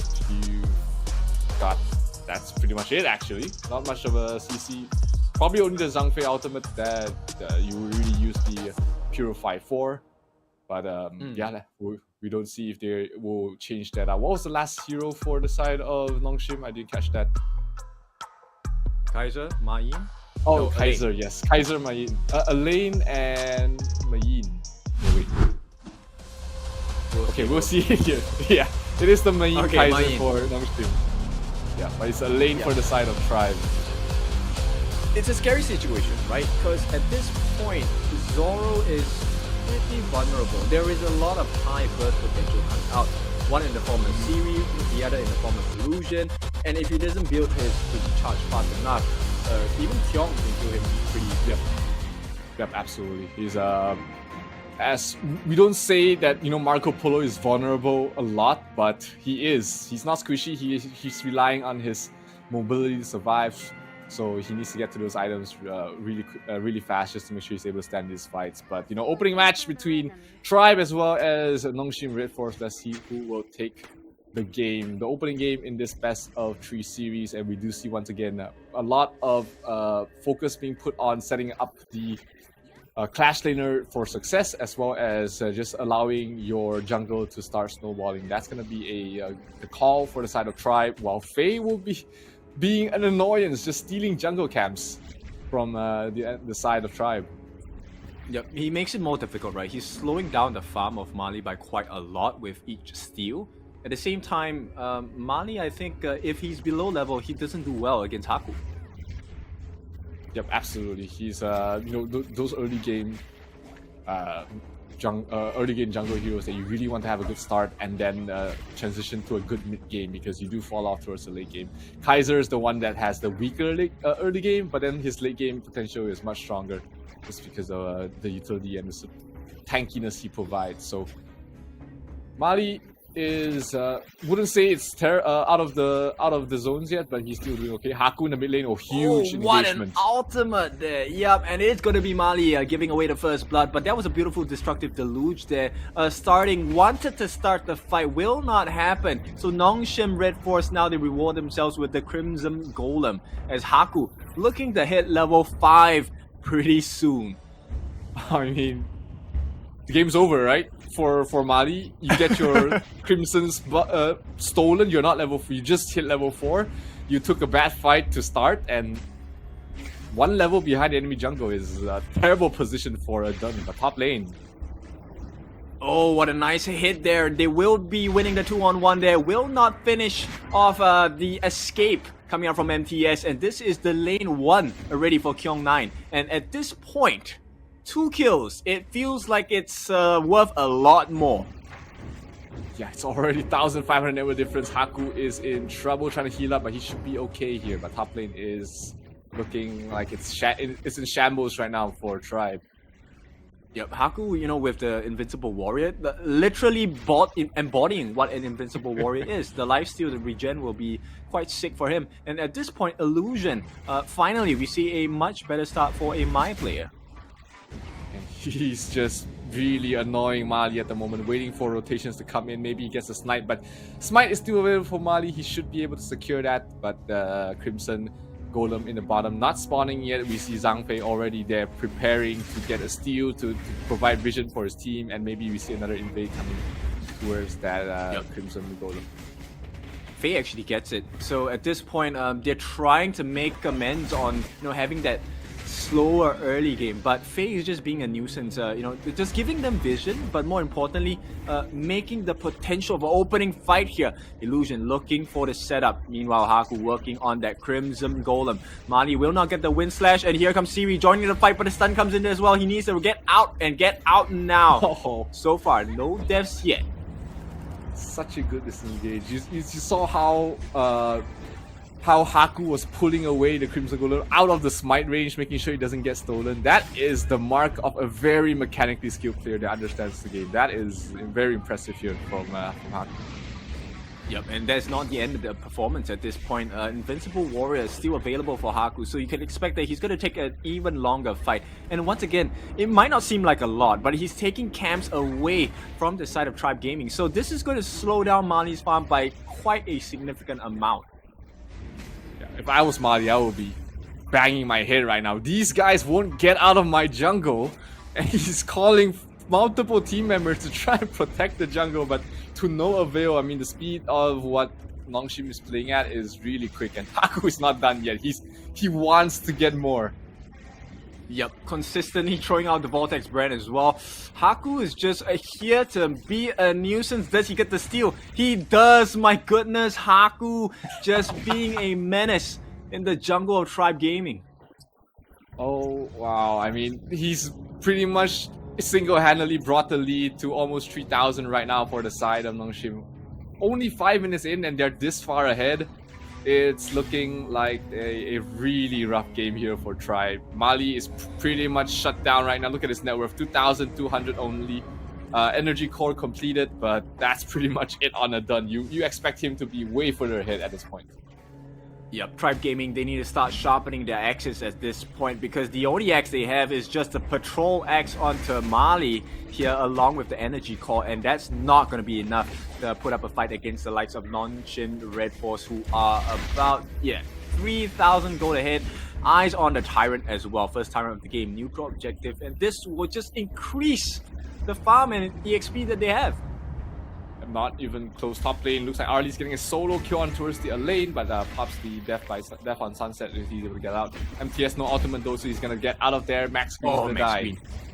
Yep, he is just low on health, going to be taken out. Invincible Warrior dropped by Haku, trying to work onto 2. The Beast is dropped as well. Can they get the kill? Zoro going to be jumping out, not going to be allowed to live here. Illusion makes it work for the team, getting another punch down. And the fan, my goodness, just taking them out one by one. In the meantime, while all of that chaos and confusion, our dear Mayin, Kyong, has taken down the tier 2 as well.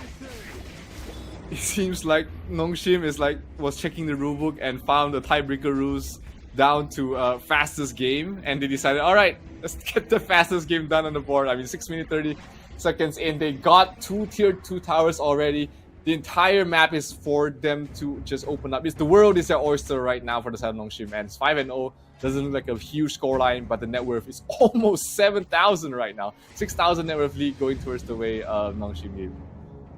That's crazy. That's almost 1,000 gold a minute. And at this point, you know, yes, they won't be able to break the fastest game time we have seen thus far, which was, I think, 7 minutes and 40 seconds. Yep. But you can be damn sure that NONGSHIM Red Force, they are ready to end the game really soon. Yeah, with this, it's not even a Shadow Overlord, but just gonna get the Overlord, maybe try and push up to the high ground with this. But, you know, NONGSHIM, the one word we keep describing them by is clinical. And if they don't feel like they can be strong enough to win the game at this point, they're not gonna try and risk it. But if they take a couple of favorable team fights, then things might change. Max Green, a little bit too aggressive there.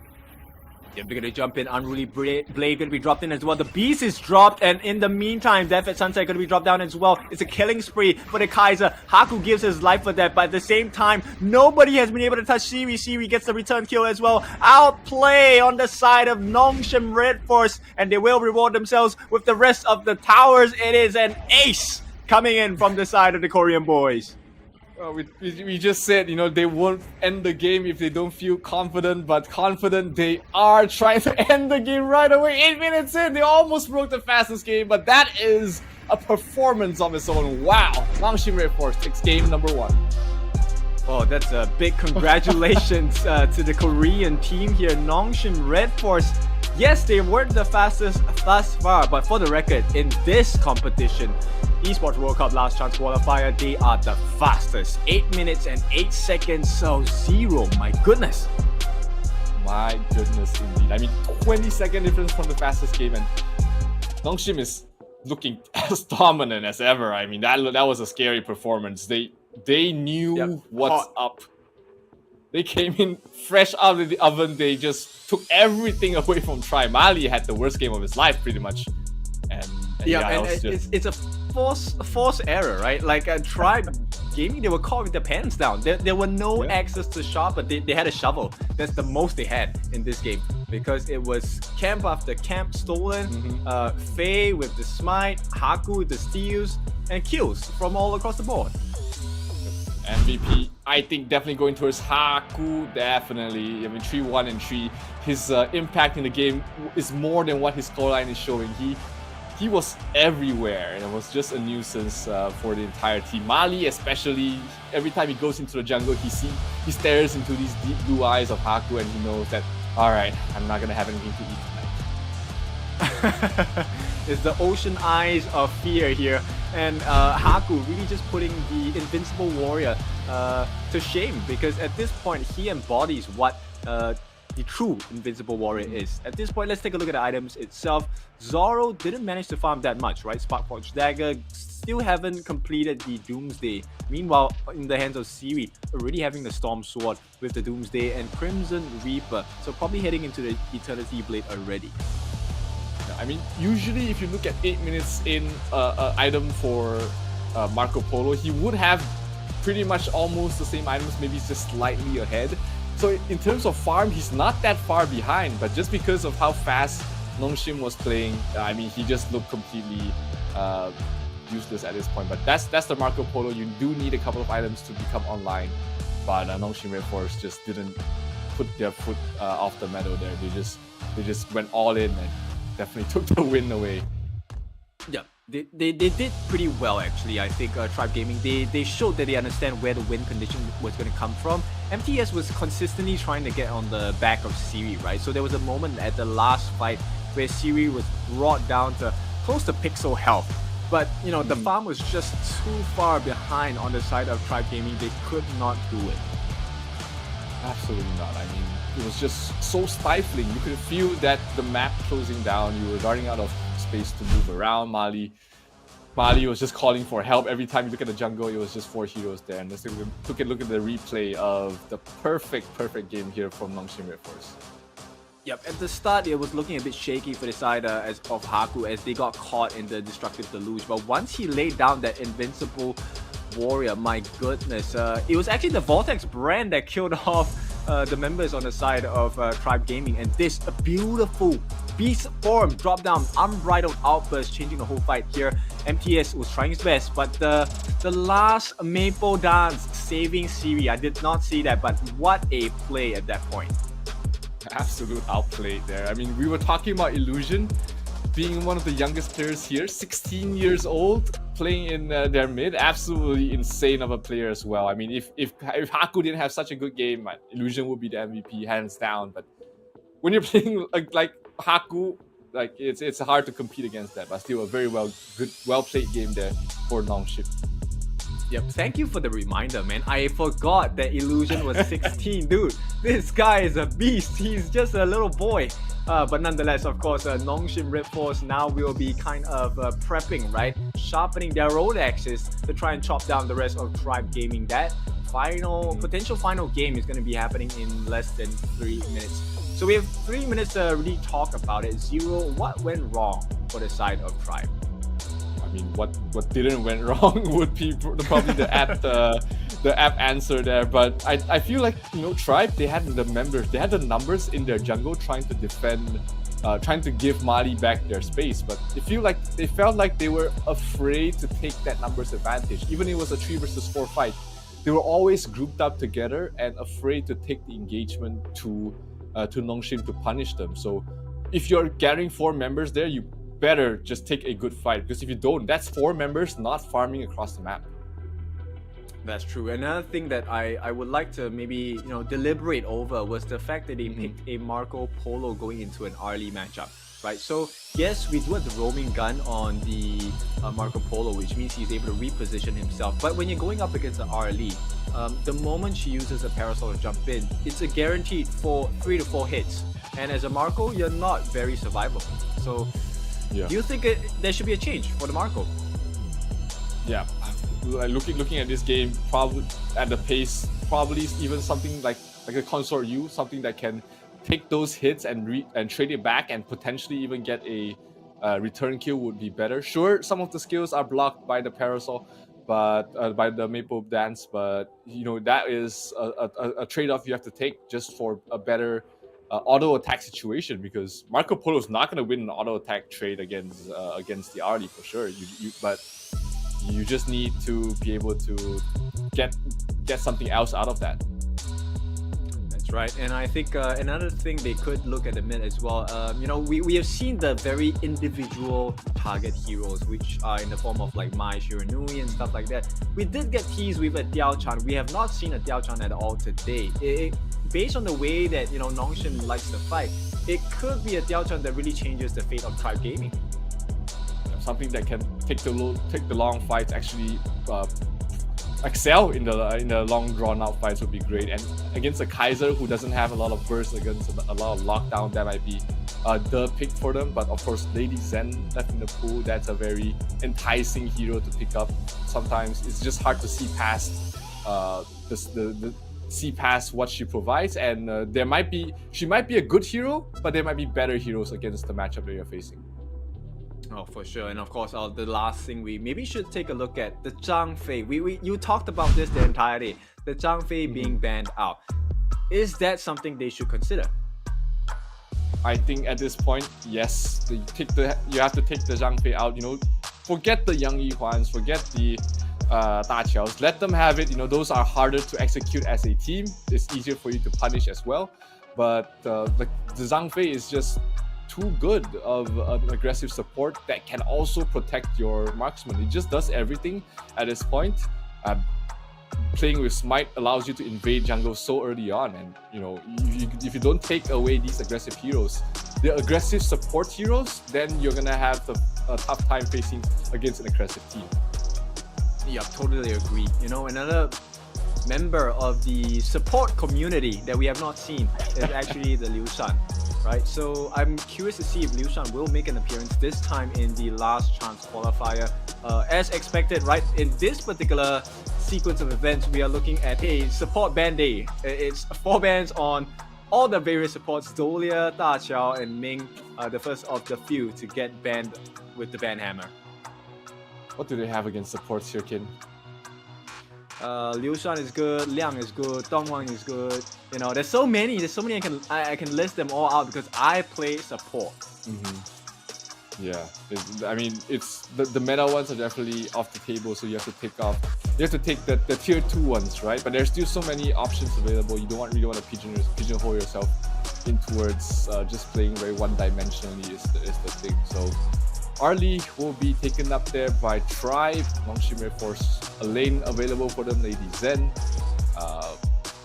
There's no Lady Sun, but there is still the Consort Yu available, the Liren, the Zhang Fei, of course. They're gonna most probably snap that right up and maybe pair it with like a lane or a Dun jungle.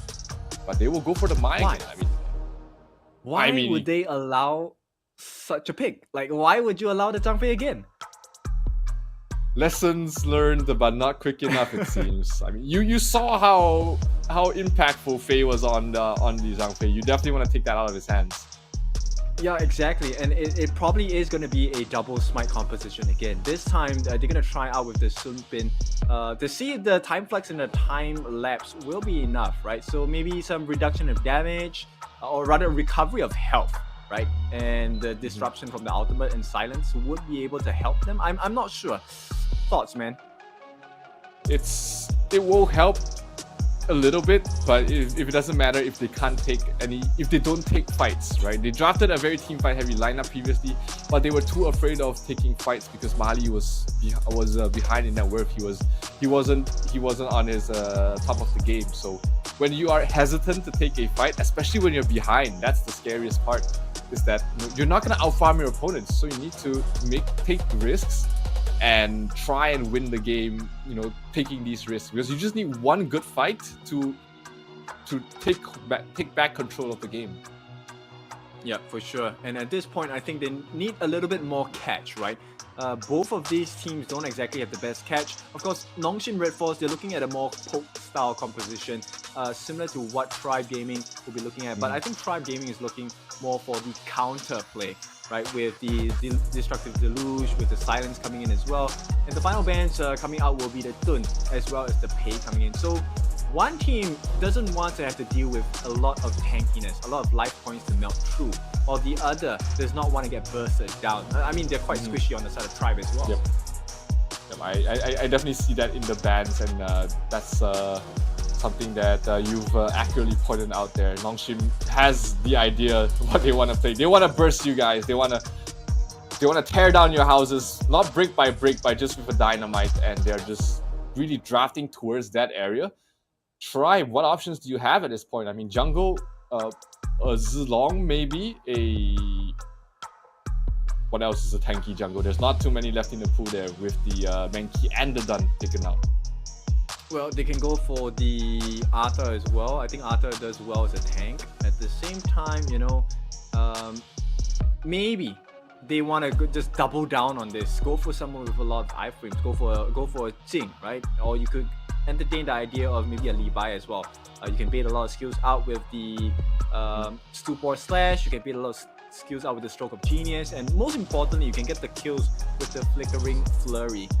That's something they could entertain with the thought of, you know. Yeah, I think the Li Bai does make sense, but I really like the Jing idea of it, allowing you to really. You're gonna be soft anyways, so why not just put more damage in your lineup and try and take that burst trait to your advantage, especially against the likes of the Mai as well as the Liren. They're not very survivable, but looks like they are going for a Lu Ban number 7. No, that was you're being trolled here, Kin. That would have been nice, right? Got a double MM strat. Yeah, I would have loved that. Yeah, but regardless, right, they have to play logically at this point, or at least realistically, right? So they will lock in the Nerta, they will lock in the Mayin. I like the Skyfall potential from Nerta, but we haven't seen a lot of good Nertas. Let's be honest about that. So Nertas, if they don't have the team communication, they most probably fly to their deaths. Yeah, and who's going to be playing with the Nerza here? There's not much of a synergy with the likes of the Lady Zen or the Arlie or even the Mayin. So he's kind of will have to be playing on his own, and that means that he needs to have a good lane, a good game. in the jungle. But from what we've seen from NONGSHIM so far, they're never gonna allow you to have that. They're always gonna be invading your jungle. They're always gonna be pressuring you on your side of the map. So this Neza, he needs to have a hell of a game. Maybe just start off the game with 2 kills. If or not, he's just gonna really be in a tough position here. Okay, so Sunta gonna be locked in for the side of NONGSHIM Red Force, and it looks like the King of the Sea is going to be the win condition they're looking at. So we're expecting a lot of boat crashes later on, and I think that might make the world's difference. It's not even a slight difference, I think. The boat will change the fight. Yeah, there's just so much CCs right now on the side of NONGSHIM, and they are setting sail for victory here. At least in terms of the draft, I definitely like NONGSHIM's draft a lot more. So much CC, so much burst potential on their side. And you know, Tribe, they've been sort of drafted into a dead end. I mean, if you have to pick up Neza as your jungle, you know you have been outdrafted during the entire phase. So not looking good here for the side of Tribe, but hey, maybe they can surprise us with something they can pull out of the bag. Yeah, you know what? It's not only the tools, right? It's how you use the tools as well. You can give me a shovel, and if I'm asking you to paint, it might not be the best picture. So at this point, you know, Tribe Gaming, I think if they work well with the resources they have, it should be an even game as well. But it's too early to say anything at this point. It is. We haven't even gotten through the laning stage, but different sort of focus you can see being put on here for Tribe. This time they're prioritizing Mali instead of the Clash lane. Meanwhile, as expected, NONGSHIM already playing on the enemy side of the map. Oh, Sorrow. Not a trade you want to take like that. You kind of want to use your skills along with that. And Siri, is he going to get sniped off? No, he's going to be able to teleport away to safety. But Illusion, I mean, yes, this is a way to play. You know that you're not going to have great wave clear anyway, so just be late, a little bit late in the lane, but get your farm from your enemy jungle. That is a very smart move. Yeah, making full efficiency, right? So at this point, once again, Tribe, they have to make something else work. Right now, they're eyeing up the Azure Golem, but the reset comes in. So NONGSHIM, Red Force, they know exactly what they're supposed to do at this point. It's like they already read their opponent so well. They know that they're coming. You see Illusion just drawing it away, letting it reset, knowing that they're gonna drop the CCs on towards the bush, and they're just playing very well. And rotations are gonna come in from Illusion up towards top, along with Haku. They're trying to get a kill on towards Mayin to set up the Sun Tzu for a good game, but MTS. Oh, okay, Illusion, a little bit of a mistake there. Have to wait for the passive, and he's gonna be A-okay. Yeah, it's a cross-map play, right? So at this point, it's really how many of these camps can we take away? And it looks like 2 at a go will be the answer, as they have to find a punish somehow. Tribe Gaming, they are the ones with the access. They need to make something happen. Oh, but they're backing off so quickly. The moment that NONGSHIM spots out 4 members, they instantly get the hell out of there. So at least Tribe is responding very well to this aggression, not really letting NONGSHIM take everything they want. But it definitely is still slowing them down, as you can see in the net worth. Already 1,000 net worth lead going towards the way of NONGSHIM. Yeah, they're going to keep eyes on the Crimson Golem at this point. They can't afford to give it away again, because that's going to be a very, very stark level difference between the junglers. And right now, mid lane, maybe they want to start something. Looks like they're really just going to prioritize Mali recovering in this game. I say recover because he's a full level behind Haku at the moment. And if he just gets his stolen, he is in for a rough game. We talked about Neza needing a perfect early game start. He has not found that yet, but he is trying to find some way to recover so far. Well, it has been perfect slowdown, I guess. But you know, NONGSHIM Red Force are very confident in their abilities, and like I said, it's the same as the previous game, right? They're able to kind of pull the puppet on the strings here, and you know, influence the movements across the map from Tribe. Yeah, you see them drawing members to mid. That allows Musashi to invade the enemy jungle. Once they try and defend top, they're gonna try and steal the bottom jungle away from the side of Tribe. So very orchestrated moves across the map, and you know, Illusion knows exactly what his team needs. He knows exactly where to play. He gets the river crab as well. Oh my god. It was super disgusting because the flowing sky came down and Haku actually just canceled that out with the illuminating slash. Mani just get one back, but Duel to the Death going to be dropped down as well. The ultimate's going to be dropped down, but the boat is here to change the fight. The flash has been committed, and at this point, it's all about illusion. A 16-year-old boy will not make it work just yet. They get punished on the side of NONGSHIM. Finally, something goes well for the side of Tribe. Two misses on the side of Illusion, a rare mistake, and he pays with his life there. Well, to err is human, right? So, and plus he's 16, so we can cut him some slack. He's got plenty of years to learn from mistakes, but that shouldn't be the be all and all. I mean, he's had a phenomenal series, 2 series so far at least.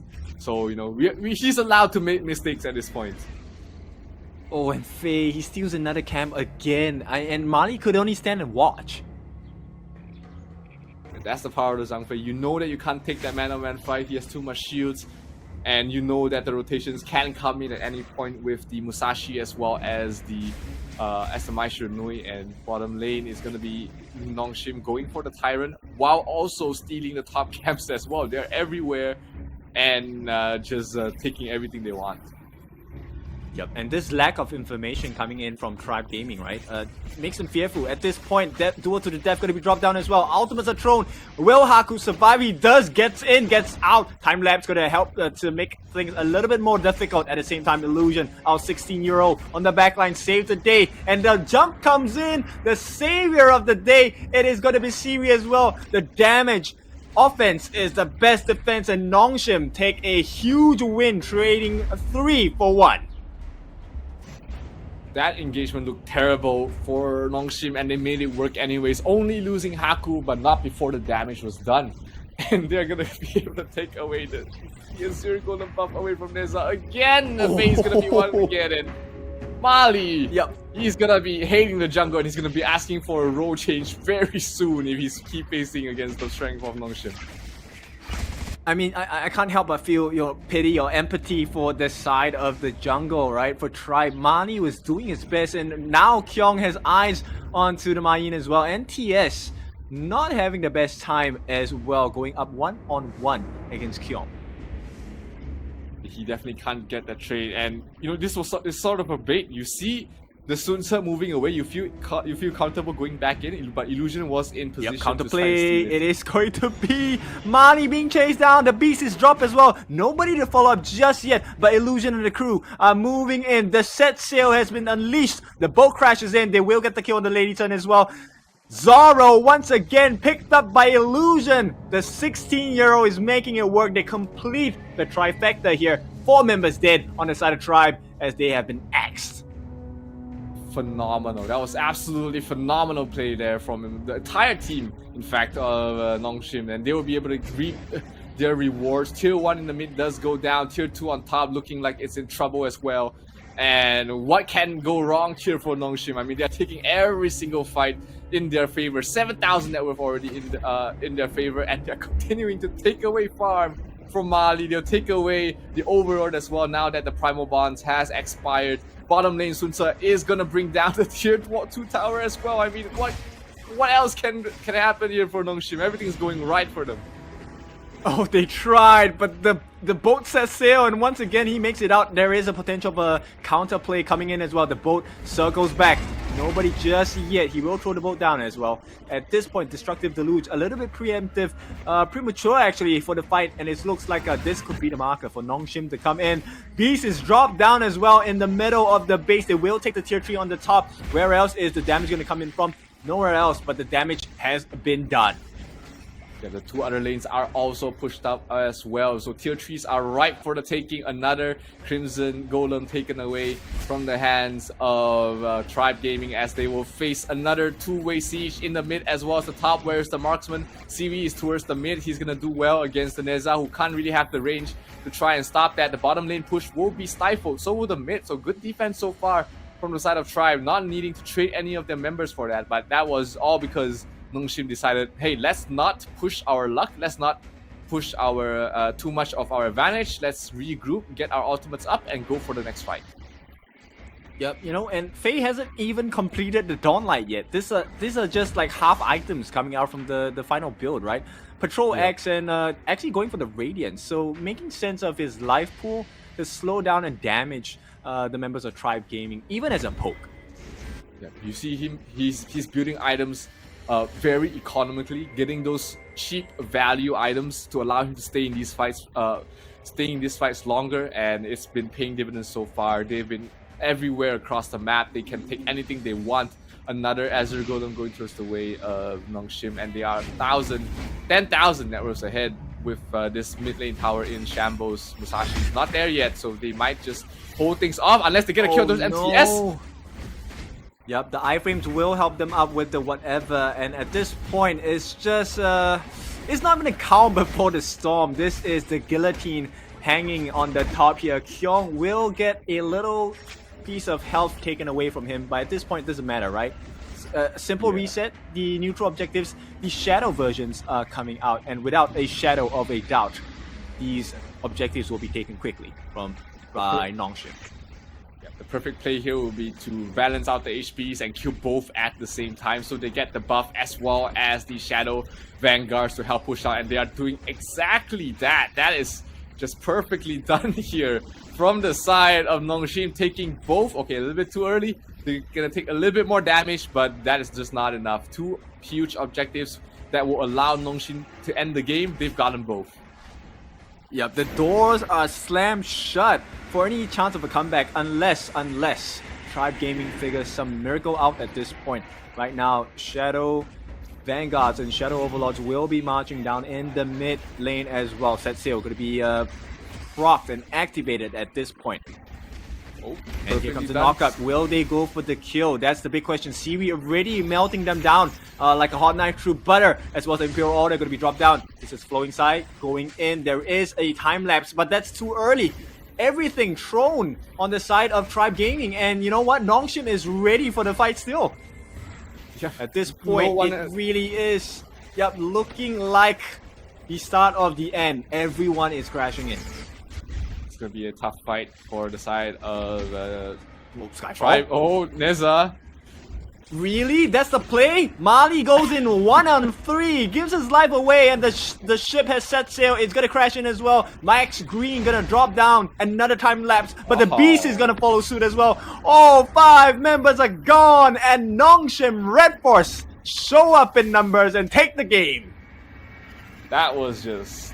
I mean, we talked about them being clinical, surgical, clean, whatever. There's just way too many adjectives to describe how NONGSHIM Red Force has played. But perfect would be the last one to cap it all off. I mean, this was the perfect game for NONGSHIM. Everything was done right. Yep, and you know what? If you know what NONGSHIM is, it's hard to miss, right? It's hard not to follow the instructions. Open the seasoning, take out the noodles. Everything goes in sequence. And when you're done, you get a very clean game here. And actual axing of Tribe Gaming, this is their dream, potentially crushed, because NONGSHIM once again restore their lead at the top of the table. Not to mention set the fastest time as well. So if there's any sort of tiebreaker scenario, you know NONGSHIM is going to come out on top. So pressure is on the likes of Weibo Gaming right now, who hasn't dropped a game, who hasn't lost any series as well. And once again, Faye, MVP of this game. No question, right? I mean, Zero, we were talking about this even before the game started. Yeah, you give Faye Zhang Fei, you know that you're in for a rough game already, and they're kicking themselves in the foot right now. Probably try. I mean, they banned out the Da Qiao to start off with, and they're thinking. When you look back, you'll be thinking that could have been a Zhang Fei. Yeah, that could have been a Zhang Fei. At any point of the game, a Zhang Fei was worth the ban. But let's take a look at the itemization at this point. Illusion, nothing too greedy at this point, already completing the Insatiable Tome, so he had a little bit of lifesteal going on. But more importantly, right, besides damage from that Scepter Reverberation Savant Draft, Haku, Kyung, as well as Faye, they were also tanky. Look at the amount of HP they had, right? The Giant's Grip onto Haku, Blazing Cape, Blood Rage as well as the Frost Scar Embrace. Likewise, Kyong has the Frigid Charge, Axe of Torment, Succubus Cloak, Faye with the Dawnlight already completed, and with the Radiance coming in from the Guardian. My goodness, just so much tank. Even Siri himself did the Ominous Premonition. I was just about to say that. Even Siri is building tanky. Even if you look at his boots, he's not building attack speed, he's not building CC control, he's just building raw damage reduction. And this was a game plan that, you know, they already came up with at the start. The itemization was perfect, and NONGSHIM is really just setting the bar high for the rest of the team's match. Yep, it's literally too spicy for Tribe Gaming to swallow at this point. And I mean, what a game from the Korean boys here. And I'm just flabbergasted, right? Illusion, 16 years old. How is he so good? Is, you know, they found a diamond in the rough, right? You don't find these players without, you know, a lot of scouting, a lot of playing. And I mean, he fit the lineup perfectly. He is just a child phenom, and I'm excited to see him progress further in his career. Yep, this one was a sacrifice play by Haku, I believe. No, not yet, not this one. But in any case, Illusion, yes, this was a sacrifice play. First blood given away by Illusion, our young kid on the block. In the meantime, Haku was just making life so difficult. Everyone was getting free time, free hits. And Haku even made it out at this point, I think. No, did not.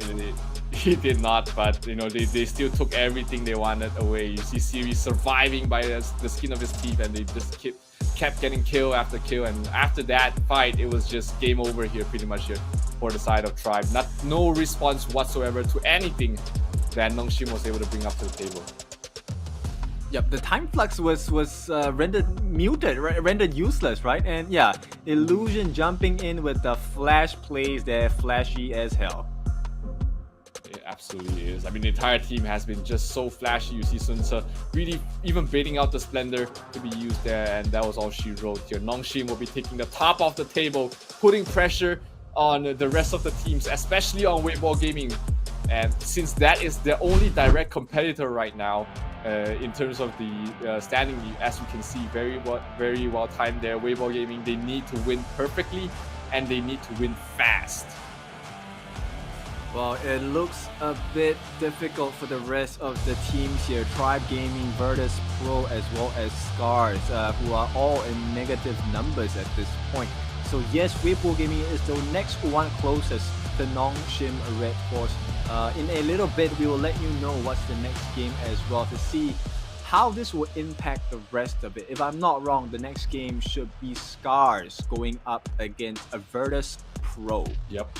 Exactly, SCARZ versus Virtus Pro will not be a very impactful sort of matchup that will affect the top. You know, Virtus Pro already losing the first series, getting the second series would make things interesting, but they are quite far ahead from chasing up to the top.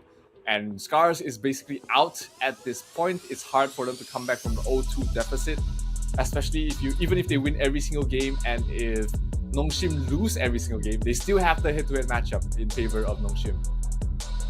Yeah, we will take a look at we'll math the math later, right? And we'll see whether it makes sense for them, whether SCARZ still has a fighting chance in this competition. But nonetheless, I think you mentioned earlier in the day, SCARZ, they have a very important job, right? Which is they have to try and get as many wins out of today's matches as well. Yep. And their next challenger is going to be Virtus Pro. So all the way from Poland here, mix and match of Russian, Estonians, and Germans as well. So this is a pretty nice mix of people in the Virtus Pro lineup. Let's see if they can take a win off of SCARZ as well. Yeah, it's gonna be tough, but we're gonna go for a break before we come back to the next matchup, guys. So ladies and gentlemen, don't go anywhere. We'll be right back with the next match.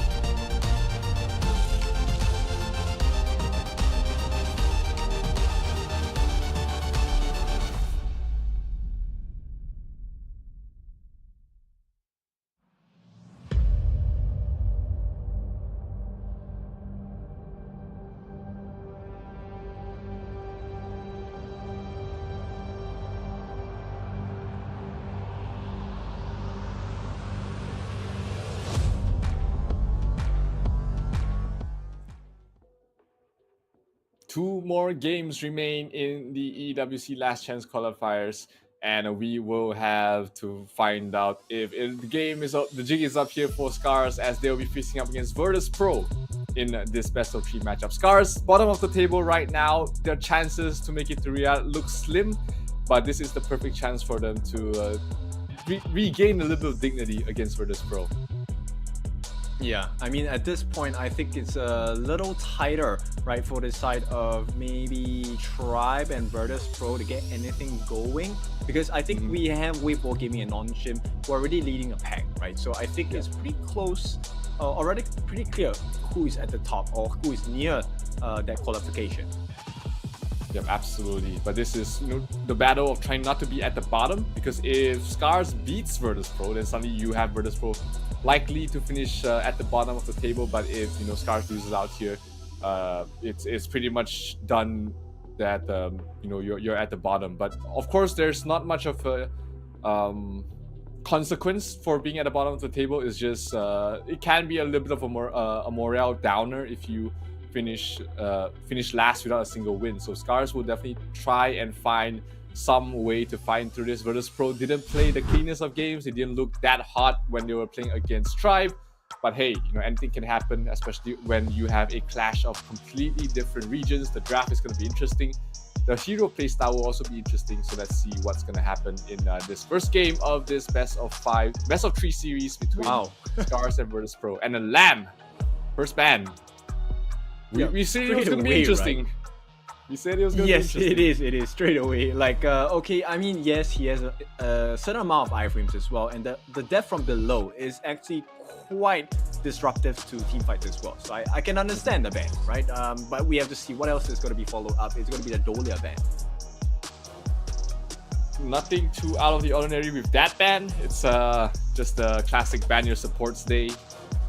We didn't see too much of this during the Season 2 Invitational. It was all Lady Zens taken out, you know, the Mai, the Elaine's taken out, but here it's just supports all day. But, you know, SCARZ is trying to break out of that circle, think out of the box a little bit. They banned the Heino, and this also means that, you know, there's a lot more different supports in the pool, which makes sense. You know, you want to have your options open in terms of the supports, which can be a very important role as well.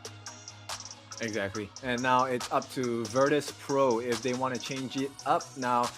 Maybe not ban another support, I guess. It will not be. It will be an early ban. So we can expect a Lady Sun, we can expect a Dirunjie. These are the usual picks. But Mai is going to be first pick again. I mean, Illusion made that hero look like it was broken, but, you know, SCARZ hasn't really had that success with it so far. They're going to try once again. That leaves open the Elaine and Lady Zen opening, potentially for the side of Virtus Pro, or even maybe a Lei Zhangfei or a Zhangfei Lady Zen. You know, those have been the classic openings, but they will lock down the Lady Sun as quickly as possible. They don't want it in the hands of SCARZ, which would have been playing that quite a bit, and now SCARZ has the option. Do we want to pick up the Dirunjie over here to try and out-tempo the side of Virtus Pro, or are they going to go for something else? Oh, wow. I love this. I love the Alessio. Okay. Share why you think Alessio is such a good pick. He can go toe-to-toe in terms of the burst damage against Vex. He can be very tough to lock down. Elaine is can't really just close up with him. He has plenty of escape skills of his own. He can traverse the hills, you know, the terrain, to be able to protect himself against the prince, against the Lady Zen. And, you know, his early to mid game is pretty decent. His late game potential as well. Not to mention the laning phase isn't terrible for him. He can go blow to blow against the Lady Sun in the lane. Okay, I see your point there. It's, for me, it's really about the smoke screen, right? Buying a lot of time, and just obscuring the vision of the opponents as well. But you know what? The ultimate shell does go through that, right? She essentially can just shoot her bullets through or into the smoke. Yep, she definitely can. But the laning space is a bit more oppressive. He does have he has his shells to be able to clear the way fast, and then he can assist the jungle to clear out the jungle with the support as well, so he can be able to progress his farm a lot faster than the Lady Sun, who needs to rotate a bit more, spend a bit more mana to be able to get to that same level. But it's not about just the marksman versus marksman matchup. It's all over. The jungle still matter, the clash lane still matters, and the Virtus Pro will pick up the Dun jungle for themselves. Most potentially. I mean, it can be played in a support role, but I think this will be a Dun jungle for Virtus Pro. Right, we'll see. So Kaiser gonna make the show here. Gonna be helped to be picked by Tay, and Ochik will be looking at picking up the Byron. So finally, yes, a much more robust lineup, right? They have the tank, they have the heals, they have the damage as well, and actually pretty decent burst coming up from SCARZ. Yep, definitely. There's a lot of potential, insta gibbs with the Byron and the Mai as well as the Alicio. They have to open up for them, but on the other hand, Virtus Pro finish off with the Moses pick, and they can play pretty aggressive as well. They have the Dun going to the jungle, they have the Moses as the roaming support. So in terms of draft, King, which one do you prefer? Because I think this is probably one of the most even drafts we had, at least for SCARZ. They are not that... I think they might be even slightly favored in terms of the draft. Yeah, actually I agree with that. So if SCARZ play their cards right, I think this should be a win, a dub for them, right? Likewise on the other side for VP Virtus Pro, I think for me, simply because I play a lot of the support mortar role, I think if the mortar is able to pop off in terms of like landing the cannon blast at the right time, or maybe even jumping into 4 or 5 to get the thing inside the box, it will make the difference in the match. Absolutely. We talked a lot about the Moses support, where we feel like that should be the natural lane for it. Just provides so much and is deceptively tanky as well with the amount of shields that he can put up. Add-on as well as Prince will clear off the waves really quickly and hit directly into the jungle, playing as aggressive as possible. But hey, Tay started off there from the red cap, so a little bit that wasn't something that VP spotted out there, so they're not going to get too much out of it. Te was able to clean up the last camp, and he's just going to be slightly slowed now, but this also indicates that there will be a lot more importance from the jungle to roam up to the top lane to help out the Byron lock down the lane. Yeah, we were hoping that they were gonna learn from the mistakes of the past games, and turns out they did, right? So this is very promising coming out from SCARZ. All they have to do is to make sure that they follow through in terms of recovery throughout the entire game. So far, I think they are pretty much even. I don't think there's anyone that's secured an advantage just yet. Yeah, if you look at the net worth, it is pretty much dead even right now, which is good for SCARZ. I mean, we talked about them always being behind, but right now, almost getting a kill onto Smack. On the other side, they're gonna get a kill on towards Ochi as well. Big play coming from Fadon. Arashi couldn't finish off the job against Mac, and that's gonna be the advantage going towards the way of Virtus Pro. Small advantage nonetheless, still an advantage going towards the way of the Polish side. Yeah, that's exactly. We were talking about how they managed to recover and instantly gets punished. Yeah, but not the biggest of disadvantages in the world. They were pretty close in getting that first blood themselves, so it would be a little bit unlucky, or just Fadon just playing out of his mind there, getting the kill. TP towards mid. They're gonna send Tay here, but not much Tay can really do against Prince right now on the Lady Zen. She's too oppressive to really go into at the moment, so he's just gonna be a teleport to the red. Towards the Crimson Golem. Bottom lane, Ochi in trouble. He might be brought down once again. Lady Sun getting the kill. That's gonna be the second death for Ochi, and it might be more. Ayashi in trouble, uses the smoke screen to get out of danger, but it is still not a lane he wants to stay in right now. 3 heroes down bottom. They are going to start pressuring this tier 1 tower. I mean, is it a mistake, right? The fact that they changed Tay from the farm lane and swap it over with Arashi, is that the win condition that SCARZ have identified for themselves? It could just be, that Arashi is more comfortable playing the Alicio compared to Tay, and flexibility is good in a sense, as long as you don't give up too much. But sometimes, you know, the master of one is better than the master of none. So we'll have to see how this pans out. Tay towards the mid already, trying to get initiation on towards Vex, but at this point, without the adequate amount of stuns, you're not going to be able to do that. Meanwhile, bottom lane, they are pushing the tier 1 tower very aggressively. It's already down to 1/3 of its health. Not looking good here for the bottom lane tower for SCARZ. Yep, actually that's one of the hidden benefits of a Mozi, right? His Peacebringer are actually able to deal quite a lot of damage onto turrets as well. Yeah, definitely coming to play here, and he's gonna roam down bottom while we have the tyrant spawning.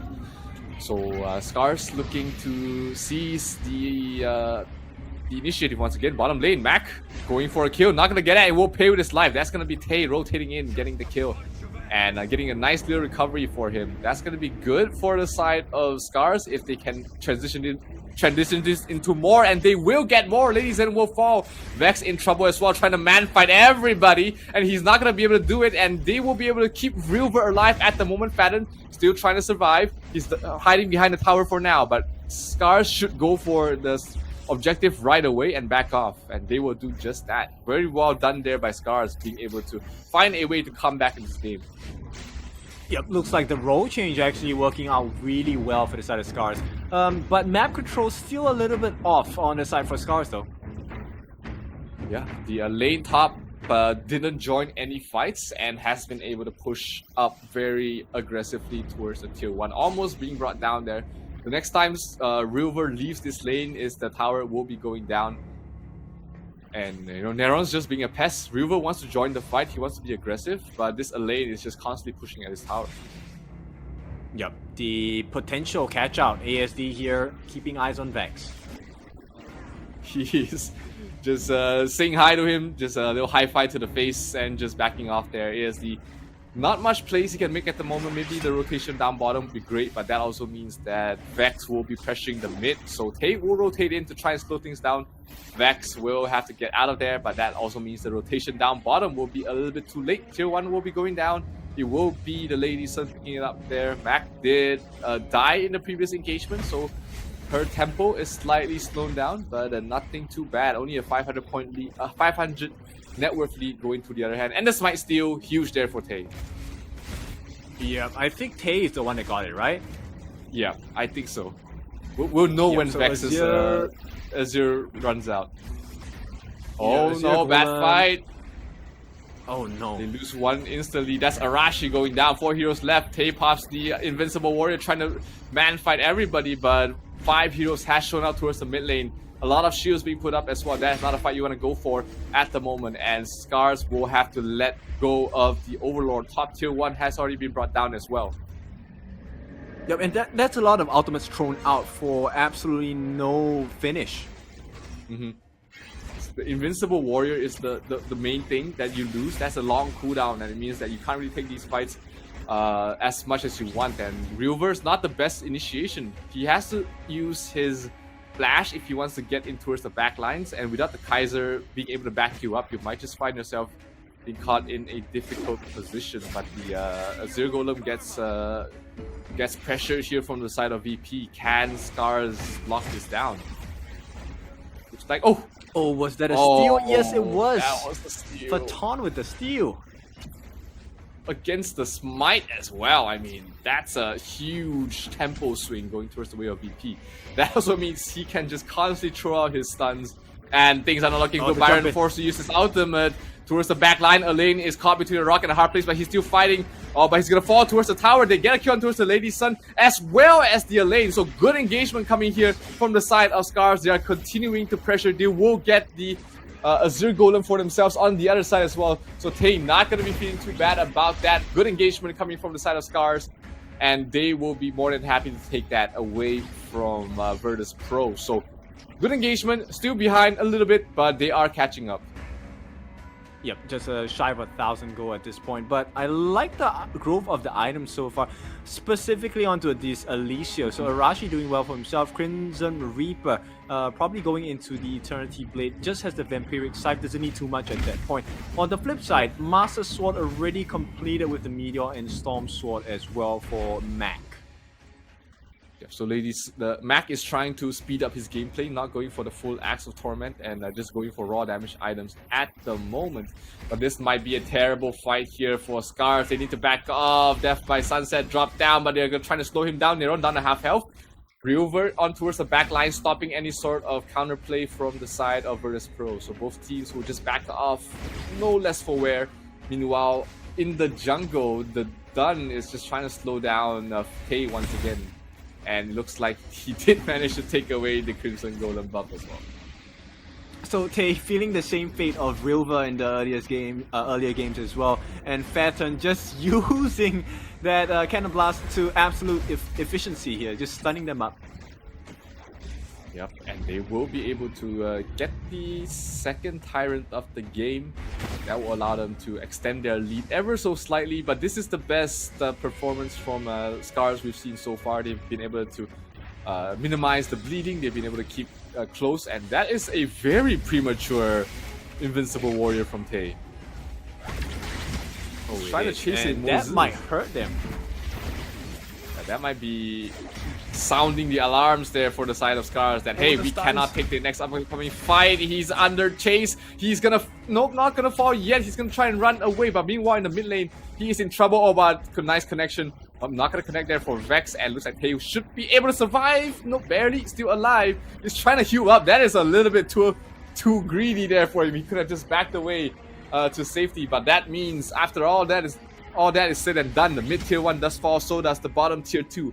So even though there was no kills obtained from either side, Virtus Pro gets the majority of the trade, getting the tier 2 on both sides as well as the tier 1 in the mid as well.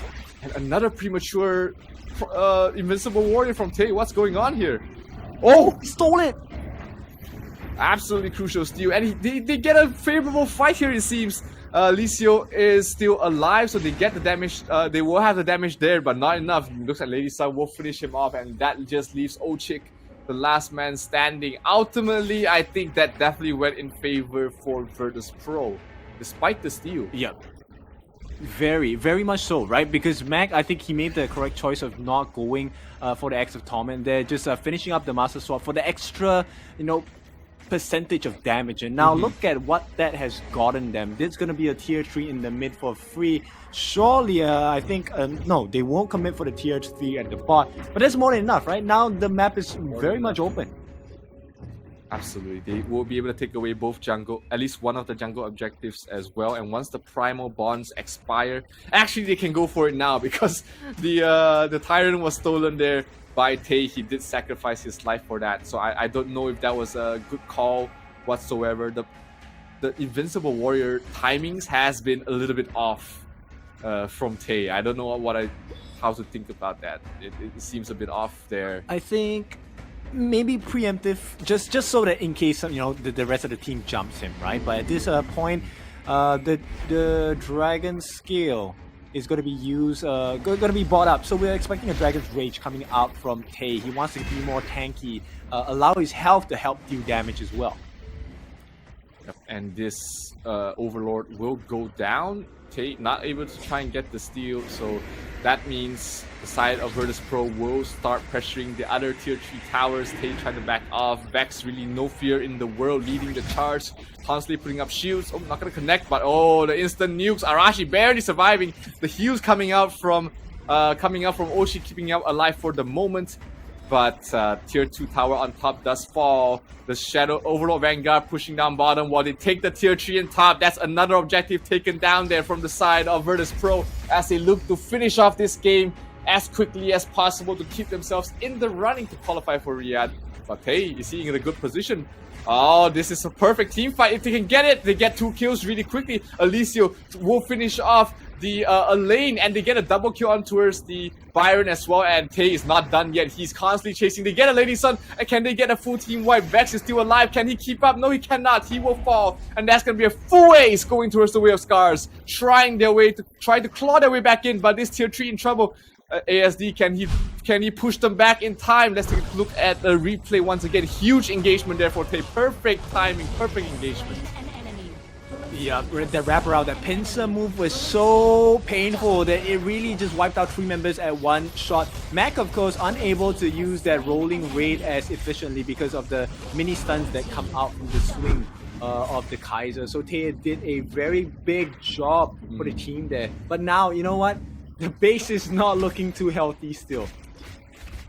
Yep, only one tier 3 barely left standing.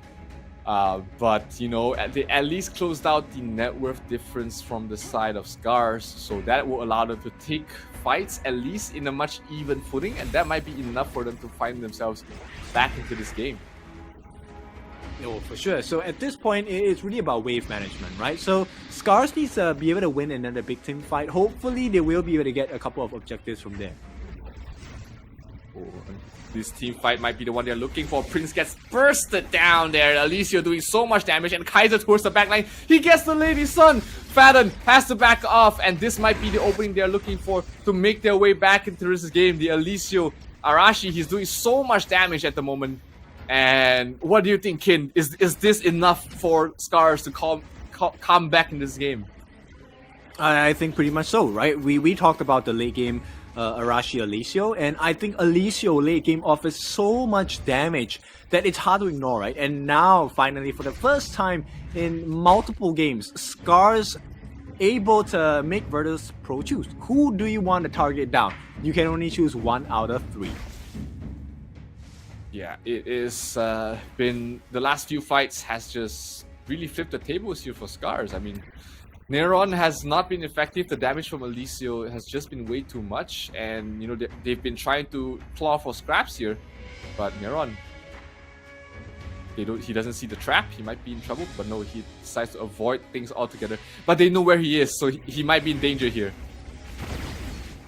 Will shimmy his way out, but at this point, it's difficult, right? So SCARZ, they have to be really careful. Sure, you can take a couple of buffs, but the more important one is actually this Shadow Overlord, right? That is the one that will secure the map presence for them, allow them to make a couple more plays across the map as well. Yeah, if Virtus Pro takes this, they win the game. If SCARZ takes this, then suddenly we might be in for a much longer game. A lane being caught out there, Death by Sunset has to be popped there. And that's one ultimate down there for the side of Virtus Pro. This might be enough for SCARZ to take this Overlord uncontested. Well, I think Neron's ultimate cooldown isn't as long, so I think they should be fine. But at this point, it's really, like I said, wave management. Can they find the opening into the defenses of the other team? We have Fadden taking a lot of damage already, and Kaiser on towards the back lines trying to catch off Prince. Prince able to back off just in time. Byron taking a lot of damage. Can he get out of there? Can he be safe? The Dun is still very healthy. Here comes the Death by Sunset once again. He's trying to go for the Alicio, but that's a tough target to go for. You take too much damage trying to close out the gap, and Arashi still very healthy. This might be the opening they want to go for the Overlord, while the rest of the players who took so much damage from the fight goes back to their base and lick their wounds.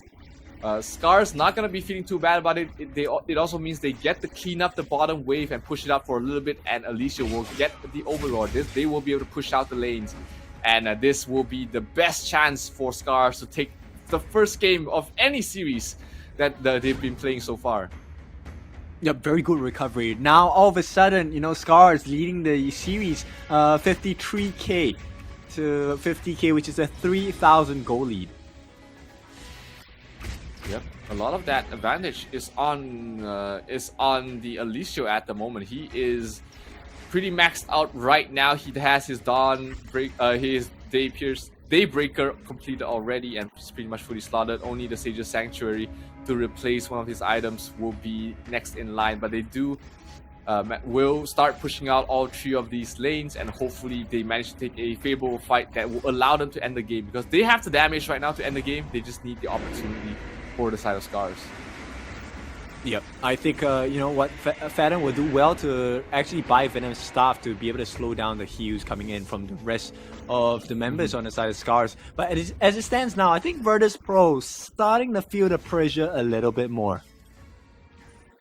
Yeah, pressure indeed from this Alicio, as the damage is, I mean, 2000 AoE damage is a lot for that attack speed, and we have seen Neron really trying to close out the gap to try and go for the Alicio, but every time he gets close, it's just one smoke screen and then the retreat, just kiting them away.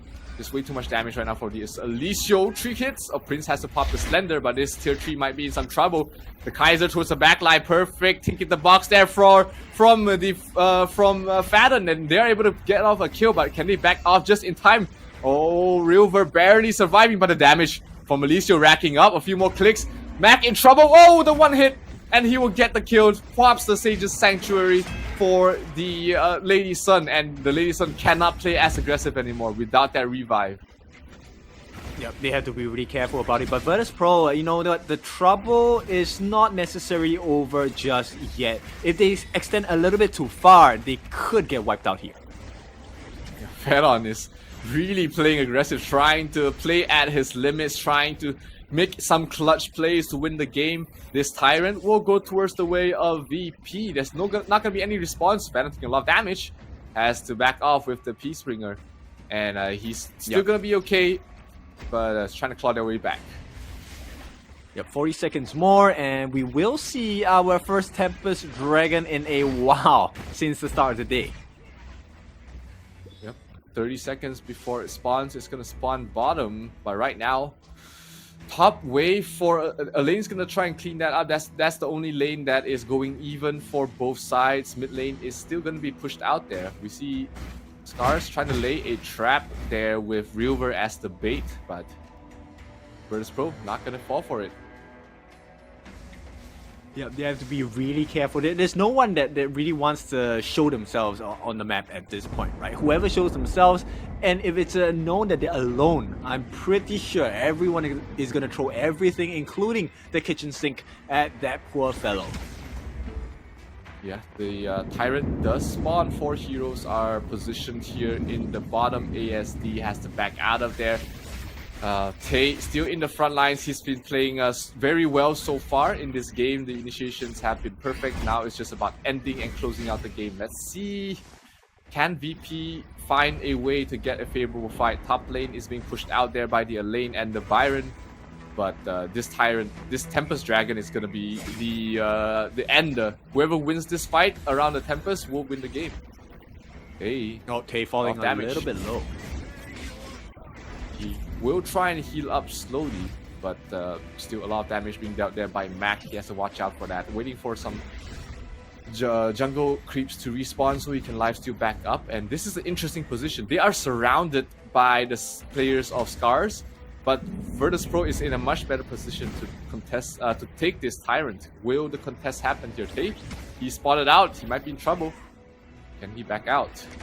He should pop the Warrior, trying to finish off the Lady Sun. Lady Sun does not have the Sage's Sanctuary, but it looks like Tay will be the one to back off. They do get a free kill on towards the Elaine, and there is still a Sage's Sanctuary on towards the on towards Tay. He's trying to survive. Oh, this might be a quick kill on towards the Lady Sun. No more Lady Sun, no more marksman. ASD will pay with his life, but that opens up the base. They do manage to pick up the Lady Zen as well, so that leaves only Vex and Fadon to try and defend. This might be it. SCARZ, their biggest chance to take a point in this qualifiers, and they might just have it. Can these two players defend in time? Vex trying his best, the shields trying to keep him alive. The Alicio damage way too much at this point, and the Alicio will kill him off. Can they finish the game off? The creeps are just way too far right now. River trying to survive, Fadon trying his darnest to defend this base, but it might be just enough. Thinking the box out of range, and they will get it. SCARZ will take their first game in his qualifiers and put Virtus Pro in a very dangerous position. What a game from SCARZ. Yeah, beautiful gameplay from SCARZ here. Finally, the boys from Japan have done it. They win their first game, but not the series just yet. We take one step at a time. Yeah, I mean, SCARZ, great performance, great comeback in the mid game. I mean, what do you think? Like, what's the turning point for SCARZ? I mean, the early game looked bad for SCARZ, but somehow they managed to find their way back in this game. Minor adjustments. The first one, of course, with the switch of roles, right? So Tay actually went into the jungle, and the way he played his jungle rotation was slightly different, right? So he actually went with the Crimson Golem first, allowing him to stop the invade coming in from the side of Virtus Pro. And I thought that was really smart. One small adjustment made a pretty huge change in results. Yeah, like just different players, different styles. Maybe they felt like that sort of play would fit this game better. But let's take a look at the MVP. It will be Tay, 5, 3, and 7. Not a lot of damage dealt, but he definitely played the front line very well for his team. And 14,000 net worth, nearly 14,000 net worth to end the game. That is a fully kitted out Kaiser doing his job. Really well played there by Tay. Well done to this jungler at this point, and you know, we'll take a look at the items in a bit as well. So the Rilva, right, this Byron actually made quite a lot of changes as well. The Pure Sky along with the Siege Breaker and Star Breaker, so he went for a hybrid of damage as well. Yeah, he wants to help both survive with the Frost Guard, as well as deal damage with the Siege Breaker as well. And I think he sold his Sage's Sanctuary once he died, but the game ended before he could buy another item. But still, really great play there by all of the members, in fact, from the side of SCARZ. Really well done. Yep. Super well done, in fact. And of course, with that being said, let's take a look at the damage dealt. 220,000 damage from Arashi. That was crazy. I mean, you were talking about the 2k AoEs. Well, that was painful. I knew I loved the Elysia the moment they picked it. It's just a perfect late game hero that goes well against the Lady Sun. He is basically a Lady Sun by himself with similar mobility and very hard to deal with when you're trying to chase him. You are running in blind. He can deal damage while he's running away, and he traverse terrains as well, really hiding the lane around the map very well. Yep, and it made the world's difference here with that final pick, that final take onto the Shadow Tyrant as well. Really made the world's difference, right? So you could see the comeback factor right after probably about what, 12 minutes, 13 minutes mark. That's when SCARZ really identified that, hey, Tay is in fighting condition. Let's take the best fights we can. That one fight where he pincered them later, I think you will see in the replay, was so phenomenal. That really changed the entire game. Yeah, and that was them taking a fight after they lost to tier 3s, if I remember. But that was the perfect engagement. They got an ace out of that without losing any members. Definitely the turning point of the game. And I mean, SCARZ did pretty well in the early stages of the game. They were able to get a lot of aggressive early picks, but the mid game sort of faltered a little bit, allowing a lot of objectives being taken there by Virtus Pro. Yep, for sure. And of course, really like the comeback factor here. Right, we were questioning the pick on number 1, the Kaiser, and the timing of his Invincible Warriors, but it did work out because it allowed him to really just tank through a lot of the damage as well. Yeah, wasn't afraid to go in even after without it, and yeah, like they were down what, 4,000, 6,000 at one point, but this was the fight. This was exactly the fight you were talking about. Insane initiation from the back line, really making things hard, and they just cleaned up a house from here on. Mac could not get away from the sticky Kaiser and the constant knockbacks, the constant CCs. Vex couldn't get out here as well. Managing to defend that, and then after that, SCARZ was just able to get everything they wanted.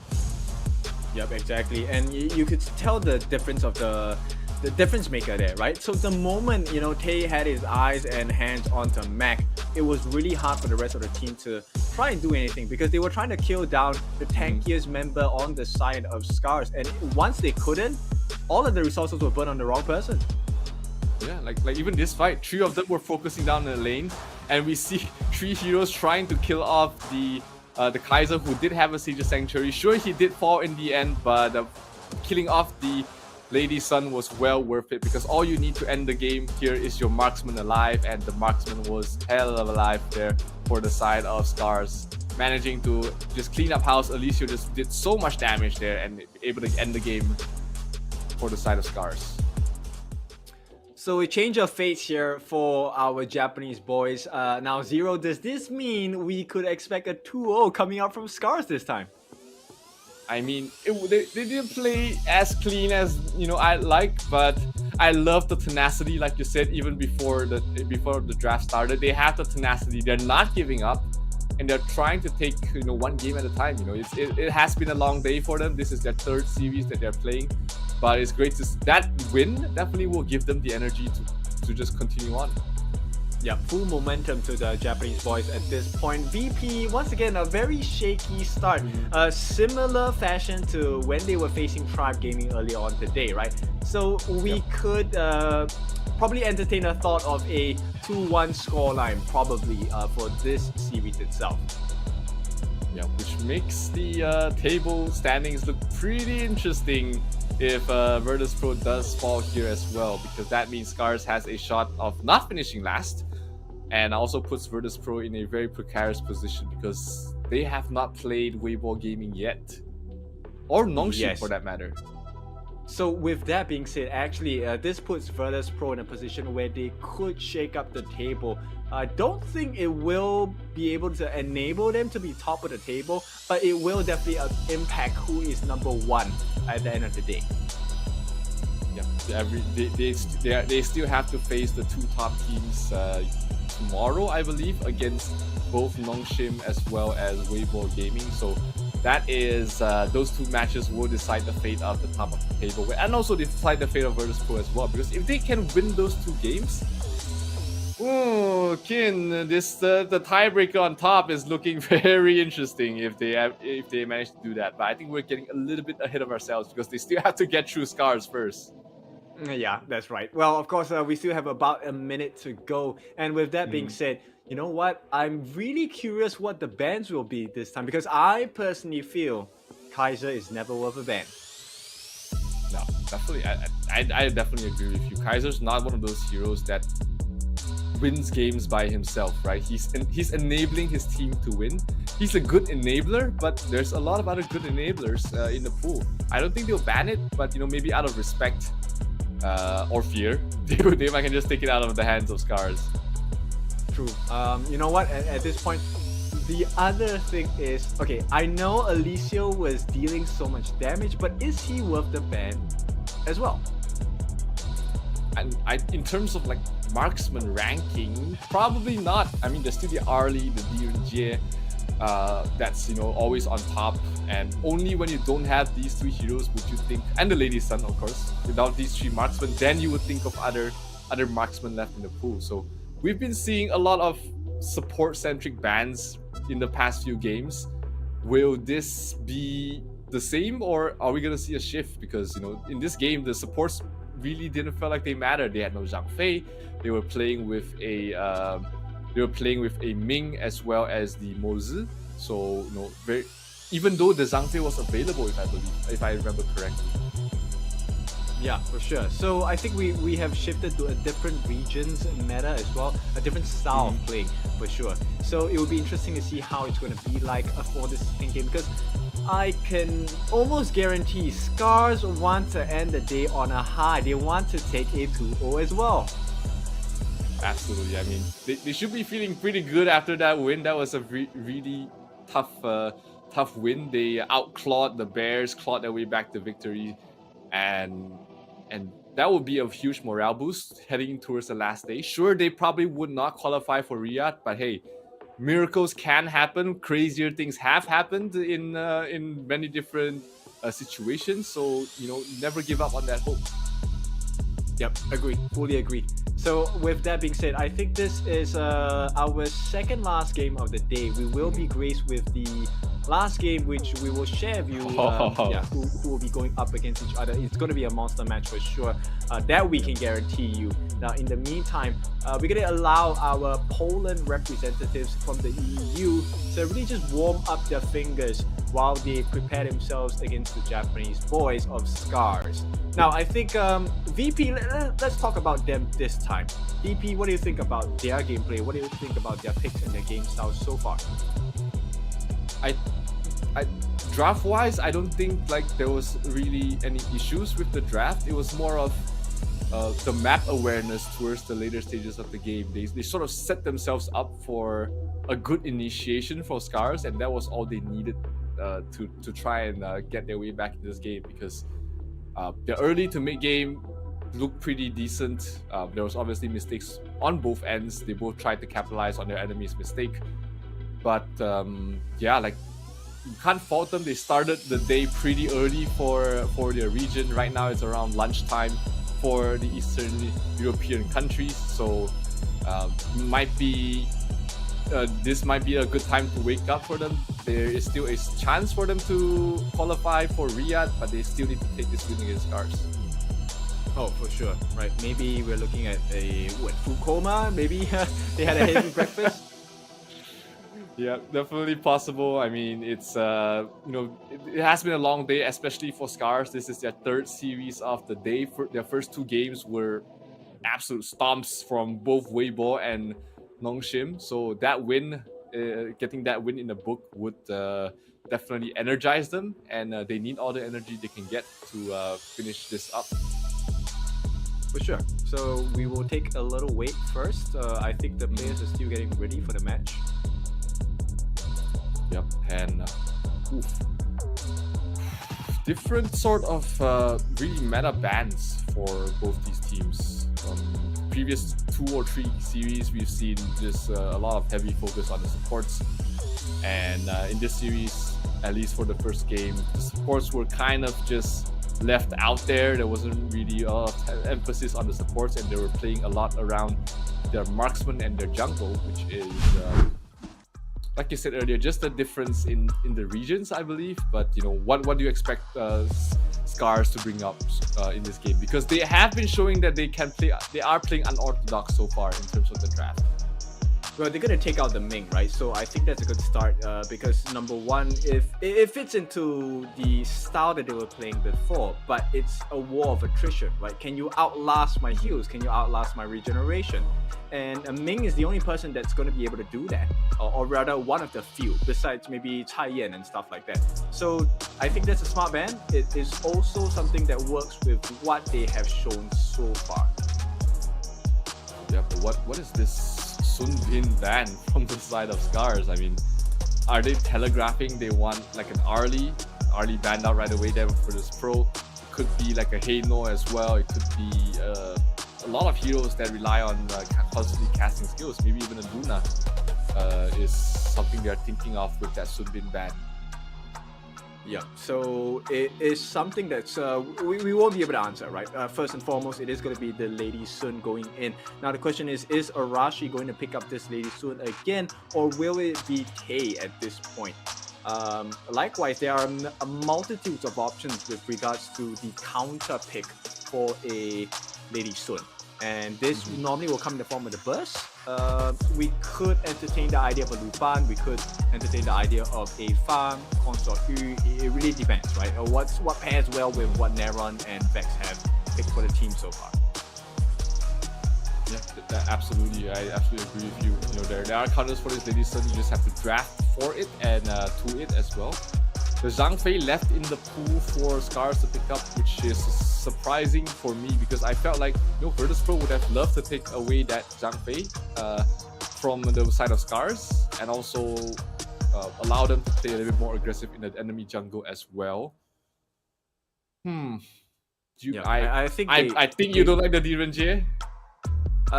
It's okay, but it depends, right? Because at this point, the way that they have shown on the side of Virtus Pro is that they are heavy with the dives. They don't mind going in. The Mai, that's one of the kits she's giving, right? Similar to Elaine as well, and Direnjie could benefit off of that. So based on the style, I think yes, I'm okay. I Don't like Demon Tier, but I'm okay. Makes sense. I mean, it might not be the best hero for the matchup, but for the playstyle, it could be the perfect fit. And sometimes that's all you need. My banned out along with the lady Zen from Virtus Pro, SCARZ banning out the Lien Po, and we'll be looking at a support here. Not much options left in the pool. Mozu banned out. That leaves what for Virtus Pro? Yaria? We're looking at the Clash lane coming in for the side of SCARZ. We're still missing the jungler and roams. At this point, yeah, Dole is taken out, right? Yeah. Honestly, so, I would like to see a Liang or Donghuang. Someone that can give a lockdown towards the Kaiser, so he doesn't have the ability to heal up. That would be great. But I think it's a pretty smart pick as well. But with the Fate Rewind, he plays the wall of attrition along with the Kaiser as well.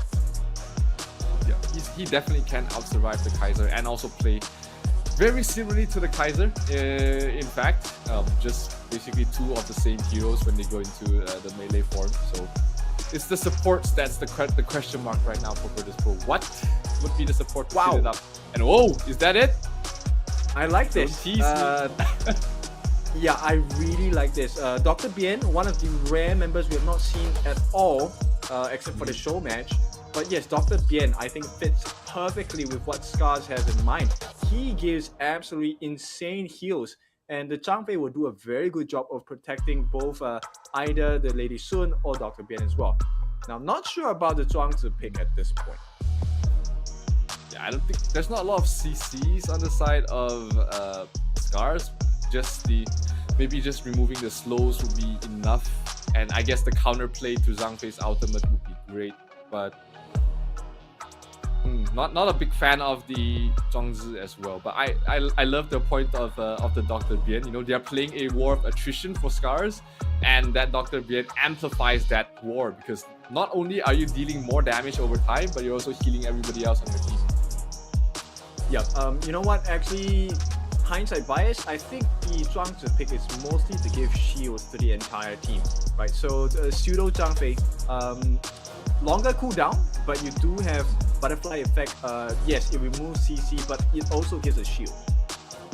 Yeah, just fitting into this entire war of attrition sort of strategy and mindset. I guess both teams are bringing out in this game. Definitely going to be a very unorthodox, interesting game.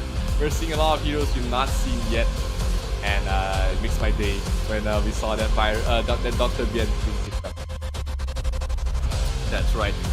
You know, with the deadly panache, it's going to be quite painful for the side of Virtus Pro. Now the question is, will they commit to get as much magical defense as possible? Because if you ignore the need for magical defense, Dr. Bien melts you.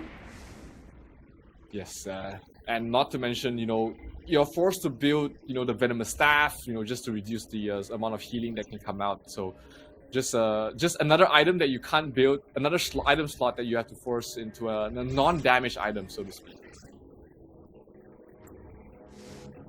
Right, let's take a look at how this is going to be like. Virtus Pro already not looking too hot in the farm lane because the Zhang Fei is going to be supporting Arashi, and yes, Tay will go back onto this Kaiser. I mean, for good reason, right? He had a wonderful game. Yep, I absolutely agree with you, and you know, if it's not broken, you know, why try and fix it? And in the mid lane, ASD really is doing a lot of damage to Prince. And when your Mai is low on HP, she can't roam, she can't do a lot of things across the map. And this Dr. Bien pick makes more and more sense as the time goes past. And he can also sustain in the lane against the poke damage. So, yeah, hindsight, you know, this Dr. Bien pick seems to have fit perfectly into what SCARZ really wants to play on. Yep, all that matters at this point is really, can he get his hands on the Holy Grail on time, right? That way he will be able to give as many heals as needed and necessary for the side of SCARZ. Yep, Prince rotating down towards bottom, not gonna connect. And this is a tough dive, even if they wanted to try to do so. Against a Zhang Fei under the tower, up lane. Engagement is going on. Neron down to half health already. He has the death by sunset, but against the Byron, that's tough to call. But meanwhile, mid lane, Priest taking a lot of damage.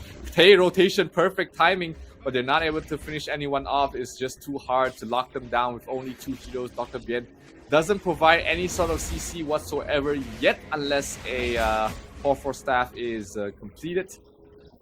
But we don't expect that to be picked up anytime soon. Just maybe later on as additional CC for his team. Back in trouble. Really like this. Yeah, really like this. So at this point, you know, the Zhangfei doing so much. Ochik, he is making life so difficult because now, if you take a look at the space for the farm lane for the side of SCARZ, it's so much more open. And this is also influenced by the fact that they can't exactly kill ASD that easily. He's still alive, fighting back. He's going to try and keep Vex in there, but not able to finish him off in time. The poison DOT does take a little bit of time to take effect, but meanwhile, a lane trying to get a steal into the jungle, but SCARZ is able to react very well.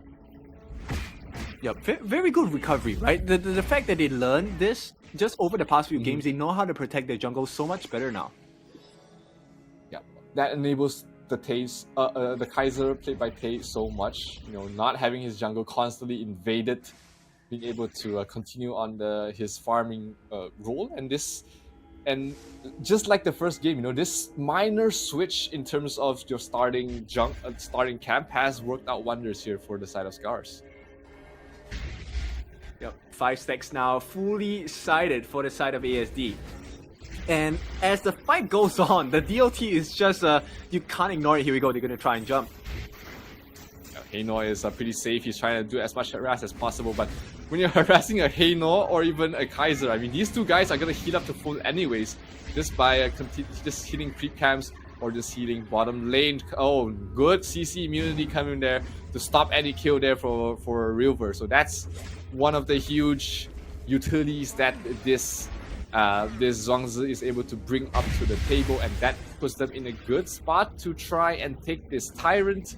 Heino is in towards the mid lane. They did manage to secure the Azure Golem buff regardless, but ASD is in a pretty healthy spot. He's going to be able to help out there as well.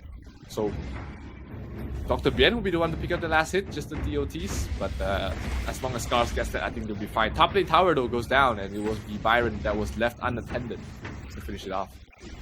Yep, they will try. I'm not sure whether they can get it or not. Arashi will make it out safely, and here's all the heals coming in. Once again, the Dr. Bien working out so well. The entire game plan is starting to fit in here for the side of SCARZ. They just need to make sure they don't lose any of these map objectives that really quickly, because we have seen teams, you know, have a good start but then crumble because they haven't really focused on the macro aspect very well. Yep. So as it stands now, I think SCARZ doing a much better job, right? This is a much more comfortable game, but it's once again, they're dancing again on the edge because all it takes is one fight from Virtus Pro that will a good team fight from Virtus Pro to change the game and put them on the back foot as well. And as a Dr. Bien, it's pretty hard to come back when you are on the back foot. Absolutely, a lot of engagements happening across the map. Bottom lane is another fight going on as well. The tier 1 tower will fall. It will be the DNG picking that up. So first objective of the game does go towards the way of Virtus Pro, and they find themselves a hit slightly in terms of net worth. Meanwhile, mid lane is just going to be a Byron versus Vex fight, but both of these heroes very hard to bring down each other. It just takes way too long, and it looks like Virtus Pro wants to pressure the mid lane a little bit and protect their Azure Golem as well from the hands of SCARZ. Yeah, they need to figure out a different way, right? I think SCARZ, you will see them shift into a different gear altogether once they are able to establish a little bit more map control. Similar to the previous games, SCARZ isn't doing too well in the map control, right? They have lost T1s on both top and bot. Yeah, that does become an issue because your jungles are open to invade from both sides, but Tay will be able to get up, pick up that Overlord which will allow them to fix the lanes up a little bit. But VP is going to try and invade the jungle. Did they get the steal? No, Ochik was the one that got it. Vex dropping very low, but he does still has his Fate Rewind. He can get back, or he can just back off for a little bit and wait for the passive healing. Come back up mid lane. This might be a fight they're looking for. Byron going straight for the DRNG, but they have so much purifying and CC immunity from their team that it's hard to lock down anybody from their side. It's unfortunate, right? Right now, it's just I don't know. They're taking feathers and slapping each other. It doesn't hurt that much. Yeah, double CC immunity because of the DRNG as well as the Zhuangzi. Does become a very annoying combination. Oh, the damage on towards the Mai barely able to survive there. Prince happy to just walk away from that. That was a little bit too close for comfort. And their sustain is constantly being kept up right now. They want to try and take away this Crimson Golem away from the side of Virtus Pro. They should be able to secure that. Is that another Invincible Warrior from Tay? Yes, it is. Yeah, cooldown is pretty short at this point. We are looking at 2 members only, right? I think we need to just keep our eyes on Prince as well as Arashi. They are the ones that will change the fights because they have the biggest amount of burst possible, which could melt down certain members as well. Yep, I definitely agree with that. You know, Lady Sun is... Oh, never mind. Byron in some trouble. He will fall. That's going to be the first blood going towards the way of Virtus Pro, and that opens up the Tyrant if they want to get that. Rotations are coming in to try and defend this. The Kaiser wants to get the Azure Golem buff before he's joining any team fights, but he has his teammate just keeping an eye on the Tyrant for now, and they know that they have to move in soon. Can they find a favorable fight here for the side of SCARZ? Well, he does have his ultimate. They will not be allowed to drop the beast here, which means SCARZ will lose the Tyrant over to the side of Virtus Pro. I mean, we're 9 minutes in, and the first blood just recently happened. This shows how much, restraint both teams had. Yeah, it is a much slower game compared to what we've seen from other teams so far. So both teams are really playing, I wouldn't say scared, more like measured. They are trying to limit mistakes and trying to find the best fight possible, which is hard against so much CC immunity coming from the side of VP. Yep, and the shields as well. Arashi, he's gonna need to find new angles to be able to get free shots in between. And what is this play? Invincible Warrior. He's 1 versus 3, so I guess that's a good time as any to pop it. He's able to walk away to safety from that as well. The Heino shouldn't be able to man fight him. They have pretty much similar items at the moment. Net worth is pretty much even at right now. They're trying to take a fight towards mid, but both teams just going to limp away from that. But the regen war will be won there by SCARZ with the Dr. Bien. Heino in towards the front line. Is there an Invisible Warrior up? No, there is not. So he has to watch out for his positioning. Is Tay. Tay manages to secure that Crimson Golem buff. So he's gonna be, oh, lots of damage there by Mac. Backline almost brings down, the Byron almost brings down Mac, but River not able to finish him off in time. Heino doing a lot of damage. The heals are coming in there for the Dr. Bien. And hey, look, everybody's full health already. Yeah, my goodness, I'm kind of waiting for something else big to happen at this point. Heino shouldn't fall here. He does have his Fates Rewind, pops it right away, but that leaves his teammates in some trouble. Elaine pops the death by Sunset, going for the Kaiser. Kaiser still has his Invisible Warrior. That should be a kill. That will be the Dr. Bien getting it, and they're going for more. Mac down very low. Kaiser as well needs a little bit of healing to go his way. The damage from the Lady Sun is starting to rack up. She's low on mana though. We see the Heino trying to get something done, but that will not be enough to dissuade them as they take the tier 1 tower in mid. And that also opens up the Tyrant for them to pick up. They need to give this to the Lady Sun. Yes, she gets it, and she's going to have her mana restored from that as well. So good play there from SCARZ. The probably the cleanest game we've seen from them so far. And once again, Invisible Warrior popped from there from Tay. He's going to back off just in time. Zhang Fei, not the target they want to go for as well. Too much regen, too much shields. from that hero. Oh, aggressive, trying to 1 versus 5, but is this the fight you want to take? Pops his ultimate early so he makes sure he doesn't get nuked down, but meanwhile on the other side of the map, that was the top tier 2 being brought down there by the DRNG. Yep, this is almost impossible because these fights are gonna last for at least 2 minutes at a pop right now because the heals are just insane. SCARZ, they are trying to just win the war of attrition, and I'll be honest, this is the longest war of attrition we've ever seen, thanks to the Dr. Bien, along with the Leaping Savior coming out from Ochik. Yeah, absolutely. Both sides don't have a lot of nuke damage, bar maybe the Lady Sun and the Mai. So, like you said very early on in the game, these 2 heroes are the ones you have to look out for if you want to try and win the game. Because without the bursts, you're not going to be able to bring anyone down. The shields on both sides, as well as the regen, is a lot. Yep, I think at this point it really is who runs out of mana first, right? Oh, Death by Sunset trying to go for ASD. He flickers away, he flashes away to safety. Oh no, the DRNG gets the last hit! A crucial kill death on towards the Overlord. But can they get something out of it though? Is SCARZ able to get a kill? No, they will not. They will lose the Shadow Vanguard. And that is going to push out the lanes slightly in favor of the side of Virtus.pro. Not the biggest deal in the world at this point. They can just play passive. Both sides have been playing pretty passive. Not by choice, but because they can't kill anybody right now. Yeah, I mean, it's a very long, drawn fight for sure. And I don't think it's going to favor that much of SCARZ, right? The momentum definitely going to swing straight into Virtus.pro's hands now.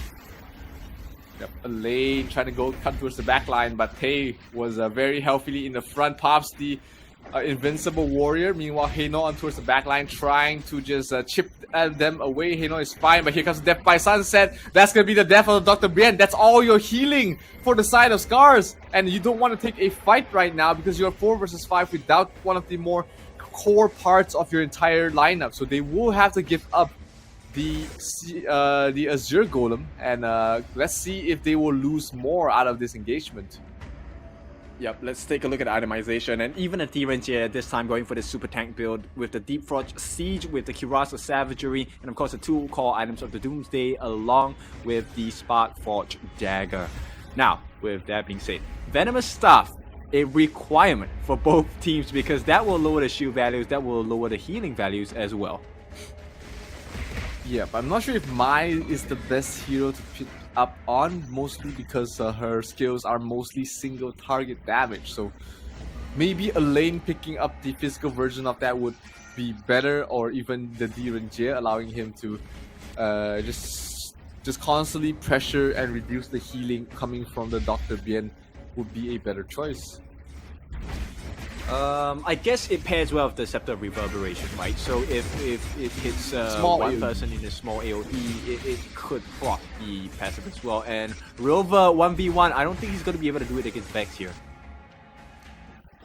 Not at this point. Vex is pretty farmed up in the jungle. I mean, 1-2 scoreline in 15 minutes. This has been one of the slowest games we've ever had in this qualifier, and like you said, that Heino top lane is really just pressuring the Byron. Byron can't stay too long, but this mid fight, Invincible Warrior is used, the CC immunity really becoming a nuisance. A lane towards the back line, Death by Sunset trying to catch out the Lady Sun, but she flashes over the wall. Oh, the Maestro no dropping very low, but they get a kill on towards the Kaiser. Can they get something else in return? That's gonna be a kill on towards the Lady Sun as well as the Zhang Fei. So that is Virtus.pro taking good trade at the moment, but they lose. They lose Mac in this engagement, so that means a little bit of the tower damage reduced theirs from the side of Virtus.pro. So they do still get that tier 2 tower, but can they get a little bit more? Playing balls to the walls is this Heino, but he's able to get away to safety. Top lane is pushed all the way in though. Yeah, I mean, at this point, there's plenty of time for them to get out because they won't be able to take the structures that fast. So it's really about just jungle objectives, right? So take the Zero Golem, take the Crimson Golem, whatever you could find. And now, just nice, the Shadow Overlord going to be spawned into the Gorge as well. Look at the graph of this. Yeah, both teams have just at different points in time found some way to take the lead or extend their lead, but it is still in a very close situation. I mean, 2,000 net worth difference is not a lot in the 17-minute mark of the game, so in terms of items, they are not all too far behind. Lady Sun's going to start hitting like a truck. So is the Heino, so they have to watch out for those two heroes. Yep, Lady Sun, he's doing good for himself at this point. He just needs to make sure, right? Arashi, make sure he doesn't die in the team fights. That will be an important marker. At the same time, Vex is having his way with Rilva, and I think I agree with you. Rilva needs a anti-heal item, right? So Mortal Punisher would definitely do well to be in his kit. Absolutely. Meanwhile, Heino, man fighting against two, he's able to survive there. Lady Sun not able to nuke him down in time. Mid lane already pushed out all the way towards the tower. But no creeps at the moment. Good defense being mounted. That this might be a kill on towards the Kaiser. Invincible Warrior does come out, so does the CC immunity coming from the Zhuangzi. Can they get any kills at this point? This might be the biggest chance they have. There is no escape there for the Mai Shinui, but she's able to back off just in time. And no worse for Rare is both sides. River trying to find an opening. Can he find the Diren J at this point? Yeah, it's difficult. I'm trying my best to be positive about the team fights, but we never get a conclusion here. Mac gonna burn the flash, and maybe this time we will see the ultimate winner of a, I don't know. It feels like they have so many health bars. Look at the Zhang Fei. His health bar is just lines after lines. Even the Dr. Bien is pretty tanky, as well as the Kaiser. So much frontline survivability that you have to burn through to reach the Lady Sun, and not to mention the Byron as well. I mean, all of these heroes are reaching a point where everybody's thinking about which item to sell to get that Sage's Sanctuary. It's 13,000 for the side of Zhang Fei without the shields from the items. So Redemption, we have the Dawn Light, we have the Long Night Guardian as well. So there's a plenty of heals coming out. Here we go. Finally.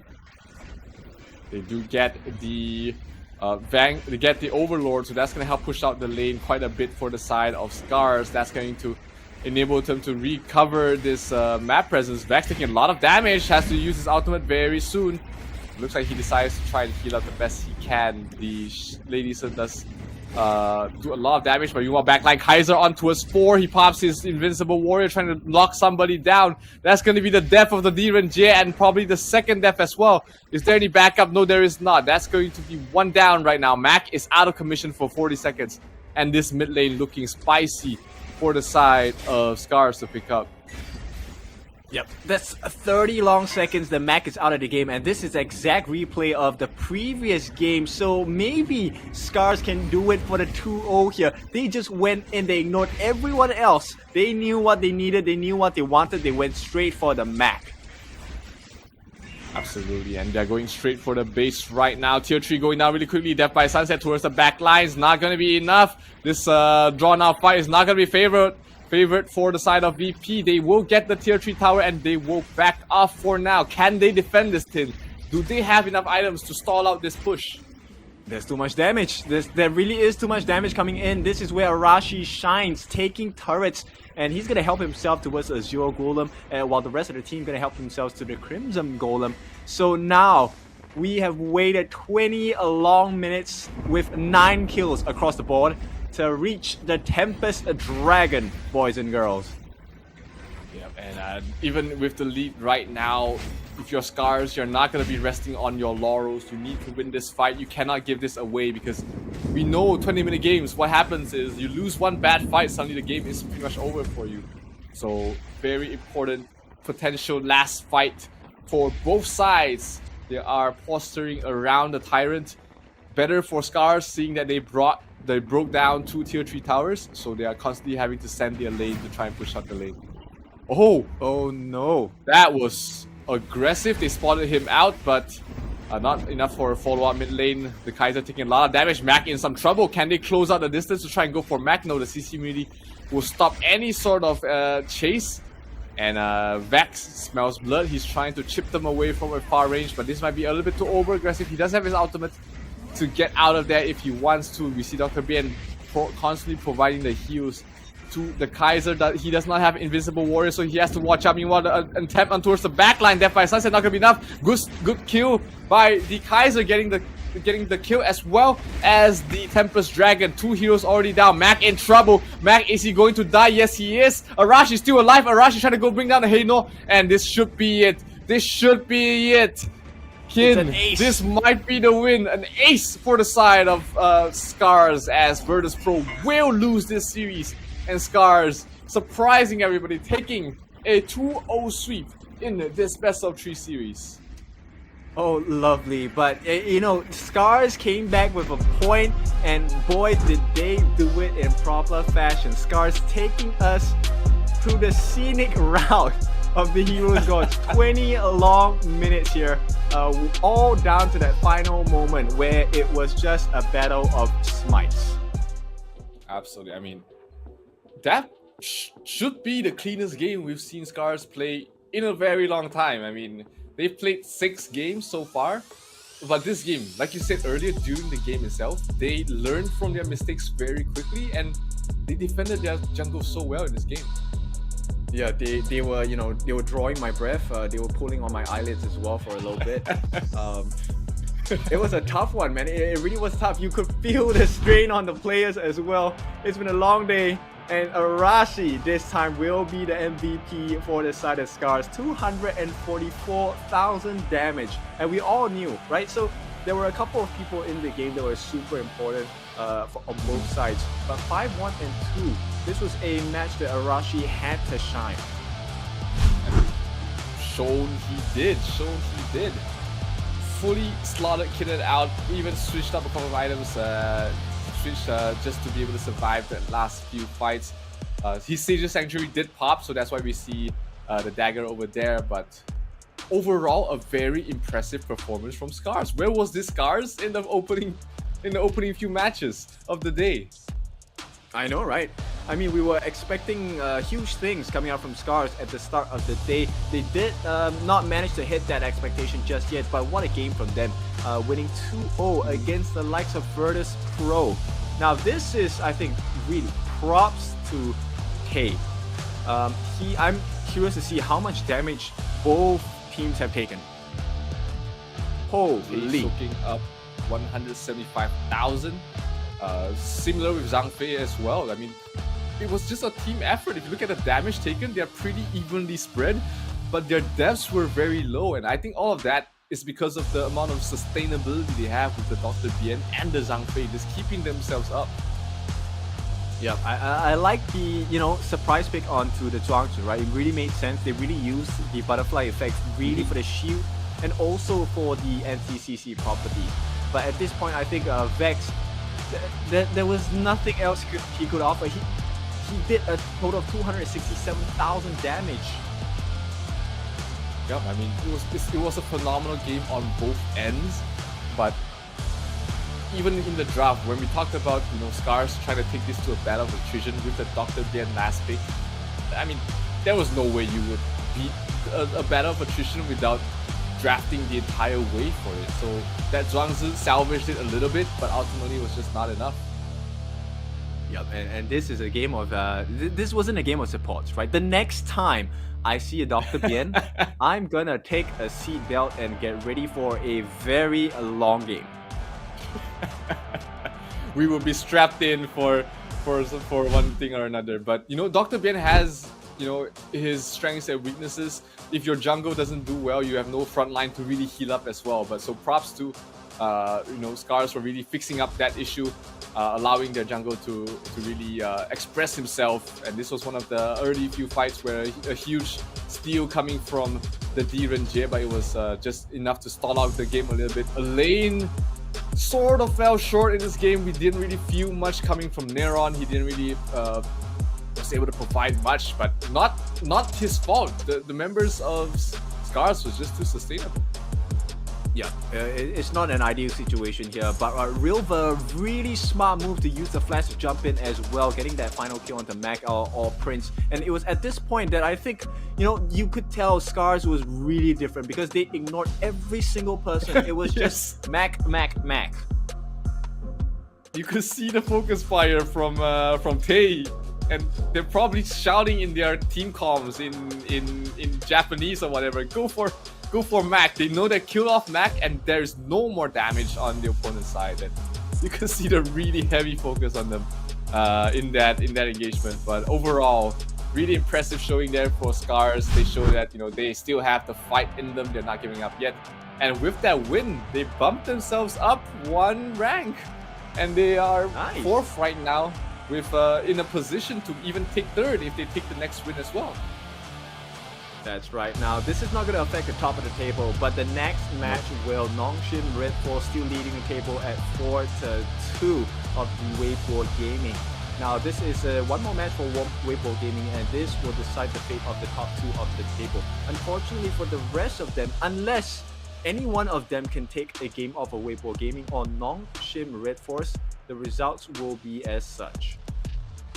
Yeah, I think the next match, I mean, we were talking about this next match, it could be basically the decider of this entire qualifiers. You know, if NONGSHIM loses, we're gonna have the very interesting top of the bracket, which means that, you know, Weibo is 2-0, NONGSHIM is 2-1, and Weibo Gaming's last 2 games are going to be against Virtus Pro as well as Tribe. So NONGSHIM, if they win, then I think they are secured almost a spot in Riyadh. But if they lose, that's when things get really interesting in the top of the table. Yep, so next game, it is going to be a decider match, because this could propel NONGSHIM Red Force ahead of the crowd here if they take the win against Weibo Gaming. But of course, with that being said, it is Weibo Gaming. Both of these teams have showcased that they have the substance and the execution as well. Yeah, they have been playing pretty much the same way. Like, we've been describing both of them in a very similar fashion. Aggressive, clinical, they like to put up they like to play aggressive. They like to really push the tempo early on. And when both of them play the same way, that's going to be down to, you know, the draft and the overall strategy coming to it. Yep, that's right. And they love to ban the supports. That's one thing we always notice. Yes, you know, you're not gonna have a good pick of good field of supports there. I think Zhang Fei is not gonna see any game in on that side, so they're gonna have to think about something else, because the next game is gonna come up very soon, ladies and gentlemen. So hang on, NONGSHIM versus Weibo will happen right after this.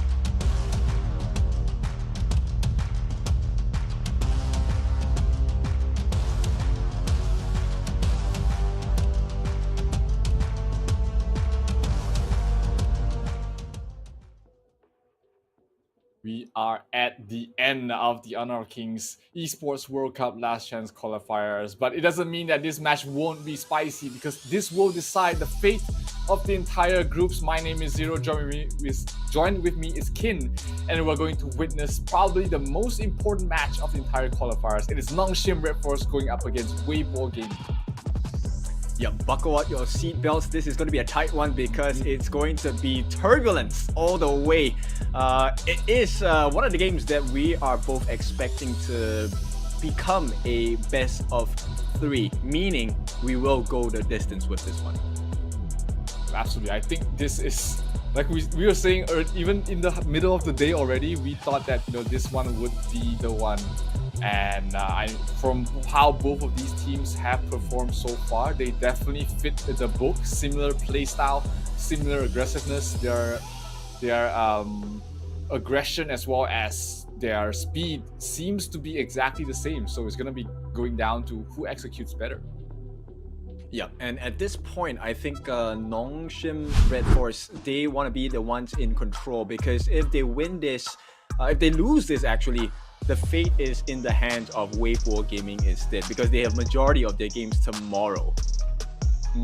Yep, it is going to decide. Right, this is the decider whether whether the entire qualifier is already done and dusted, or will we see some interesting things happening at the top. But we're gonna go into the draft here for the game number 1. Duna and Ta Xiao banned out on the side of NONGSHIM, and Weibo banned out the Zhang Fei and Ming. We talked about it, no Zhang Fei for sure for both of these teams.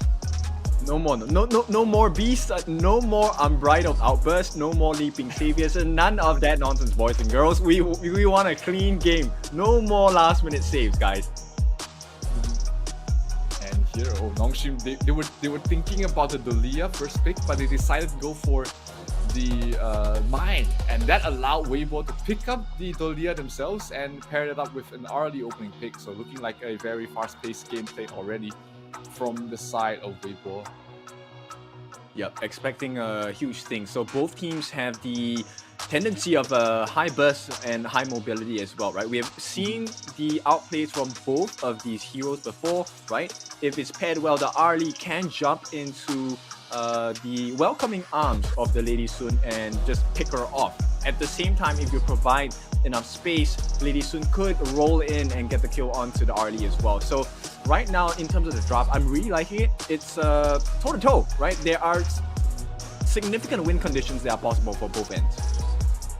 Yeah, I definitely see that. I mean, Lady Sun paired up against the Arlie, laning can go either way, but the late game is pretty potent for both sides as well. And this, when we're talking about top teams when they're drafting, they never really leave any weaknesses in their draft. And do you see any weaknesses right now on either side here, Kid? I would presume that Dolia actually is one of the opening entries for the side of NONGSHIM Red Force, because she's not exactly very tanky. So if she gets out of position, she could be the entry point, right, where they would break down the defenses from there.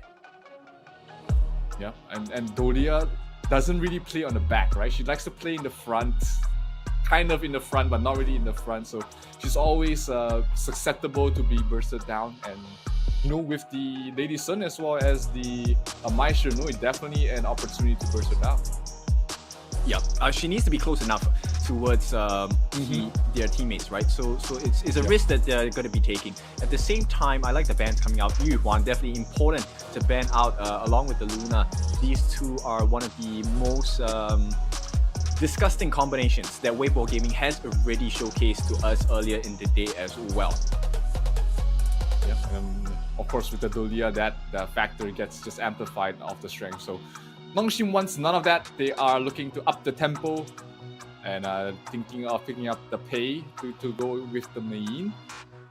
Seeing that they picked up the Dharma already, which means that the Mayin should have an okay time in that area.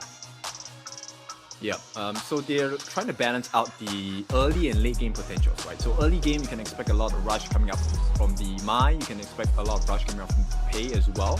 And I think pre and maybe just slightly post level 4. You could expect a lot of things coming out from the Lian Huo as well. So I like the draft coming out from NONGSHIM Red Force, but the big question is, can this aggression be staved off? Because they do have the tools for it on the side of Weibo Gaming as well. Yeah, both sides, as far as the draft goes, I definitely agree with you. They seem very evenly matched, and you know, it's going to come down to individual plays. It's going to come down to micromanagement, and you know, just individual, just the smallest of differences that would decide who wins the game. Yeah, for sure. You will expect the Maya. So Illusion this time will definitely, I think, will abandon the lane at the start of the game and really just go for the camp invades. That's one. And we might see the shift of the Lady Sun into the mid lane to try and compete against the Shangguan as well.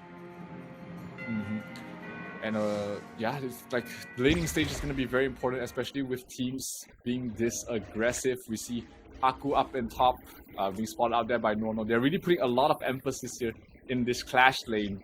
You usually see the support going towards the mid, but this time they're just helping out the top, making sure that the Pei doesn't have such a good time and don't snowball out of control. Yep. Illusion already stealing the first camp across the side of Weibo Gaming, so they will get the boards, but in the meantime they kind of balance it out with the river sprite in the middle as well. So I think they're easily going toe for toe at this point. Yep. As expected from both these teams, they are very evenly you know, they're always trading. You know, you might have had a bad situation at one place, you get something else done on another part of the map, which we expect, you know, from teams of this caliber. Both of these teams are vying for the one slot to make it to Riyadh, and they need every bit of this kind of advantages they can get. Yeah, for sure. So a slight lead to the side of NONGSHIM Red Force here, but nice burst ram onto JD here. So just buying a little bit more time for Siri at this point. I think I favor NONGSHIM's farm lane a little more. Yeah, NONGSHIM, you know, Siri, Lady Sun, you give her a good start, she's going to take that inch and make it a mile for sure. Oh, huge engagement up in the top. They get a kill on towards Pei. That is not good news for the side of NONGSHIM. That's the one hero you don't want dying early on. And good movement from Weibo Gaming, catching him off guard. That's going to put themselves ahead of the pack right now. Yep, and also they put a cap on Haku, which is not exactly what you want to see, with, especially when you're having a Pei, right? Pei is meant to be that early game monster, and JD just getting poked down a bit by bit from this long-reaching Lady Sun.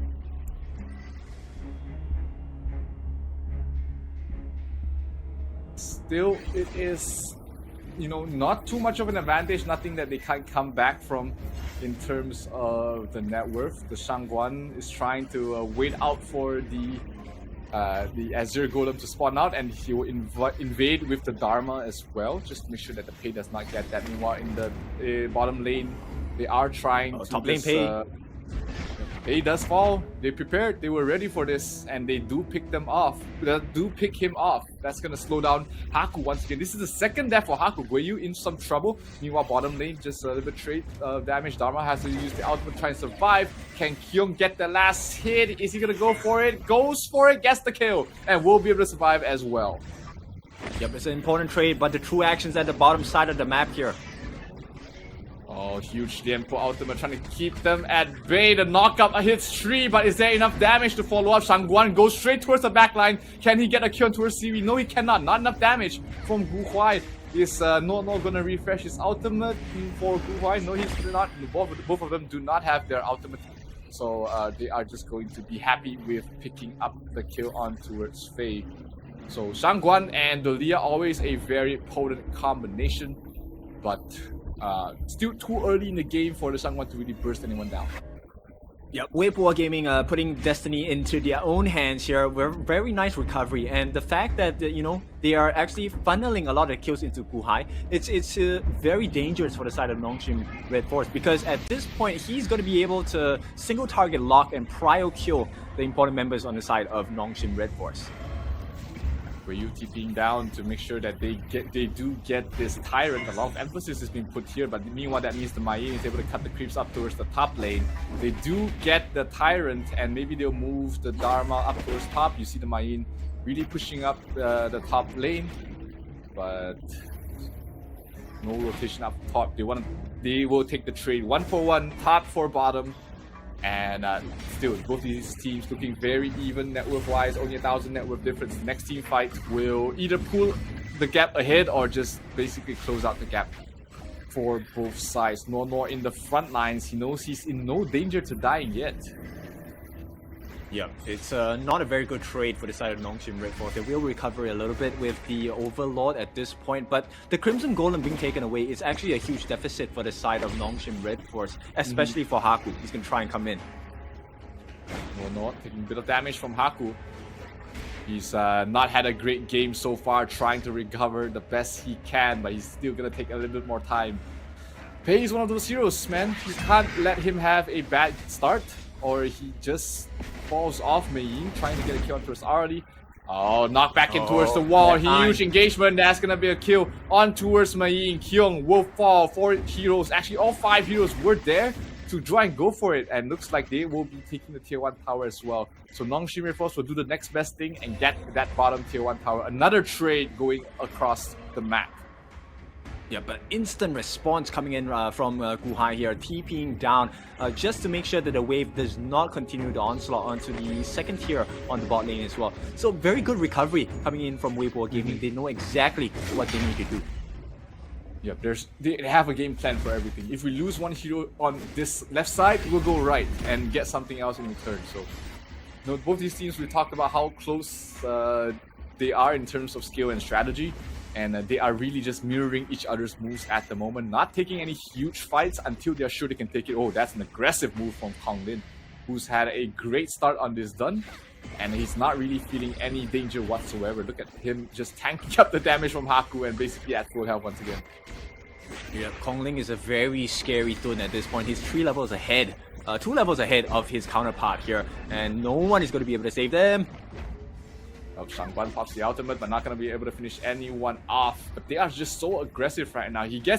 She gets her ultimate refreshed by the Dalia, which means that she is ready, good to go once again. But bottom lane is going to be in trouble. The Arlie is there to start dealing the damage. Dharma is going to push out the top lane. But what else can NONGSHIM achieve across the map when all 3 lanes are really just being pressured by the side of Weibo? I think at this point, it's really just a damage limitation, right? They want to limit as much damage as possible that Weibo Gaming is trying to land down onto them, and this is going to come in the form of aggression on the top lane as well. Wu Huai tried to dive a bit too deep, but will still get the tower regardless. Top lane, Guiyu in some trouble. Will they get the tower? They still have one more hit with the siege creep, and it will not be dead yet, but rotations are coming so fast. Haku. Oh, they don't spot him out? They actually don't know he's still there, and he's managing to TP out. To recall out. Yeah, unfortunate. Yeah, unfortunate for Weibo Gaming, but nonetheless, it's still a healthy lead, right? 2,000 gold, they actually saved that tier 2 on the top as well. It will fall if there's a rat strategy coming out from NONGSHIM Red Force, but it's a huge risk at this point because they don't know where the rest of the members are at Weibo Gaming. Yeah, they've been very confined to their portion of the map, so playing a little bit blind here once again. Weibo Gaming signature move, aggressively pushing their Crimson Golem, but they're trying to get something else out of return. Illusion in some trouble. He's dropping very low, but JD will be the one to fall. That's gonna be him getting the kill before he does fall in towards the end. Lian Po coming in. The ultimate coming from Gu Huai, not going to be finished on anyone off. Konglin a little bit deep, a little bit. Can he get out of it? He is regenning quite a bit, but the damage coming in might be a little bit too much for him to handle. Well, never mind. Forget whatever I said. He's trying to turn the fight around, but Haku will go in for the burst, and he gets the kill. 1-for-2 trade-off, and NONGSHIM able to stop them at their tracks for now. Yeah, finally a good trade, right, coming out from NONGSHIM Red Force, and it really came down to the fact that the Ma Yin Kyung was doing so much work, pulling away Gu Hai as well as No. Let's take a look at the growth of the items itself. Master Sword with the Storm Sword as well, and Meteor coming in. Oh, hang on, No. Okay, he's gonna be able to, walk out of it, but Boots of Resistance as well. Siri is pretty healthy at this point. Eternity Blade completed. He does have some good damage. Now it's really about, can they make the space for him? Yeah, there's just so much dive and burst coming from the side of Weibo Gaming that, you know, one misstep, one pixel out of position, and you might just find all your net worth gone to naught. So it's a tough game when you're playing against teams of this caliber where they know what to do, and you just have to really just be on point at all times. Okay, one mistake and you might be the cause of the team losing. But Gu Huai going so aggressively in, uses his ultimate, already gets it refreshed. Yan Po, huge knockup on towards the back. Is this a good fight? They want to take it. Oh, secondary ultimate, just wiping them, leaving only Haku alive. He's trying to run away. There's nothing much he can do at this point. And Weibo Gaming turn up the pace, brings down 4, and will go for the high ground straight away. 10 minutes in, I say fast. This is not really the speed that they're used to, but hey, from 0 to 100 in a matter of seconds. Haku trying his best, trying to clear out the waste is not enough. Weibo Gaming going for the win at such a speed. Who cares about creeps? Okay, creeps are coming anyways, but an ace and a kill and a win for the side of Weibo Gaming. Wow. Yep, keeping it status quo for the side of Weibo Gaming. BAU, business as usual. What a clean game, man. 10 minutes. I mean, it was slow at the start because they know that their opponents play in a very similar fashion, but boy, when they spot Witness, they go all in, and Weibo Gaming gets a clean win towards the end. Yeah, really enjoyable for the side of Weibo Gaming. Understood the the strategy, the things they needed to do to win the game, and that really started with the shutdown onto the pay itself. Very early game lead, and from that point out, Haku could never recover because he couldn't find the kills. He was tickling Kongling at that point. Yeah, just too far behind. Like the invasion on the jungles and the 2 deaths on Haku at the start, way too hard for him to come back from. But let's take a look at the MVP for game number 1. It's going to be Gu Huai on that Shangguan. 5-0-1. We've seen mixed results from Shangguan picked, but this game is looked pretty well. Pretty good game. Yep, 5-0-1 for the 8,000 damage dealt in the space of 10 minutes. That's a monstrous amount. So crazy. We'll take a look at the itemization to see how she achieved that. And let's be honest, it wasn't a lot of damaging items. Along with the breakthrough rope, it's just the Pierce that was helping them to get the damage in as well. And Nono, a very good job on the Dawnlight, as well as the Howling Wind from the Crimson Shadow. So not only did they have the card to pull where there was a surprise attack, because of the move speed they could enter the fights in, the refresh coming up from the Celestial Melody allowed Gu Huai to come in with the double finishing stroke. Yeah, something I really noticed about these top teams in this qualifier so far is that they love building tanky. You see, most of the players are building just to survive, knowing that hey, we just need the numbers advantage to take a favorable fights and drag the game long enough, our marksman is gonna clean up house. Yep, exactly. And Kongling, with the super build that he was trying with the tanks and all that, 54,000, double the amount of most of the members on his team for the tanking. So he allowed and built the space for the rest of the members to go in, especially JD and Gu Huai, to really just deal the pain. And NONGSHIM Red Force, they have been impressive thus far, but Weibo Gaming is just a different class. Yeah, just on a completely different level is Weibo Gaming. So the early game, they just knew what to do, and we're gonna take a look at the highlights to see what they actually did to shut down this Haku on the page. Just constantly fighting, constantly being in his face, making sure he's never getting those buffs easily. And this is just Gu Huai really going in deep, going for the kills. And once again, just so much movement across the map on both sides. Good responses from NONGSHIM, but it was just not enough. Yep, there was just too much damage coming in. There was a good trade though, getting the kill onto JD. But at this point, it was just a little too late, because at this point, they already had the tank ability. They managed to kill off Kongling here. Well done to them. But right after this, Kongling actually completed most of his tank items. He actually got the Long Night Guardian along with the Ominous Premonition as well. So it slowed down the attack damage, and Gu Huai here just going crazy with the finishing stroke. Absolutely. everything. The world was his oyster, and boy did he feast on every single one of them. The burst damage way too much. Last ditch effort from Haku, not gonna do anything. And with that being said, you know, very clean game there from the side of Weibo Gaming. NONGSHIM didn't really make much mistakes, but not making mistakes is not enough to take on a team of this caliber. You have to perform above your best to be able to take a win. Yep, exactly. So right now, actually, Weibo Gaming in a very good advantage, not just in the game, but in the table as well. Because what's going to happen here is that NONGSHIM, this will be the first loss that they're handed. At the same time, Weibo Gaming have not lost. And we all know if you don't lose any of your games for the entire series, Weibo Gaming could pretty much prepare to pack their bags and go to VR.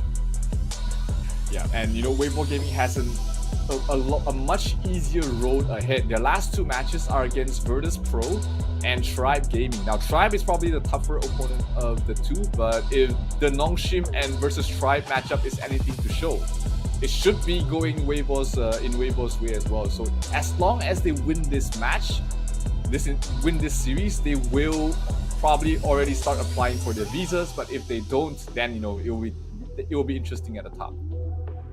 Yep, once again, no bias here. It is just the way that the statistics have been given to us.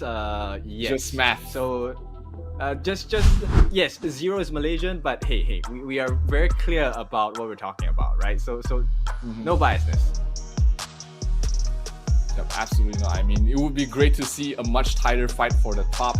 You know, that makes the entire storyline way more interesting, makes every single game much more interesting to watch, because you know of the implications, you know the potential implications that every single individual match is able to bring out. But before you even get to all of that, this is the last match, potentially the last match that, you know, Weibo Gaming needs to win to start really securing their spot.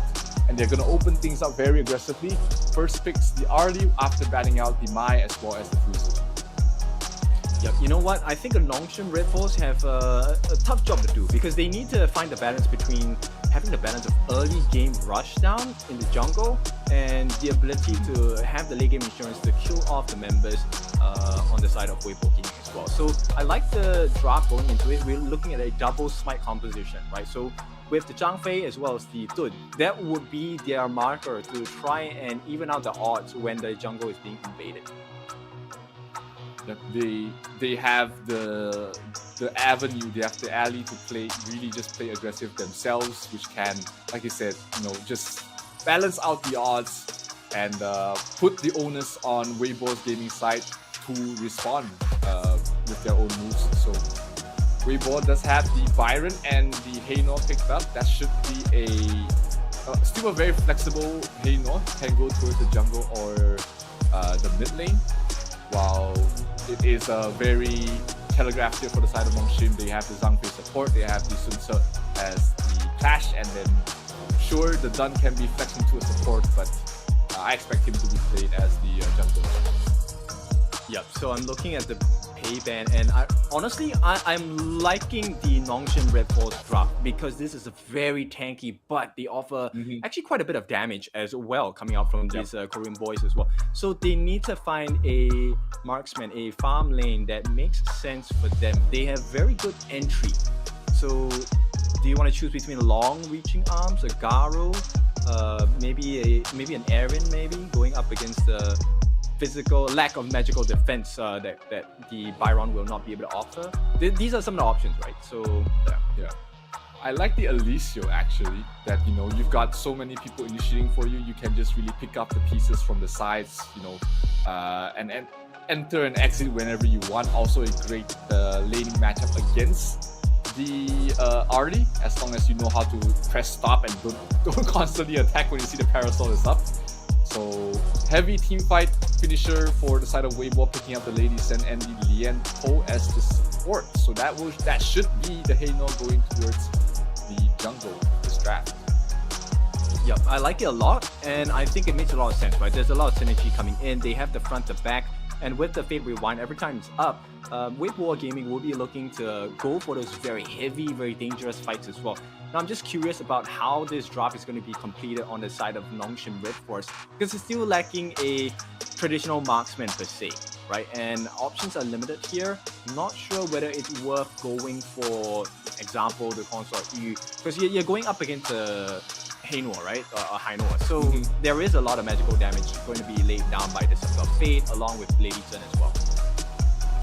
Absolutely. The Marco Polo will be teased over here. I'm not sure how I feel about the Marco Polo. Not the best game for it, it seems. You know, you got so much poke damage. You got a lot of area denial with the Yenpo as well as the Lady Zen. So you can't really go in and out as much as you please. Okay, yeah, I very much prefer the Garo at this point, right? The silence coming in could be the difference maker. And yes, they will commit and go on to the Garo. So Siri gonna get his hands on the Garo. Interesting, I like it. And, you know, I pretty much prefer it over the Marco. Because the Marco, if the Maple Dance is timed perfectly, essentially nullifies a lot of the damage that comes out of that Fever Barrage. Yep, absolutely. I absolutely agree with you. The Garo is definitely a more fitting pick. At this point, you've got the protection coming from the Zhang Fei as well, so you can always be sure that you have a buddy that's always looking out for you. So, draft-wise, who do you think has the edge here? I think at this point, I prefer NONGSHIM Red Forces draft. I think they're a lot more mobile, their rotations will be faster, and the Zhang Fei will be sufficient in making situations easier for the steal, especially in those neutral objective picks. Yeah, and so far, has the Zhang Fei actually lost any game today? It feels like it has won every single game it was picked. I think so too. That could just be it. So, yeah, if math is correct, we should be going to a game 3, ladies and gentlemen, but not if Weibo Gaming has anything to say about it as we head into the Gorge for game number 2. Potentially the last game of the night. Let's see how they do. They do put the Lady Zen towards the bottom against the Garo. Not the funnest of lanes for the Lady Zen. The range of the Garo is really stifling and can just constantly harass you.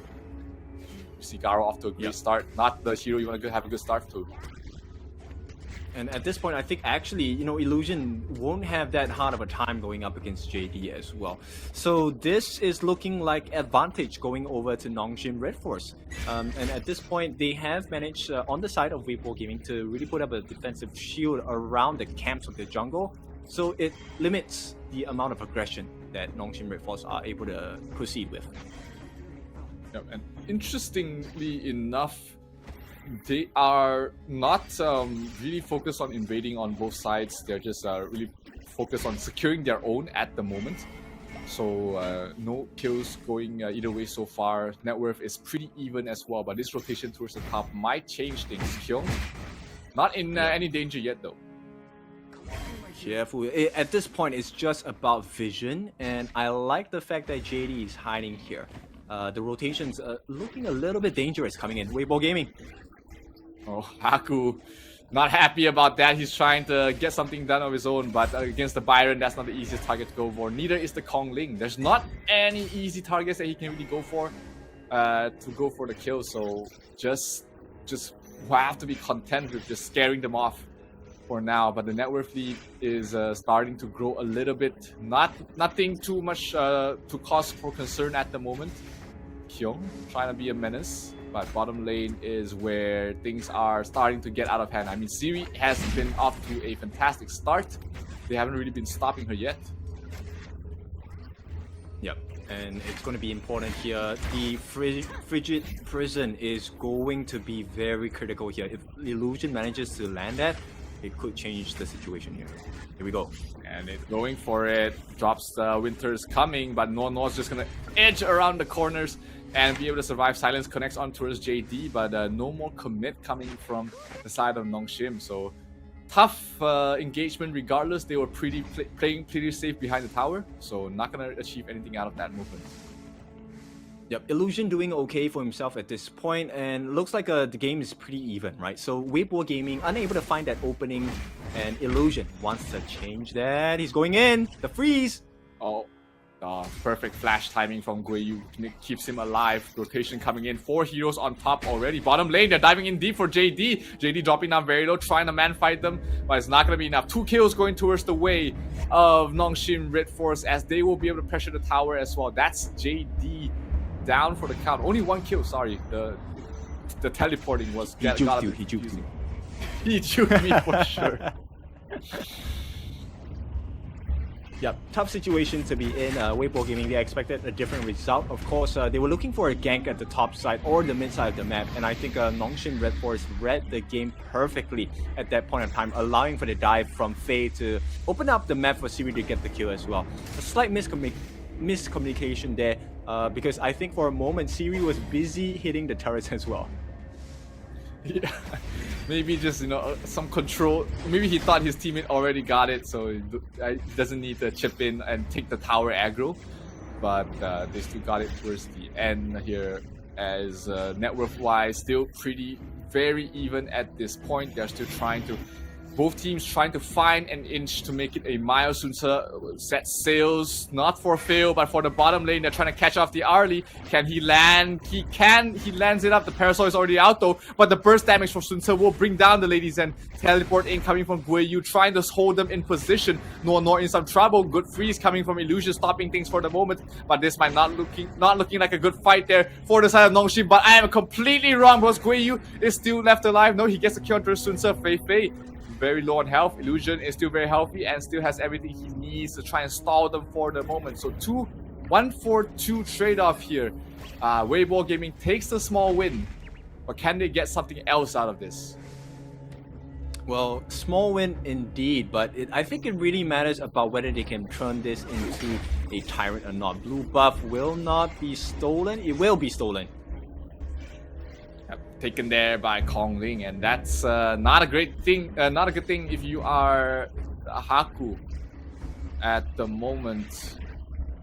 We're trying to find something across the map. We see, you know, players going back to the lanes. Tyrant is open for the taking for Weibo, but looks like they're trying to get the tower and the kill first though. They know that Siri is alone, and they are going straight for it. Stunned up, locked down, killed there by Arlie, and they're going for more. JD a bit too deep. He has nowhere to run. Gets killed off there by the Zhang Fei, and Weibo Gaming sound the retreat. That was not the dive they were looking for. Yep, on the top lane, they're trying to go for something else as well. Haku trying that one-on-one against Guiyu.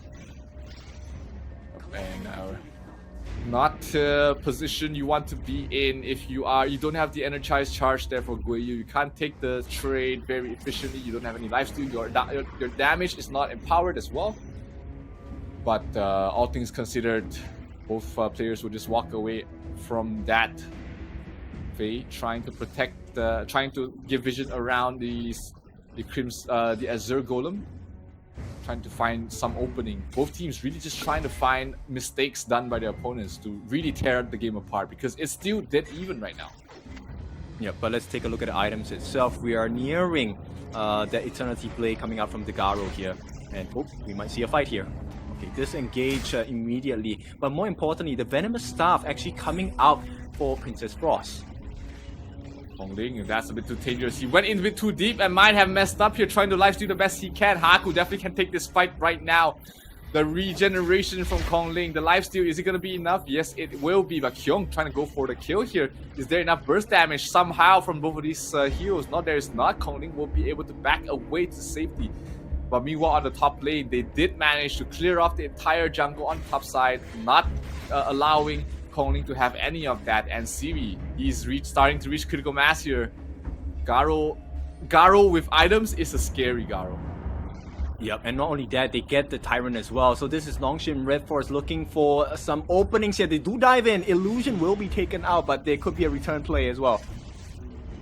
That's a majority of the team fight though, without the Princess Frost. Set sail, finding for Gu Huai. He managed to catch him, but gets stunned up towards the end. Lianpo ultimate will be used. Haku in some trouble. Can he get out there? Is there any silence? Is there anything to stop him? Yes, there is. That's gonna be the death of Haku, and that's gonna be 2 heroes down from the side of Weibo, as they will try and defend this tier 1 tower. But the pokes coming from Kongling will start to get in, and Siri might be in some trouble. Diving in very deep though. They're focusing on different targets. They get the kill on towards the Lady Zen, and that will be enough. They will back off for now. Yep, that was a very oppressive move from coming out from Weibo Gaming, and then once again, they just want to even things out, and they always get the trade here. Right now, 6 to 5, 8.5 minutes in. That's 9 kills, at least one a minute. Yeah, probably the most aggressive game we've seen so far. That's even. So it is definitely neck and neck right now. Barely 1,000 goals separating both of them. Nono looking for a steal or just information for his team, and hoping to spot out maybe Siri playing alone, maybe one of the supports playing alone to pick them off, and to open up the rest of the objectives around the map. No vision whatsoever. NONGSHIM is a little bit scared right now. Yep, they have to be. They have to be really careful because no one is on the map in their eyes. Okay, maybe just Guiyu at this point, along with Guhai. They will try. Lady Zen, they have to watch out for the ultimate, but use a little bit early. Not gonna catch out anyone. So Guhai's ultimate is gonna be a little bit off. Oh, no, was at the side trying to catch someone off, or even just cut towards the backlines, but it's not going to be. They're not going to be achieving anything, and just back to the lanes for now, hoping to once again find someone that is not in the right place at the right time.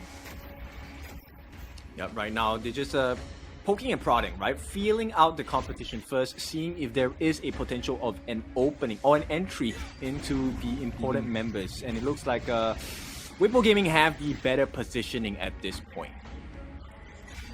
Yeah, in terms of the map though, Sunse has pushed very far ahead in the top lane, so they have to deal with that. They do still get the Tyrant from the side of Weibo. They're trying to go for more. They do manage to secure the Overlord, but a huge knockout from Lianpo might set up a good fight here. Siri down already.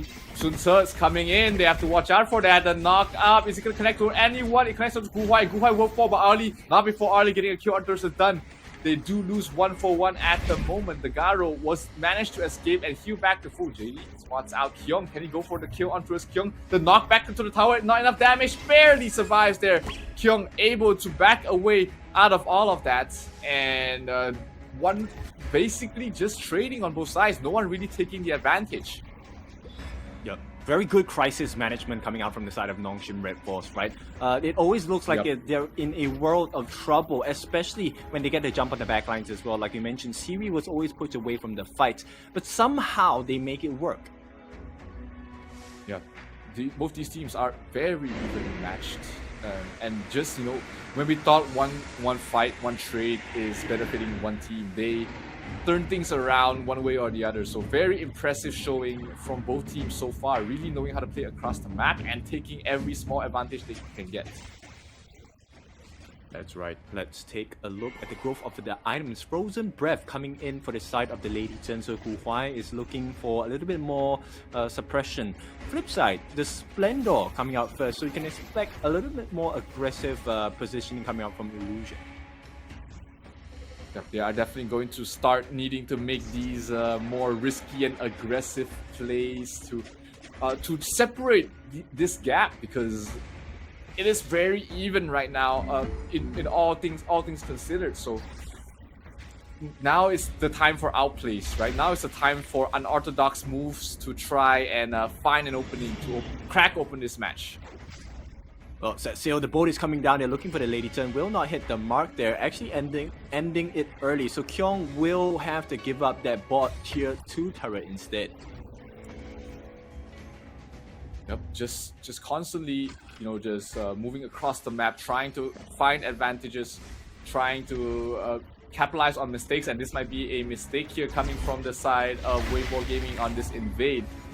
But both sides just knowing the implications of this match are just really dragging it out, really just trying to find the best fight. They're not looking for risks, they're trying to be as clean as possible. Yep, actually not ideal because JD has stolen the Azure Golem, so there is a lot of cooldown coming in. If Kongling gets this Crimson Golem, it's going to be horrendous, but they will pass it over the series, so this is a good recovery coming in from the side of NONGSHIM Red Force. Kyung though, out of position.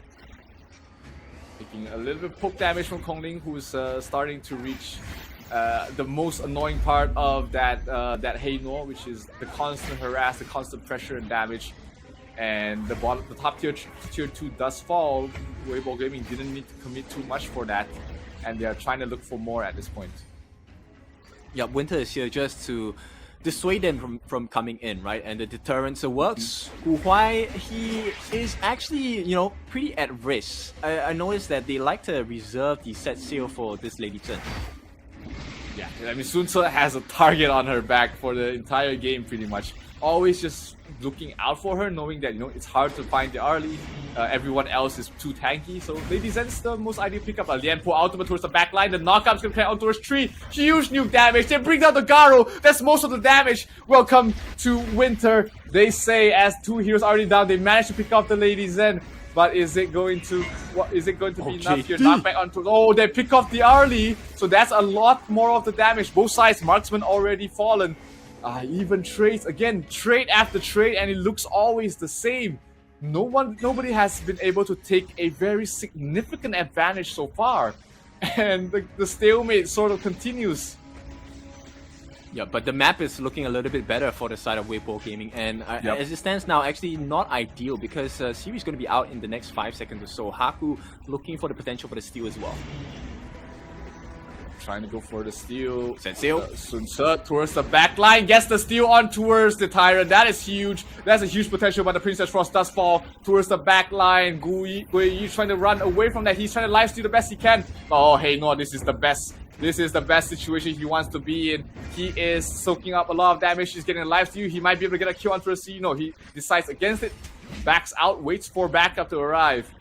1-for-1 trade ultimately, but they do lose that Tyrant. But the Vanguard is probably more important at this point. That sail is already out. They're trying to find the Lady Zhen. Can the Sun Ce find it? He knows that it's coming for him. Goes towards the back line, but he's all alone. He's caught up. He's locked down. Kwon Kyung in trouble. Shut down there from the early. And they're going to go for more. Lian Po ultimate connecting on so many people. Garo in trouble. Garo actually gets a kill on towards the early before she falls. Kong Lin, he has no ultimate. He has to watch out for this. But can he survive? Can he tank up Siri? Doing a lot of damage from a long range. Lady Zhen trying to dissuade them from pushing in. And it is going to result in both these players just backing off for now. 1-for-1 trade. The early really trying to push the aggressiveness, but he could not take the trade of damage against the Garo at this point of the game. Yeah, Weibo Gaming keeps throwing punches, and NONGSHIM Red Force just punch back each single time. Yeah, it's just been, look at that, a roller coaster of a game. And none of these teams have been able to find any way to crack this open. Net worth wise, basically dead even as well. 4 heroes from the side of NONGSHIM are already here. Kong Ling has been able to soak up so much damage for them, but it is not going to be enough at the moment. Let's look at the backline. This is a brand new fight. Backline. Oh, that's gonna be the Garo dead. Arlie, can he get out of there? Instantly destroyed there by the Arlie, and this might be the opportunity they are looking for. Haku is still in the middle of everything, but they're going for Faye. They know the importance. The perfect connection. Haku might be in some trouble. This might be the opening that they need. Weibo Gaming, the best fight they have ever taken. No trades needed so far. This tier 3 in some trouble. Kong Ling still taking a lot of damage. Arlie still alive. There goes the Sun Ce. There goes the Dun. And there goes the game as NONGSHIM will fall. Weibo Gaming takes this series 2-0. My goodness, what a masterclass coming out from our boys in Malaysia. Weibo Gaming really just showing us how it's done. You know, NONGSHIM Red Force, they are not a force to be trifled with. They are really strong as well. But Weibo Gaming made it look so easy to really just pick them apart. Yeah, I mean, the late game team fight initiation and choice of team fight really was the one crucial factor that separated both these teams. I mean, we saw the net worth, we saw how these teams were trading left, right, and center. Every single fight was going evenly until towards the end, where maybe it's just better experience in picking those late game team fights. But you know, Weibo Gaming definitely the team on top. Yeah. Now, NONGSHIM, they will be leaving their fate into the hands of Weibo Gaming's next 2 games tomorrow. But first, let's take a look at the MVP, none other than JD. My goodness, 141,000 damage. What a player. And he knew that he needed to make those aggressive plays to hunt down the Garo, and he got her in the end, towards the end of the game, and that was just very well done there, risking his life, knowing that he just needs to make one huge play and the game is over. Very well done there by JD, definitely well deserved it. Yep, that's crazy, and we should take a look at itemization on these boys as well. Let's take a look at JD first. Eternity Blade, Boots of Resistance with the Doomsday, Crimson Reaper, Daybreaker as well. And if I'm not wrong, that is the Sun Pool. So long range to match series range as well when she uses the Sphere of Purity, and it looks like the damage actually was higher coming out from Siri, additional with the shields that Faye provided, but it was just not enough. Ultimately, you know, late game is all about whoever is able to burst their opponent, and it was just towards the end, just way too much burst potential from the Arlie compared to the Garo. They managed to get the win, and this shakes up the entire table. This is going to be Weibo Gaming now on top, and NONGSHIM 1 game down. Yep, exactly. And you know, this is all due to the last fight where Guiyu actually went on to put his hands onto Illusion and Siri, got the 2 of them down with the help of Guhai, as well as I believe it is Kong Ling. They were just chasing the back line like crazy, and Kyung made the mistake. You know, in fairness, I thought it was a great play, right? The set sail to wrap around, unfortunately left the back line open on his own team. Yeah, I mean, they don't have a true, they don't have like, they have a lot of peelers, but they don't have a true tank without the suit. So he did his job, but it is still way too tough towards the late game, where the Arlie is just better in terms of positioning, and it's tough. You have to pick up the Arlie first, but when you're trying to do that, the rest of the team will try and just support and back them up. Yeah, exactly. Like, this is the closest game we've had, I think, the day that lasted so long, 17 minutes, and it never went more than, you know, 2,000 or 3,000 gold at any point of time, all up until the last point of the game. Let's take a look at the replays. This was just back and forth the entire time. Kyung doing very good to really just jump on their backlines most of the time. And that's why I said the last play there where he went in from the back was not something that they didn't expect. But they got counterplayed. Yeah, absolutely. You know, when you do that time and time again, they are gonna catch you out one time or another. But you know, this game was just, the entire game was just both teams getting even trades on both sides. There was never one team that pulled ahead in any part of the game. So it all came down to the late game. It all came down to micro mistakes, a little bit of out strategizing as well from the side of Weibo Gaming. And they still managed to really clean things up. So many clutch plays from both of these teams, really making this match very interesting to watch. Yeah, exactly. There was a small moment where I think NONGSHIM Red Force, this fight, I thought it was going to go well, and this was a huge turnaround there. This engagement that started the opening. You see Arlie, he spots Siri, he tries to go for the kill, but Arlie not able to take the straight up fight against the Garo, and they try again here. Sun Search basically misses, and they try and look for the Arlie, look for the Garo, and they catch him out. That just means that without the damage that the Garo deals in the late game, it is pretty much over at that point. One big engagement, one good team fight was all Weibo Gaming needed, and the game was them for them to take towards the end. Yep, exactly. They had all the health in the world. They had all the damage in the world as well. Guhai, as well as JD, as well as Guiyu. There was no one else that can really do it like them thus far today. And they will step into tomorrow's games with an advantage. Now, they have played all the games required, so let's take a look at the table. Now, Weibo Gaming will stand on top of the table because they've handed NONGSHIM Red Force the first loss of their standings today.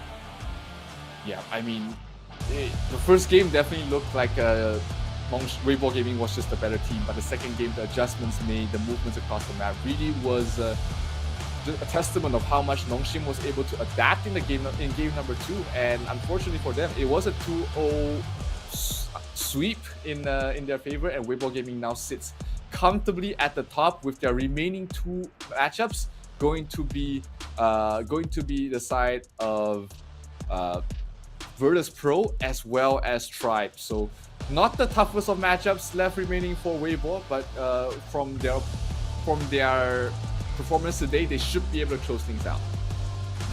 Yep, let's take a look at what's gonna happen next. This is the schedule for tomorrow. Virtus Pro will be going up against Weibo Gaming, trying to pull them down lower into the ground at 12 o'clock tomorrow, following which we'll have SCARZ going up against Tribe Gaming, NONGSHIM Red Force against Virtus Pro, and of course, lastly, Tribe Gaming going up against Weibo Gaming. If at the end of all of these games, we require a tiebreaker, that is where we will see at 6:40 p.m. if Weibo Gaming will be one step closer.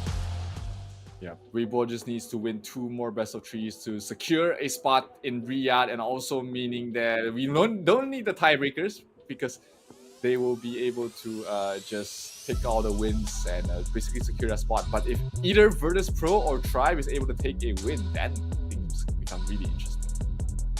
Yeah, that would be a story to tell for sure. So I hope you have had fun with us today at the Esports World Cup Last Chance Qualifier. It's been a blast. I think we had a lot of interesting strats, definitely different from the games that we have seen the past couple of days. So I have huge expectations. Very excited for what kind of drafts we might see tomorrow as well. Yep, absolutely. And just so many matches happening tomorrow that will just decide the fate of this entire table. 4 more games left remaining for the last chance qualifiers to find one team to qualify for the EWC Honor of Kings tournament.